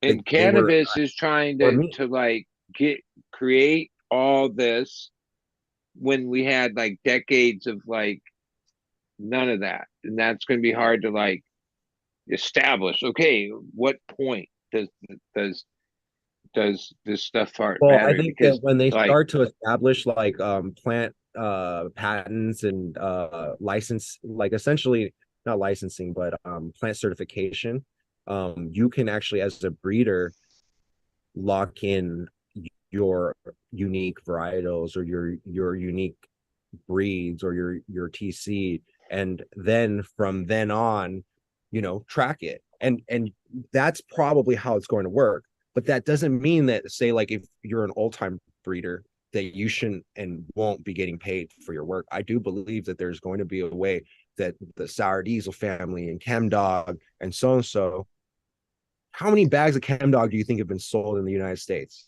yeah, but wait, the P Bud was on Dead Tour. I knew that stuff.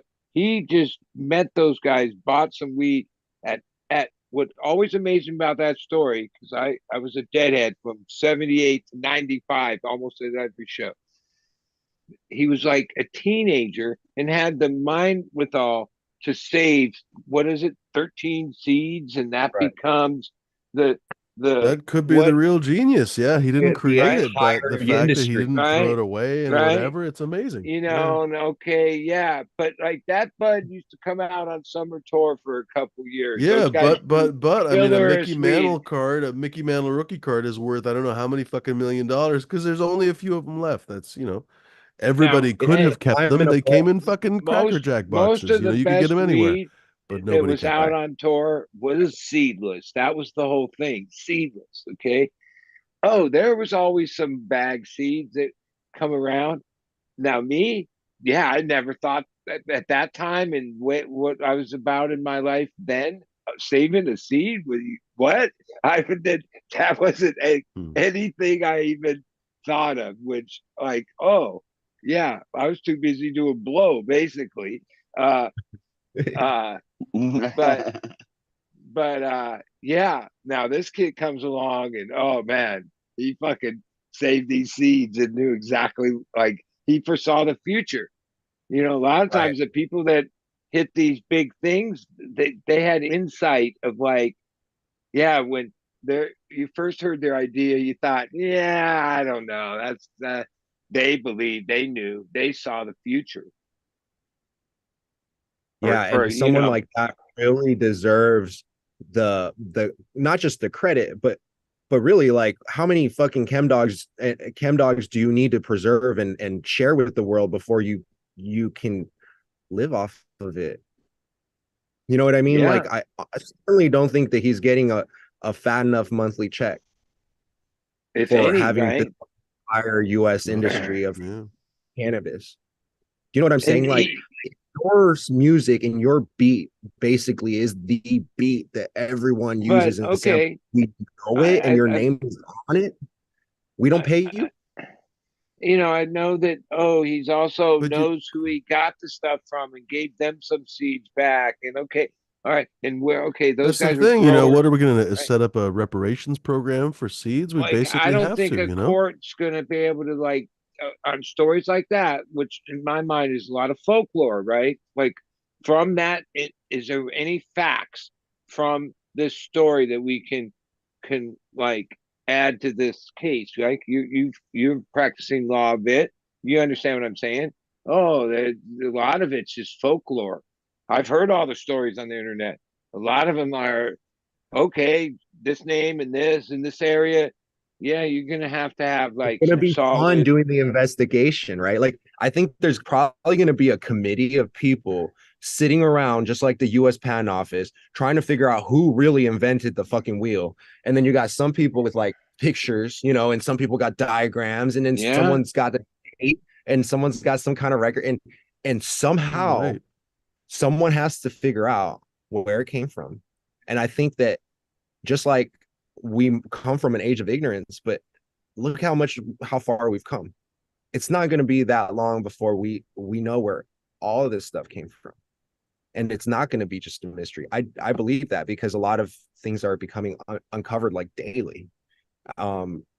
So I'm but you do have a point, and I I think that think everybody's been that above there's a Heba. bunch of old timers that like never fucking surfaced. Like, they lived Mhm. such a fucking Right. underground thing as like their way of life, and they were already older. They came out of the fucking Mhm. 40s, 50s, and 60s, right? Mhm. They They might and not ever they were get that dug in, recognition. right? Oh yeah, they fucking living a good life.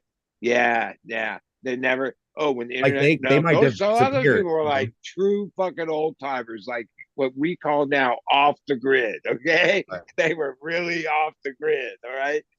Uh, Take it yeah, like Let's take and it a some of step the further. off the grid dudes, the old timers, they had the dangest shit. All right, because they A lot of those bred people and haven't did their even come shit. off the mountains yet. Like, they're still up in the Yeah, hills. like But it'll they all had come the around. mentality of like, I remember some of those guys. Yeah, when all this newfangled shit came around, they were old already. You know what I mean? And when you really get into the timeline here, oh wow, shit, I'm old already. Oh no, those guys got to be gone. You know, I like, believe that everybody who sat in the room, or anybody that had a hand in the creation of certain strains, should all be credited and all should look, be rewarded. look. I Like, if was you were at in the studio, every Dead show from '78 through '87. Everyone. Okay, we play in the Bay Area at the Greek Berkeley, and then the New Year's show. Okay. And this is when the green bud, the real thing, 81, 82, 83, the first, this is when it first started. Okay. Yeah. It was these, like, yeah, like I remember the guys that had the shit. They were very reclusive, and everybody knew they had the shit because when they'd be smoking in their little circle, it fucking smelt across the whole fucking theater, right? I mean, I still remember in like the early '80s, maybe by the mid '80s, knowing that, oh fuck, that one smells Mendo, and those guys have Mendo perks, right? And you would hope that maybe you could bump into the show, make some small talk, lead to something. Ah, no, these guys were fucking like they weren't looking for customers. You know what I mean? That was a whole different thing. But oh, they were flossing the dank way back in the 80s, various kinds. Did you grow up in Berkeley? No, I grew up in Topanga Canyon, but at 15, I ran away and became a deadhead. And and on my first tour in the East Coast, I kind of like fell into this thing where I became the flunky for this. He's famous, Brother Tom, and like he put out the Dragon Blotter, the Ganja Bot. Like we had all these designs over the years, and we were like the big blotter operation on Dead Tour. So that led to like being on the All the inside of heady a lot of, buds. yeah, like one, we bought All the anything that gifted. came down the pike. We had all the money. All right. My boss. And I was just funky. So basically I carried everything. Yeah. Some of the best shit I remember that like even captains over there in Thailand, but I don't think it's really there anymore. It would be, I remember you could take a quarter pound of green bud from the Bay Area and fly to New York, and they'd trade you a pound of the best Thai weed you ever fucking seen, like nutmeg, chocolate, fucking that to me at that time was like some of the stoniest, knock you on your ass fucking weed ever, the best Thai weed ever. But a quarter pound for a pound was the deal at the beginning. And I don't know what year that Thai weed went away, but that shit was fucking dang. You think that Thai weed was actually produced, shipped, imported from Thailand, or do you think it was grown like in Florida or somewhere on the No, East no, Coast? no, no. That was imported weed. Yeah, I don't know if it came from Thailand though. Like even Captain, he's over in Thailand. And some of it Could Burmese, and there's other countries Lao. around there, Lao, and When I first got here, all the basically all the weed that we were getting was coming from Lao. but what I don't understand, I've Ocean seen Thai. documentaries.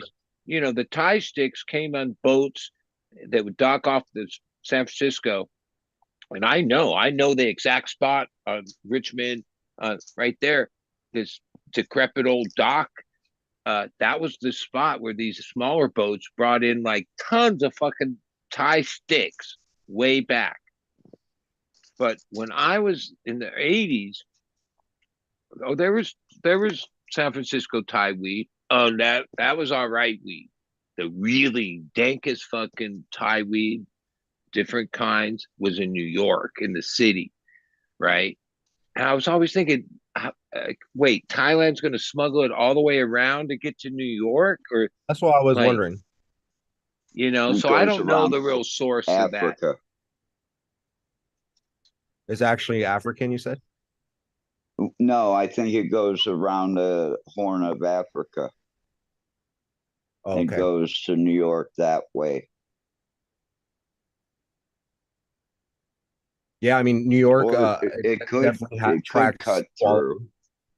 But like even in the 80s, my first like palette is like these, like if I was to say, okay, where did all these genetics end up? It's like about maybe six genetic groupings they all come out of. Oh, and then they've all been cluster fucked together and shit. But Right. like I remember at the beginning, it was like, oh, there was this group, and then there was this group, and this group, and like I say, at this point, oh yeah, it's been a clusterfuck for 20, 30 years now. When you Some of smoke a it may modern strain, do you like go back to some of these six groups? sometimes Mendo has this certain aroma it leaves in the room, like the exhale, right? You know what I'm talking about. Mendo always had that. Like you can smell it fucking furthest away. It's that certain Mendo. Like, oh, and it doesn't always have to be purple that be like that. Like back in the day, there was green Mendo. It tasted and smelt the same, right? And then there was some that was purple. I don't like. I've been a fan. I won a cannabis cup in 2014 in San Bernardino in Indica for Blackwater from Swerve. That's Mendo. Mendo perps crossed into SFV or yeah. So okay, the Mendo. The Mendo kind of has like it's some of its folklore, but that's one of the stories where there's probably more facts leading back to like whoever started growing that shit. And yeah, initially, it was the terroir of Mendo that made the weed what it was. Right? Like, where do you think the Mendo came from? Mendo, like that. Because look, back when weed first came around, these guys didn't name shit. Like the streets named shit. They were so paranoid that they didn't want anything to lead to them. It was where it was from. It was where it was from. Like they would be like, oh, this is from Mendo. This is from Humboldt. This is from wherever, right? And half the time they might tell you it's from somewhere. They like everything was about stealth. Secrecy. Right? Because there was so much, there was like the heat was real and the penalties were real. Like weed was as bad as anything else. They didn't make it like in the 70s and 80s. Fuck. As a teenager, I remember cops like gonna arrest us all because they found one seed in a floorboard. Right. Like they were crazy. Like it was like whatever pre-war drugs, but they had a thing. My dad went to federal prison for he was a bartender that slipped an FBI agent a roach, and that case sent him to federal prison. And at that time, acid was legal, and cannabis was like the devil's drug. That's how crazy it was. Like in the early 60s, LSD was legal and cannabis would send you to federal prison. So like, yeah, I get like they haven't like they've acknowledged recent people. We exonerated so many cases and that bullshit, right? Oh, and there's equity license. Oh, celebrate these few people.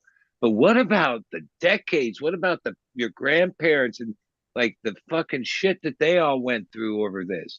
Where's the fucking like? Yeah, we were wrong. Yeah, not only do they not say they're wrong, it continues to this day. And even the whole thing of Schedule 1, which was always critical, that has these three criteria. The most important, it has no medical application or they have patents in the 50s patenting cannabis and all the cannabinoids for medical applications. As simple as that, like a major patent the U.S. government has. So wait, you have a patent and then you do all this shit to all these people because it doesn't have any medical fuck, like what the fuck? That one, like they'll never be able to, like they have no explanation. None. Crimes against humanity, you really can't explain terrorism. Yeah, I mean that's really what it is. Now, I'm glad they letting some people out now, and okay, but like it's deeper than that, right? And if we never accept our mistakes or acknowledge the reality of the past, then it just keeps happening. So like, yeah, this isn't like not Thailand. I thought, I don't know, because they might change it back, but I thought, oh, they did it right. Yeah, fuck, weed's legal. Fuck, go. Right? Now they're rolling like, it back. Oh, Yeah, here, the instant tax. like, oh no, they still are questioning whether there can be social clubs. Wait, there's a bar in every fucking corner, and those people are killing people in drunk driving wrecks every fucking minute. Oh, but people smoking cannabis in a place, oh, that's unheard of. No way. That's crazy.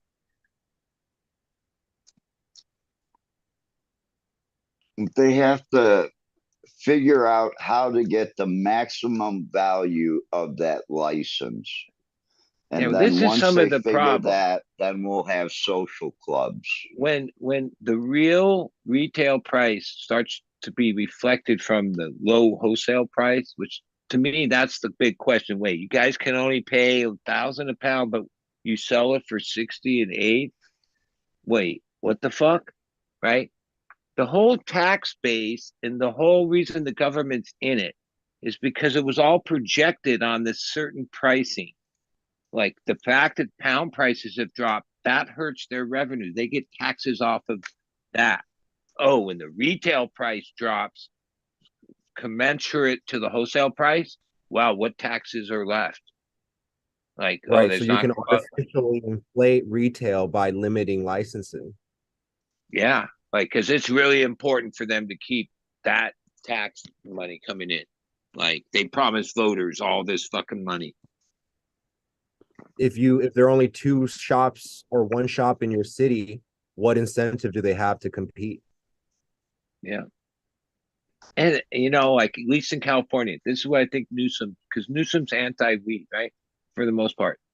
No, because he's already bought off by the big fucking players, right? Because eventually California is the fifth largest economy in the world. We're like our own country, all right? So like whatever economies is going on in whatever state, good. Ours is like a country's worth. It's a big play, right? And also, how goes California? Does go the fucking country? Um, yeah, they're gonna big corp, big. When it's finally the time to make this deal, it's just gonna go at our state and say, yeah, well, you fucked around with this other bullshit long enough. We're taking over, and here's like you got to remember, off of a piece of cellophane, the tobacco industry gives our government like close to billions of dollars a year of taxes. It's massive, right? From that little stamp on the cellophane. No one cheating. They pay it all. you know, cash on that transfer as soon as it's printed, right? No funky business. It's a lot of money. Yeah, they have reputation. They've already made the whole cannabis laws like they don't trust any of us. The whole thing with metric, like, wait, is any other uh person that does business have that kind of scrutiny over such a like wait we're not talking diamonds here or it's just fucking weed and yeah they have this whole thing on it. Well, what's that all about, right? Like other things, they just stamp a fucking thing on the top of the bottle. Oh, that's the taxes, right? Like, why is that such a hard thing with weed? You have to do all these regulations like that. I get building code. Okay, building code. Fuck yeah, they can't fucking light the whole block on fire.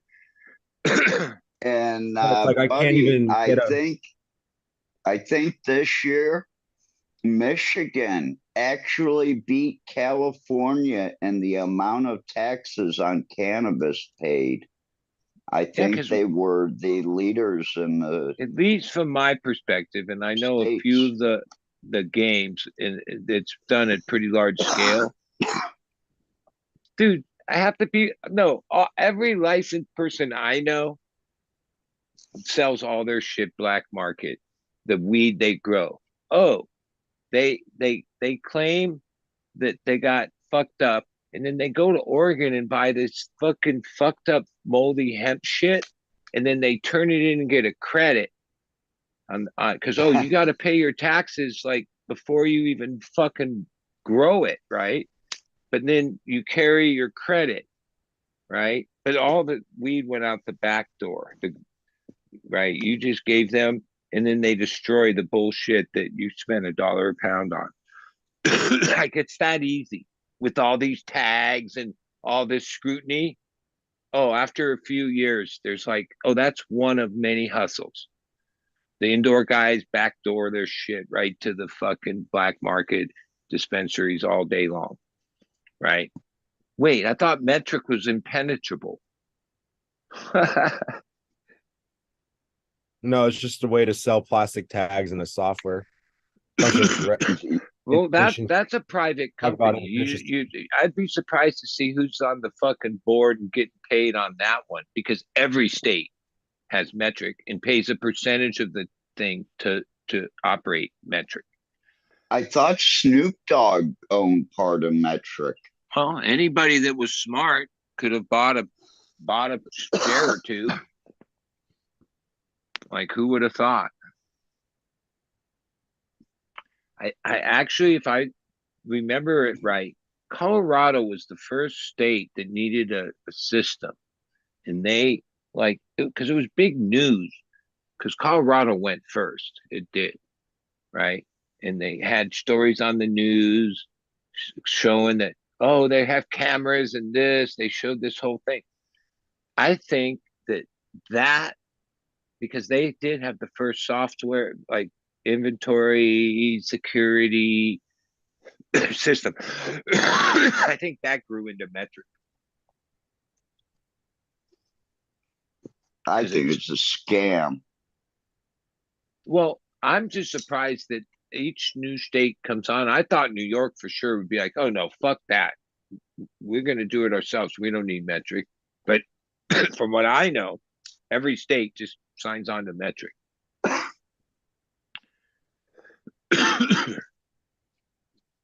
Yeah, first bunch of times I heard it, I was like, "Oh, I'm sure it's just a government program or something." No, it's just literally a private company that makes freaking database software. That's all. They could totally get somebody else to do it. Microsoft or somebody could totally do it, but Well, or somebody could do it really like, wait, many other industries are very tight and shit ain't walking out the back door and it's inventoried and kept under control. Metric clay, like that's why you have metric and they give you all the rules and how you have to operate and inventory and cameras and all this shit. But it doesn't even work. Like, okay, we're five and a half, arguably it 6 does years. work. Arguably it works just as intended. It basically gives Well, them the okay. illusion of control while giving everybody the ability to backdoor their shit. So Well, I arguably think it's working that perfectly. there like it's not talked about much, but the real war between legal cannabis is with the black market, the traditional market. Like the, like before legal cannabis can start to exercise profits that they expect, they have to they have to they have to compete against the black market. They have to knock the black market back. How, it's hard for them to do that. The laws don't help them do it, right? Like, oh, they're crying to the law. Do more about those people. It's funny they can't just win fairly Well, through. hey, some of the I was just cases I gonna say know it's kind of hard to make in really San high quality Diego, moonshine in the fucking hills. Like you can age whiskey a lot more easily in a fucking big old shack that's legal than you can in a goddamn forest. So it's Right. surprising that the legal people can't apparently surpass the illegal market. in the last couple of years, there's been two sizable cannabis uh, operations busted black market. Both times, the jury wouldn't convict. I followed it enough to know, oh, they had a solid case. They wouldn't have taken it to fucking court. It's pretty easy to prove when you do the kind of case they did. But the jury wouldn't, meaning, yeah, the jury wouldn't say, oh, yeah, guilty, right? That says a lot. That means the people are like, oh, no, fuck that. Because That, on the jury though, bud, don't get too cocky. If well, another like lawyer couches the whole I case was as a life involved or with a death thing, trial and and Jesus and the the children. jury picking for my wife's murder trial was 2.5 days, right? And it went back and forth, and that's like the draft. And yeah, you have no control. Oh, you get to pick the name. Oh, you get to kick out certain route, but then you run out of kicks. They call it. Next thing you know, somebody's like able to, and oh, it only takes like one. It's crazy. Like, oh, that's the lorry that goes down. Yeah, like when I saw that go down, I realized, oh, it's all won or lost right here. right here. That's where it happens. And there's all these people. You got to remember, most people go down and write something on the jury thing and try to get out of jury. Once you get into people trying to be on a like trial, especially a murder trial, oh, you realize, like I remember watching something, I'm like, oh, you want to be on this jury too much to be on it, right? Like, who wants to be on a jury? You'd rather be at home doing whatever, right? Oh no, some of these people like really wanted it. When I'd hear conversations in the hallway, and they'd be like, yeah, it was like getting on a game show. You think you're gonna get picked? I'm gonna get picked. Like they tried, and I was like, oh, my DA, not mine, but the DA. Yeah, I asked her about that. She says, oh yeah, I kicked those. Fuck that. If you try too hard, you're no good. Because a lot of people have sat on juries and then wrote books and made like buco money. So it's like it's like a dream. Some people think that's the way they're going to get rich. I guess. Yeah, because the people that committed a crime can't profit from it. Well, They can't I'm a do the consumer movies. of it.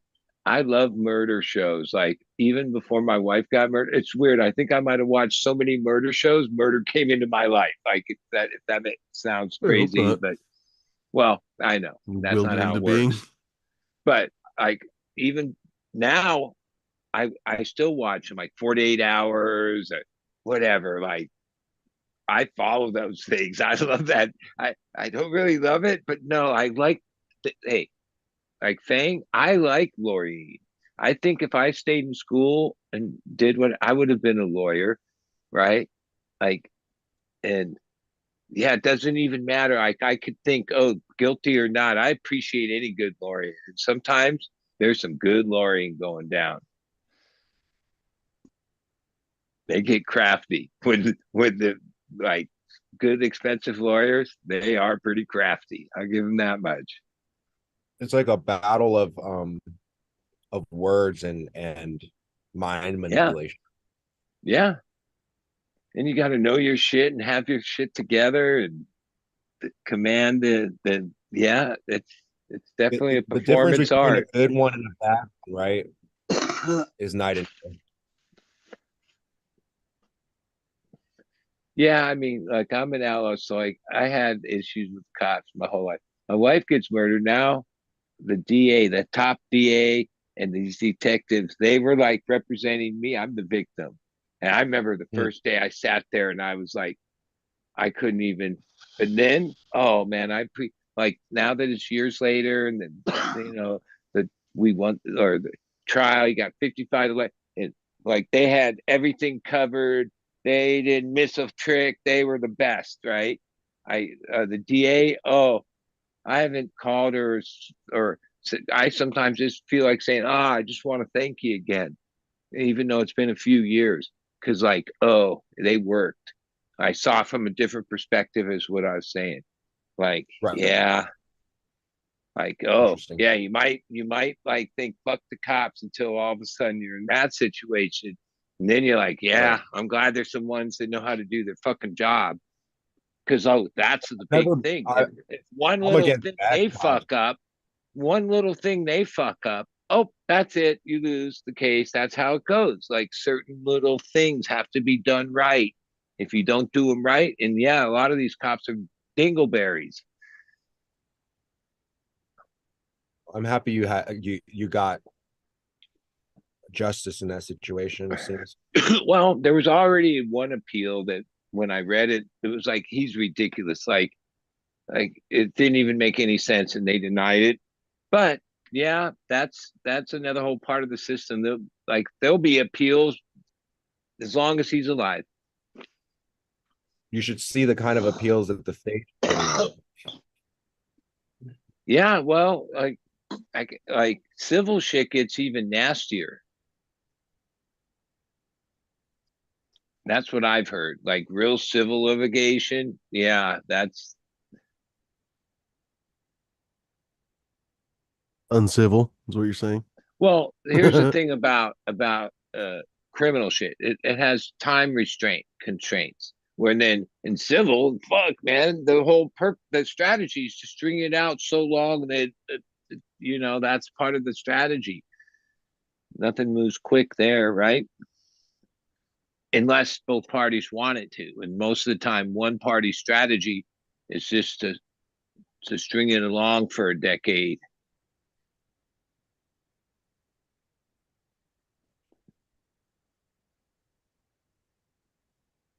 Well, in the meantime, it's been quite a show. Fang, it's always a wonderful show with you. We Yeah. wide ranging doesn't even begin to cover it, honestly. Like ultra wide angle ranging is what it is. Captain, do you have any more questions before we let him go?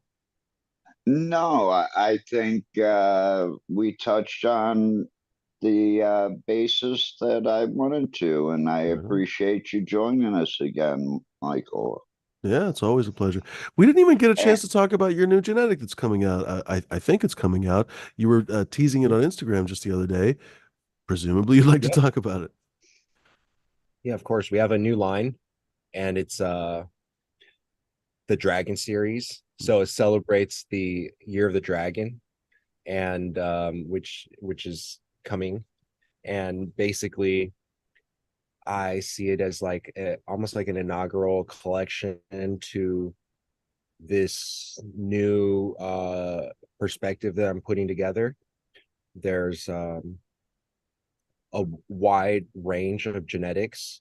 So our fortune teller Z pheno has never been released, and I've never released any seeds of it. That is called the Dragon Parts 1, 2, and 3. And I'm also releasing several genetics for the first time, like our collaboration with Belief, which is the love gas crossed with our Triangle Kush high school sweetheart. Hmm. And something unique is we have a cherry pheno of the Malawi landrace that Oh, that all right. we're about 2-3 generations in, and it's a unique pheno, cherry limeade flavored sativa that's incredibly heart pumping. It's it's like the it's like very energetic, and I wouldn't recommend it if you're a novice when it comes to smoking weed. Let's just say that. How is it that all the Malawi weed I ever is racy like that? Like what makes that continent, that genetic of weed, I'm not so sure. It's different than most other weed? Like majority of other weed, I would describe Malawi. I drink coffee, so I can handle caffeine. It would be like overdose caffeine. That's like I smoke a fucking Malawi, and all of a sudden I'm racing with, I feel like I have anxiety. I'm like, holy shit, is that from the weed? And it's from the yeah, weed. it's from the weed. No, I had to sit down. So I had one time I smoked a Malawi joint, and I had to sit down after I puffed it and catch my breath because I was like just blown Yeah, away. I mean, now Great. some people like that. No, I smoke weed for different reasons to get that feeling. So, like sun grown mids, Trevor. Oh yeah, he made some Malawi. He's got a good Malawi. It's not like it's just straight Malawi. And he gave me a couple jars, and I somewhere it's probably getting old. It's I don't know. I fuck with that shit too. That shit was fucking great. No, that's not my high. I'm like a couch locker, indica, or whatever you want to call it. Like OG, it Kush, that round. I don't need racy like that. Like, oh, Tangy was kind of a little bit uppity. There's been some weeds that are a little uppity, but how he takes it to like, I guess Exactly. I mean, racy. it's like I Yeah. call it's called electro, and it's like an electroshock, and it's like I think that it describes the high pretty well. It's like electricity, like speed. Well, that had to have come from like centuries, if not longer, of selection by Sure. people that like Mm, saw weed, That like that high. yeah. that wanted that. I mean, Yeah. some of this history is kind of lost in all this, I guess we call prohibition. And it's not really, it's still there. People just have to do the legwork to dig it back out. Like even China, like this show started with you saying, "Oh, I'm sure there's lots of books in China. There's you can't erase history." Oh yeah, Right. you can though. They're pretty good at. The communists, when they took over, they killed a lot of scholars, and they burnt a lot of books. And that's what Yeah. they go for, is they seek the powerful, the influential, and the scholars and the artists, and they seek to control them or eliminate them. That's like what happened in China. Well, this is where, like, even I know, yeah, some countries it's harder than others, and there's more penalties. But at this point, there's not anywhere that can connect to the internet, whether VPN. They all have their little tricky ways, even in countries that are restricted. So like Yeah. they that's our hope, that spreads like truth further. So as bad as all the internet sort of could become personally, time suck and all this drama and shit. Yeah, but if it could like somehow unite people past all this bullshit on some things, then it's worth all that other bullshit. I Because I agree. think ultimately, yeah, like sometimes it looks like, yeah, this whole internet thing was like even I was going to say earlier, through all those years of selling weed, because I sold weed a lot longer, or a long time before I started growing it. Sure. And even when I grew it, we didn't communicate. Okay. And this little bullshit thing they used to put in High Times of like these prices, that was completely bullshit and made up. Okay. That wasn't anything in reality, right? Sure. The price index, it was fucking bullshit. But somehow, through all these years, growers all kept like this certain number. No one undercut people. It wasn't like, I never remember, oh fuck, there's pressure Didn't have to. asshole selling shit for fucking pennies or some shit, right? But we didn't communicate. There was no internet. There was not even any no. Like we were all in our own little fucking spots. But somehow we knew the price was this. And don't budge. Okay. We were talking about money before, and how it's so illusionary, but at the same time, there is a function that of the economy that, like what you just described, that is like almost an unseen force that does work in certain free markets, that works itself out. I remember the first time I started having pressure on the pricing. And I remember not knowing, but getting a sense that these big operations were dumping their shit because they had a huge nut.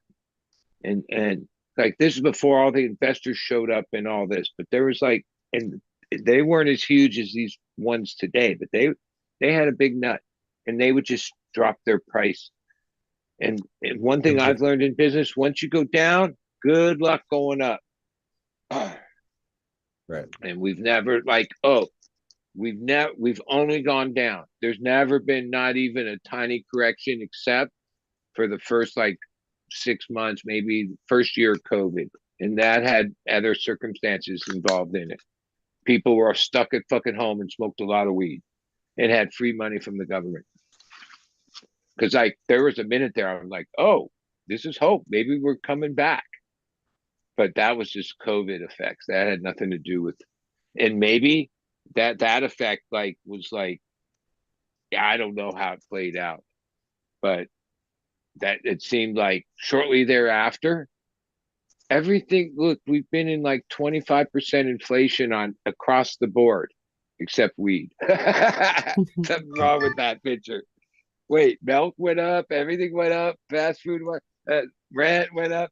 Wait, cannabis go down? Wait, something's wrong. You know what there is amazing inflation in, though? The amazing quality of Dragon line. Hey, my that was a brother. terrible introduction. Let's get back, Bud. Shut up for a second. Stop talking. Let's let Fang finish talking about Dragon. Oh yeah, so the Dragon Collection, it's a truly impressive collection. Actually, for the first time we were releasing a strain called Gage. So it's the cherry pie kush S1 seeds. And these S1 seeds are precious because they weren't, induced through chemical. They were naturally derived and harvested out of every, batch of cherry pie kush, hence cookies. There's will be like one or two seeds once in a while, and it drops a little lower nanners here and there, very rarely in very specific like situations, and not always when it's stressed.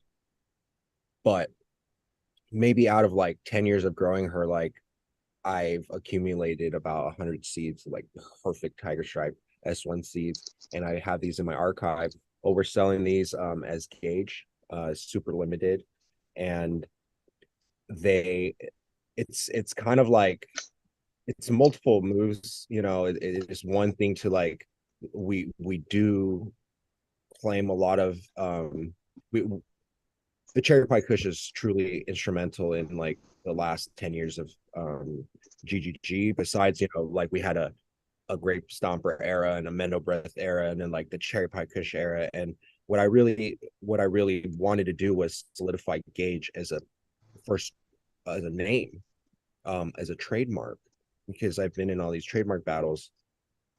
Nobody has yet sold a strain called Gage. So I'm like, I might as well just do that too. Actually, one of my side projects, we're creating a strain called the Burner strain, and I'm going to own that trademark too. So By the I way, got anyway, a this is an question. opinion show. I forgot to mention earlier that this is an opinion show and the opinions of the guests are their own for legal reasons. Yeah, but I got yeah, a no, Go ahead, I'm bud. question. I'm a I'm You a talk legal. a I'm lot about the strange, but then what happened to Mendo breath? It's not part of the current no, arsenal. well, like no breath is I mean, I know it's like super hard to follow because we just have so many strains and a lot of varieties, but like the Mendo breath was our last drop.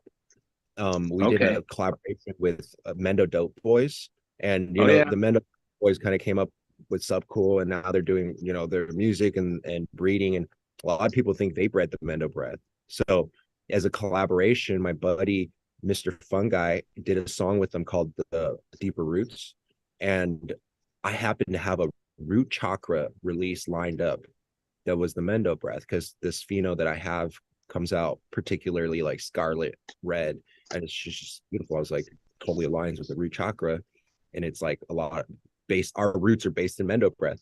So the Mendo breath crossed with my Omani Padme home, which is a Triangle Kush Mendo breath Grateful breath F2 varietal, released under the Deeper Roots 4-pack, which also included the Shadow Band and the Hetty OG, and another one of my Mendo breath crosses. And so essentially, like it's like a limited pack.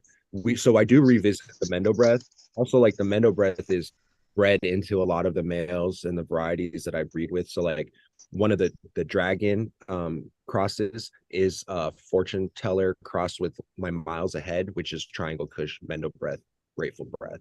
So while I don't have like I won't necessarily release like Mendo breath, um I'm not trying to do like an F7, or I'm not really trying to make like another Mendo breath. I think it was kind of like a time and a place. But what I will do is make new variants and improve upon. We've done Mendo breath sours, we've done Mendo breath cushes, we've done Mendo breath like all types of gelatos. We've done taking Mendo breath to the runs. The idea is to like kind of enhance and expand on, but not really to just like I don't want to be the one hit wonder. You know what I mean? Like I'm not gonna keep doing my playing like the old hits. Like my goal is to continue to innovate and continue to create what's new and what will be the next You generation. you know you never heard of this breeder? Well, her husband got murdered. Michael Hendon and Brianna Hendon, Modern Epigenics. They're like in LA. Modern Epigenics. Yeah, it's a tragic story. But she released this line that was what you just said. Mendo breath, it's out there. crossed into runts, and it was called Wife of Pablo. I grew it for a year and a half or so. It was fucking anything that Mendo Breath is in is fucking dank. Man, I'm gonna have to look that strain up. I like the sound of that.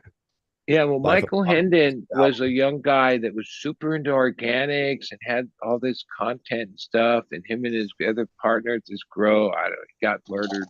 And then his wife, Brianna, has kept the legacy and the company going in modern epigenics. And she she puts out good seeds. She has a good library and does Could good you send work. me could you send me some of the information because I couldn't find it I can't find it on Google just from a Yeah, drive. I'll send you her Modern Instagram. epigenetics. Fuck, I think I could look Because it I Yeah. up on know of Instagram and modern see something. genetics. No, No, no, that's it's not it. modern Ep- epigenetics. Yeah. And Yeah, I love the word since Michael epigenetics got because murdered, like even what I support, because there's very few. Something's wrong with like the amount of like, okay, there's a oh, thousand cannabis breeders. There's only like what a couple female ones you can name. Like, we got to be somehow women need to get their share of breeding because I think so Michael my Hendon was experience is, murdered. yeah, Oh my yeah, god. Here, I'll yeah, send it to you. No, I found yeah, him. Oh, did you? Right on. yeah, What if yeah. It's that a sad story. I think we're getting toward the end of the show. I don't want to repeat. Well, that's a story of the jury. One bad juror. Oh, this trial had like video evidence from inside the grow. Everything happened. There it is. Somehow one lady voted no, and then it's been like a year or so, or they said they were going to retry it, but time has gone by and they haven't. Guy's still in jail, but there's no resolution. Which, like, even me and Brianna sort of became friends because I was like about a year and a half ahead of her in the same type of thing, Hmm. different circumstances, but a murder trial. And that was my like, I mean, it didn't get resolved. Oh, that would be like the worst agony they could ever put you in. Oh, that'd be unbearable. Like, yeah, resolution was like important. Life being a grower sometimes. Well, anyway. well, I'm gonna reach out to them and hopefully, Yeah, spark up a like her conversation strain, with wife of them. Pablo, was Mendebreath Ruts, and she did justice to it. Hmm. Yeah, we have a strain called Passion, which is Mendo Breath Love Candy, which is the love candy was named after my friend Candy, who passed from a brain tumor in Asia. And I had sent her some RSO and it was helping, and then it got intercepted by Hmm. the police, and then her supply stopped and she passed. And so Love Candy was named after her. That's the Runts Triangle Kush High School Sweetheart BX2. And so I that was the male, and Passion is the cross. And this last season, Kush Kirk in Oregon did an incredible job outdoors, and we plan on building off of the some of these selections that we're making with her. And yeah, it's the Mendo Breath definitely has a foundational and really strong backbone, is what I like calling certain genetics. Well, I To me, think after hearing what you answered my question, I'm like, yeah, I guess that's good. That's smart. Don't beat the death out of it. Like some people have a brand, they might have made one strain and then beat the death out of that one trick pony, right, right? Where, right. oh, yeah, you're smarter than Like that. how many Mendo Breath versions do I need to release to the public? Like that's Mhm. going to confuse people. They're like, wait, is this Mendo Breath from 2001 or 2008, or like why is this one different? Like, Bro, what I no, really want is that Mendo Mac, that Mendo Latte, that Mendo Cream. yeah, man. So Well, I mean, you it's brought all up Swerve's about like, something Swerve takes the other approach where he's had the same lineup for whatever years, except that everyone knows it's not the same. Like, you know what I mean? Like, I grew all those things 10, 15 years ago. that he's still offering today. Oh, he offers Blackwater seeds. Well, I won the cup with it. I know Blackwater. No, you're not going to find it in those because Right. And what's he going to make me want to grow them again? he's just keeping those things, but the work underneath it can't. Yeah, generation. I remember learning this with him when one batch to another. Oh, it was the same parents, just done like a couple years later. To because Came oh, out you had different. to. It came out different, like So you that's know. why earlier when I said like I don't really have this like even if I was like I want to breed with passion, like if the passion isn't hitting or if she somehow loses vigor or if something happens or if it's just not timed right and that plant isn't the most perfect in the most perfect situation, I'm not feeling it, it's just not going to happen. I'm And not going to isn't make that like ultimately it's those are the epigenetics, right? The epigenetics of the plant, right? That's right. what changes a The little bit. unseen. That oh, Exactly. sometimes it might be better, might be, but but ultimately when you present the thing as one thing and then try to keep remaking it for decades, if not like 20 years, that's pretty tricky. I guess now with tissue culture, it's going to be, It's like saying that uh, your parents could have you again few years later or in another situation. It's everything is that's a not how it perfect works. place, right? Yeah. And it's like who's to say that that male or that female is going to have another perfect run or that run is the same. And so I truly think that in order to breed, I think epigenetics is something that every breeder needs to read about. Every breeder needs to know that breeding with a sick SFVOG is not the same as breeding with a healthy SFVOG, right? Mm. So that the seeds are are a reflection of the health as well as the environment, as well as how expressive that genome was at the time of breeding. Was it stressed and had all its expression and markers turned off, or Yeah, I was could it tell you that this my experience. I've kept clones for over 20 years of certain things. And over time, there was ups and downs and everything. Yeah, if if the plants weren't in like superior health, then those clones would be, oh, they would take, it would still carry on, but you'd lose a little something. That's been my experience. Like, I don't know if you want to call that drift or anything, but sometimes with certain strains, oh yeah, they got away from me after like 7, 8 years.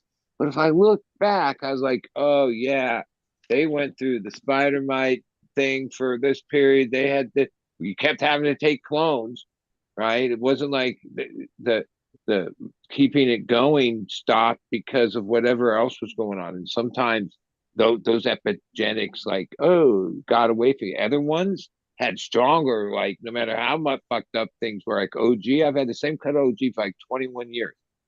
Yeah, it never fucking fades. It's weird. going back to the whole idea of the biology too? That did you know that um the reason why I would grow organically is because biology of the bacteria and fungi have the ability to encode DNA or to help with the expression.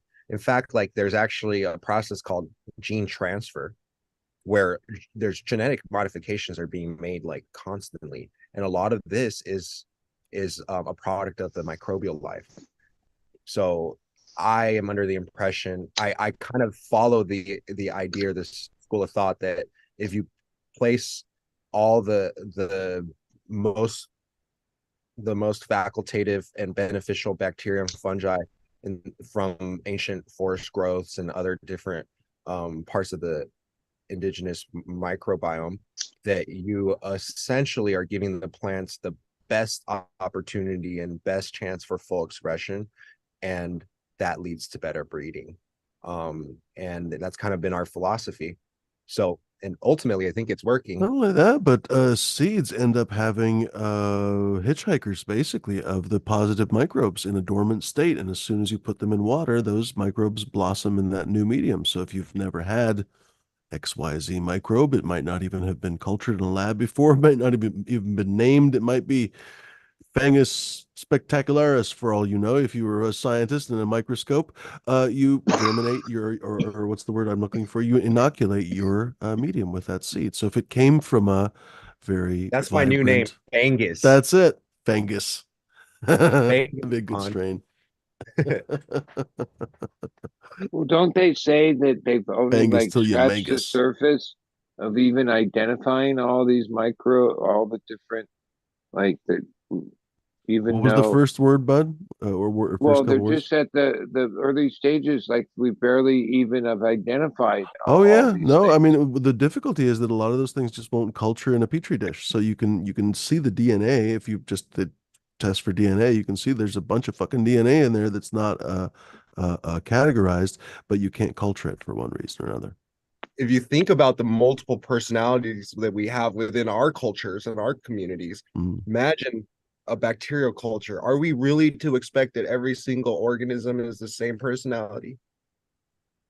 Think about it like that. How Maybe we many will of never. those bacteria are really self-actualized too, right? When you think about it. The probiotics are, and that's what I There you wanted to go. say. You were saying, but you were saying that, like, the people in charge, they recognize that all they have to do is create some kind of trickery and all their gaslighting techniques and all their bullshit labeling that's going to make people, the 88% of the people, fall in line with their program, and they know it. Yes, that is true. That is what parasites do. And when the pathogens come into a system, the 88% of the microbiome that's neutral, that's not parasitic or pathogenic, they're just there to be controlled, essentially, actually serve whichever deity or ruler is in place. And if the beneficial biology are there, they are able to convince and convert the entire population to be on the side of regeneration. Whereas, like, if the pathogens are the only ones there, they dictate the laws and they dictate the infrastructure, then the 88% of the pathogens, or the microbes in the middle that are neither pathogenic or beneficial, fall and become and follow the pathogens, Mm. because they're in command and they're in power and they have the tricks.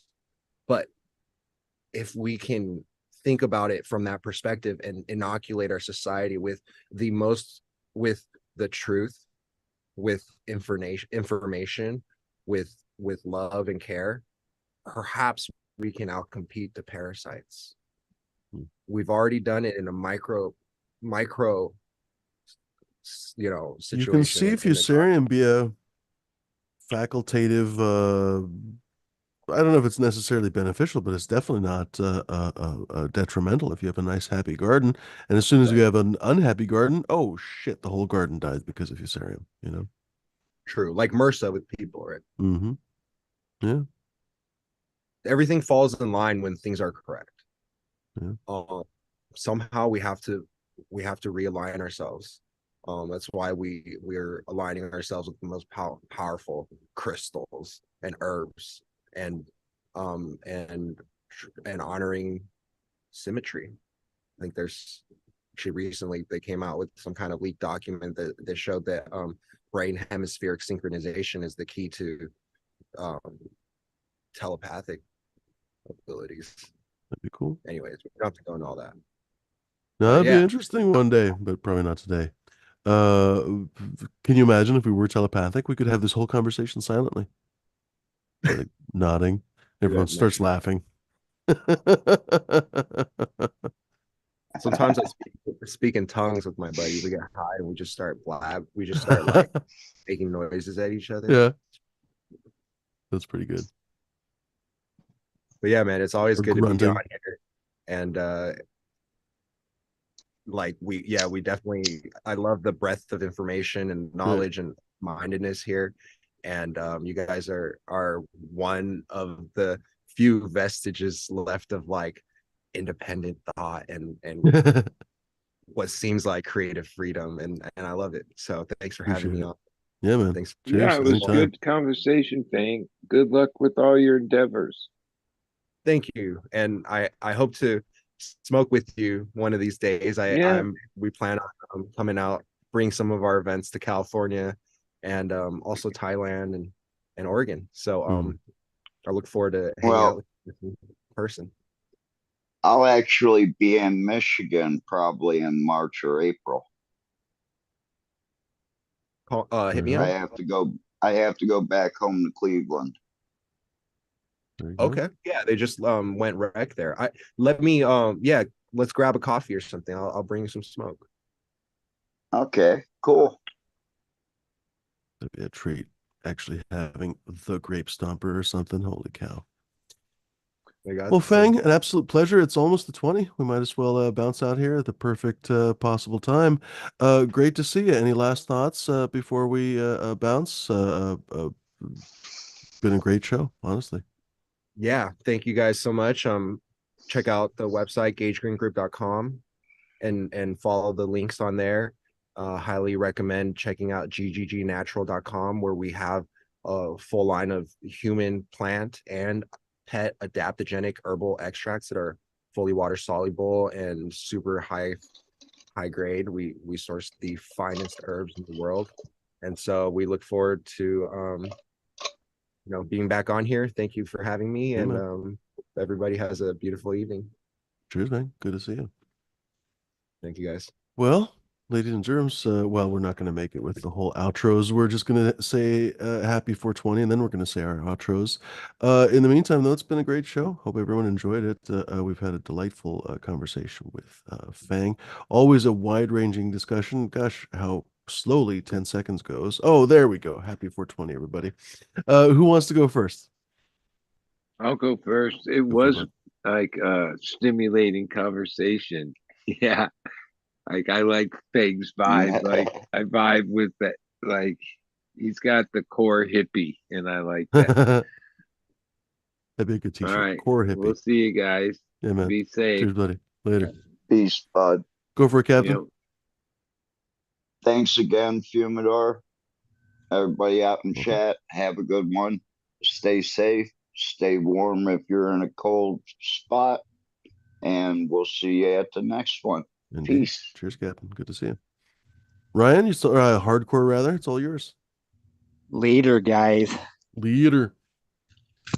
There's that Minnesota nice for you. Ladies and germs, thanks very much for joining the show or for watching the show rather, because of course it's joining would be kind of at the beginning. In the meantime, though, it's a live show, so sometimes I think of stupid words while I talk, because you can't always be a freaking super mega genius like our guest Fang was.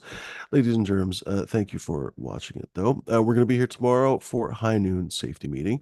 Dean normally would have told you all about it, but he's probably safely snoozing with, I think, he's got a new kitty cat or something. Anyway, ladies and germs, let D do his snoozing. He's probably dreaming about fresh brains and all that kind of stuff, all that stuff. Anyway, in the meantime, though, we will be here in just shy of 12 hours, actually, about 11 hours and 40 minutes, if I can learn how to talk. High noon safety meeting, ladies and gentlemen, coming to a channel near you. Not really, it's actually on this channel. Fumidoro, pretty much.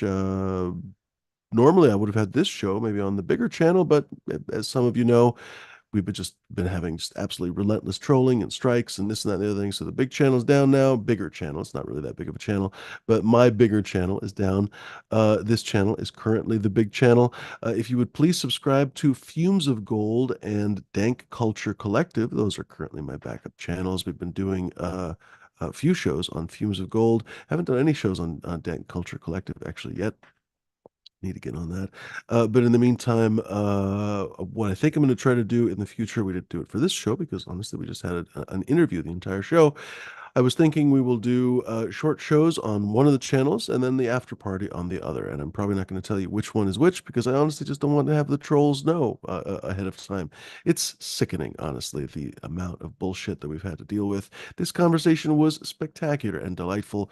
Less than 200 people will ever see it because this channel will never really be seen by too many people. If I actually showed it on the Fumes of Gold channel, 100 people would ever see it. Can you believe that shit? I mean, it's hard to imagine. Anyway, as you can imagine, I have a dinosaur behind me because I can't sell you anything anymore on this website. Otherwise, literally, even if it's fucking candy, it doesn't fucking matter. A certain cocksucking troll will report it and pretend that it's basically illegal regulated goods, and then basically YouTube just shuts me down. It's a foregone conclusion. So you get to look at the dinosaur in a Napoleonic army uniform or something. Anyway, that is one of the Tyrannosaurus Rex designs, actually, but I don't know where you can buy them, obviously, because I'm dumb. I don't know where you could buy merch that has those designs on them. I mean, perhaps you're smarter than I am, but I definitely don't know where you could buy anything like that. I have to say that because I wish I could say the guy's name, but that almost gives him power. He just gets a sick, twisted fucking erection sitting in the back there every time he causes us problems. Anyway, ladies and germs, it is what it is. Kundalini, you'd think that they'd be a little bit smaller part of the process. I have to be honest. I don't have a very big channel, and I have to fucking have 10 different channels basically so that I can stay on YouTube and not get banned, much less just even survive. So you'd think the trolls wouldn't be quite so powerful, to be perfectly frank with you. Anyway, stop complaining, Fumidor. Move on. You had a nice conversation with Gage tonight. Ladies and germs, see you soon, I guess. In the meantime, do I have any announcements? Yeah, I guess if you guys still are interested in any, if you are interested in any, that does back up. None of that applies. If you are interested in being a tester, still looking for testers, email me, text me, Discord me, something or other. Email's the best, probably. But in the meantime, ladies and germs, Fumidor@chronictable.com. That's the easiest. I'll spare you the trouble of learning all I'm talking so weird today. Spare you the trouble of telling you all the different strains, because probably there will be, you probably heard me like 50 times talking about the Runs of Eden crosses, the this, the that, the blah blah blah. There's Cuvée F2 cross to the Cuvée F2, the mom to Morgana. Unfortunately, she died in the whole transition. Cuvée F2 to Coot Special. That's going to be a freaking interesting one. There's a bunch of different stuff. So ladies and geraniums, please sign up to be a tester. You know you want to. Well, maybe you don't, but perhaps you do. Sign up, my friends. If you have any questions, just ask me. It's perfectly simple, honestly. It's not a big complicated thing. If you ever wanted to, honestly, if you guys wanted to be a tester or something, if you want to have a little short interview or something as on the Zoom meeting or something, that's perfectly fine with me too. If you want to know what you're getting into before you get into it, that's cool too. So honestly, I didn't even occur to me that that could be an option until literally just this second. Anyway, ladies and geraniums, I'll talk to you guys shortly, hopefully, most of you. And in the meantime, be kind, be decent, be gentle, don't be fucking pricks, dicks, or lunatics. Post something wonderful, ladies and gerbils. Don't forget to visit Fang's wonderful sites. I think he forgot to mention, oh God, I can't think of anything anymore. Can't possibly be this tired. Oh, for fuck's sake. I'll probably tell you tomorrow. Anyway, hopefully, by the way, I'll sell some of the dragon crosses on my website. We'll see, ladies and germs. Nothing in life is promised. But in the meantime, funny your mom wears dino boxers. That's pretty good. Honestly, that's pretty charming. But of course, I wouldn't have any idea where I would sell those. Obviously, that is information that is not in my head. In the meantime, ladies and geraniums, thanks very much for joining us. Until we meet again, adios. Thanks for hanging. And